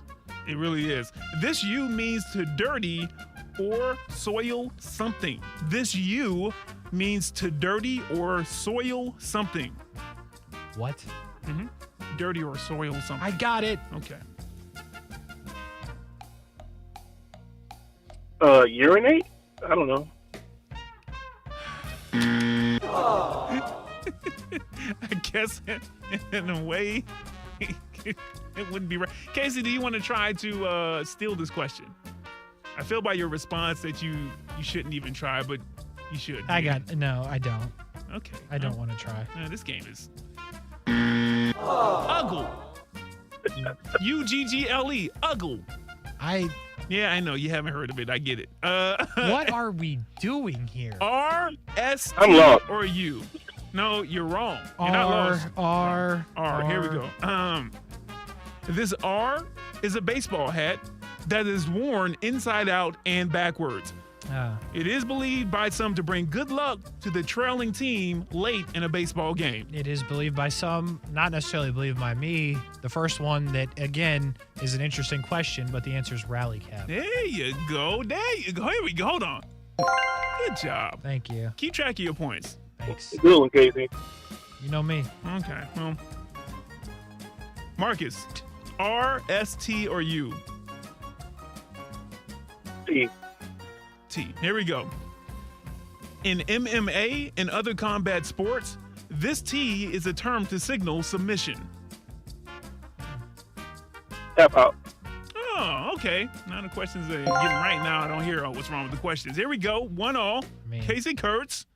Where are we going? R, S, T, or U? I had luck with R, so let's go for it. Here we go. This R is a 1980 American biographical sports drama film directed by Martin Scorsese and stars Robert De Niro, This film follows the rise and fall of boxing champion Jake LaMotta. I don't think this is right. Okay, give it a try. Because I've never seen whatever this is and whatever I'm about to say out loud. But I feel like Raging Bull is something in this space. Are you locking that in? I'm locking that in. I don't know. Knew it. Wow. That's the part I'm like, you knew it all along. Knew it all along. Casey's up 2-1. Marcus, where are we going? R, S, T, or U? Let's go T again. T, here we go. In football, this T describes the area around the offensive and defensive lines. This is where the majority of the blocking and physicality take place. Oh, trenches. Trenches. Oh, you're right. Here we go. 2-2. Back in your court, Kasey Kurtz. R, S, T, or U? I really don't think I know any words that start with U other than umbrella. I wouldn't go to U if I were you. I'm being real with you. Let's go to T. It's gonna be luck of the draw, no matter where you go. Let's go to T. You wanna go to T? Here we go. Are any of the answers to the U ones umbrella? Nah, I should have done that. Anyway, T. In disc golf, dude, this tee is the designated area from which the first throw of each hole takes place.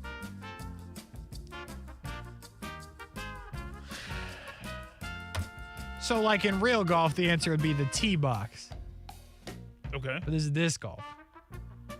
I ain't know a damn thing about disc golf, so I'm going with the tee box. Got to consult with the judges. You're the judge. Yeah! We also would have accepted the more well-known term tee pad and tee box. Thank you. 3-2. All right. Marcus Wilson, this is a good game. Disc golf, baby. People have stopped crying about questions. Where you going? R, S, T, or U?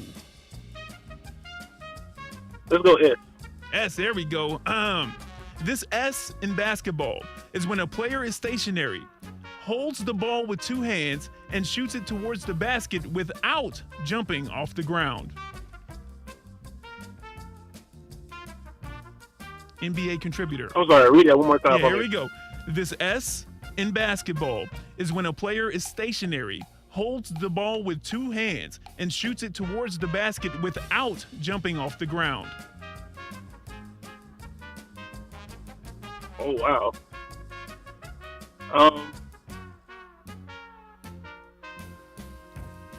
I'm not gonna lie, I got nothing. My mind is blank. Say anything. Anything. Scoop. There we go. Kasey, would you like to try to steal this? What letter is this? S. No. This is okay. We gotta have a talk next time we do the game. I'm not interested in stealing, actually. I'd rather just get the next question, which is certainly gonna come from the letter R. Set, shot. Set, shot, guys.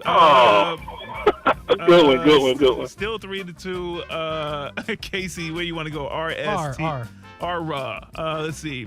This R is a penalty in ice hockey when a player makes contact with an opponent with their hand or fist when making it in a punching motion. Got a little bit far away, so I got to read it. The answer's roughing. I don't know how you got there, but that's fine. I'm sorry, man. You know what I mean? I got it real small on one page. That's all right. I ain't got my glasses with me. Here we go. Let's see. That was right. Anyway, so 4-2. See, I don't need to steal. It's all good. Hey, Marcus, don't let him disrespect you the way that Justin Jefferson disrespected Kirk Cousins. Don't let him do that, because that's what he's doing now. He doesn't beat me. In 23, he hasn't beat me much. The last time we tied him, before that, I destroyed him. So it's all good. Talk your talk, man. All right, and also give me where you want to go, R, S, T, or U. I'm gonna go S again. I'm gonna try it again. All right, here we go. It's better than you. Yeah, it probably would have been better. This S in Spanish means health and is often used as a blessing or wish for good health, especially when making a toast. This S in Spanish means health and is often used as a blessing or wish for good health, especially when making a toast.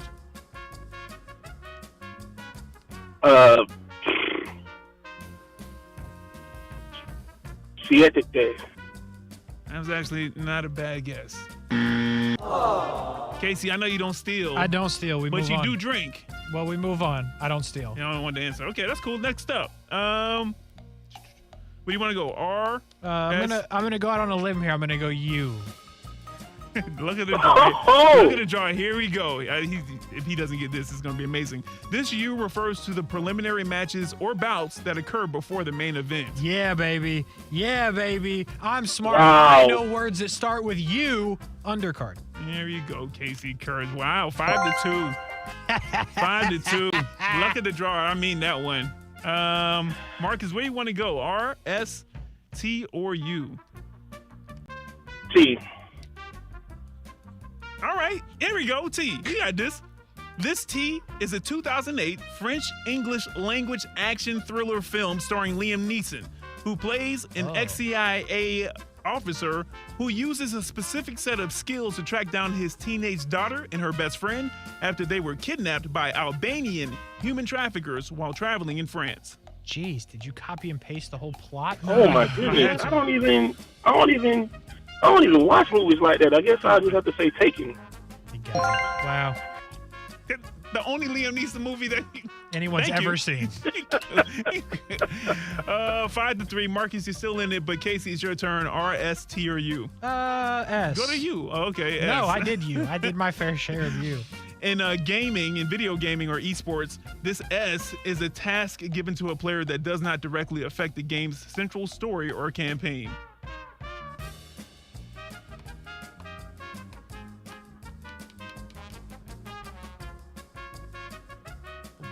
Yeah, okay. Yeah. In video gaming or esports, this S is a task given to a player that does not directly affect the game's central story or campaign. And I'm doing S? Yeah. It can't be like side character, right? Lock it in. Let's find out. Let's find out. What are you locking in? Side character. Side mission. If it's side mission, I quit the show. Marcus Wilson, would you like to try to if steal? The answer is side mission, I will. It is indeed side mission. I was waiting the whole time. I will quit the show. 5-4, and Marcus, it's your turn now. This is the last day of the show. R, there will be no more show. R, S, T, or U? Oh, you got. I'm going to Kasey favorite. I'm going R. You going R? Okay, here we go. There will be no more of this show. I believe it. It might be more true than you're saying. All right, here we go. It's true. In Italian cuisine, this R is a meat-based sauce that is commonly served with pasta. Typically, it includes minced, chopped, or ground meat. Ravioli? Ah, man. I got to tell you what. Kasey, would you like to try to steal this? What's the question? We got 2 minutes. In Italian cuisine, this R is a meat-based sauce that is commonly served with pasta. Typically, it includes minced, chopped, or ground meat. Yeah, bro, rigatoni. All right, ragu. Okay, Marcus, you can still tie it up. Got to be quick, though. Was it not just his turn? What happened there? Oh, my bad. It was my turn. It's Kasey's turn. Kasey, you can extend your lead right here. R, S, T, or U? R. This R is typically used as a coaching strategy in college sports to allow a promising freshman athlete extra time to develop his or her skills by delaying athletic participation for a year. Red shirt. There we go. Kasey Kurtz, 6-4. I still quit the show. There we go. No more R's. Marcus, S, T, or U? I'm going U, baby. I'm going U. Here we go. This U is someone who talks about or passes judgment on a subject outside of their own area of expertise. Like myself. Monday through Fridays, starting at 6 p.m.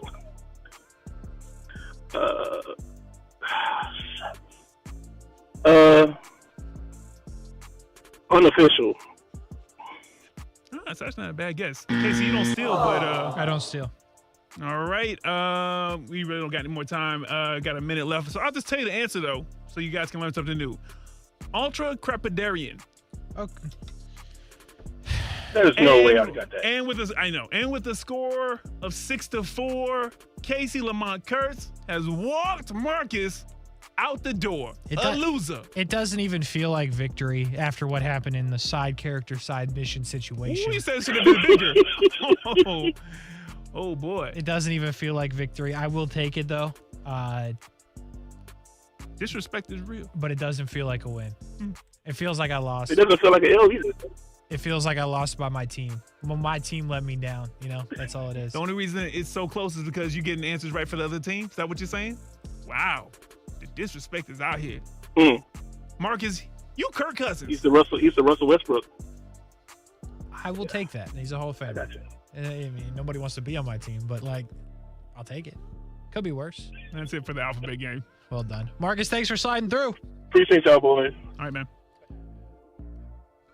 That'll do it for us. It doesn't even feel like a win. I'm upset about the side character thing. I want you to know that. Side mission, side character, I'm upset. Yeah. I should at least get a half for saying the word side. You won. I did win. What was the last word, by the way? That you Ultra crepidarian. Nope. Yeah. Absolutely not. It's a thing. For Brian Middleton, coming up with some interesting questions. Kasey Kurtz, the winner. That'll do it. We'll talk to you tomorrow. Have a great night, everybody. I want to eat a spicy chicken in my Tesla. Is it too much to ask?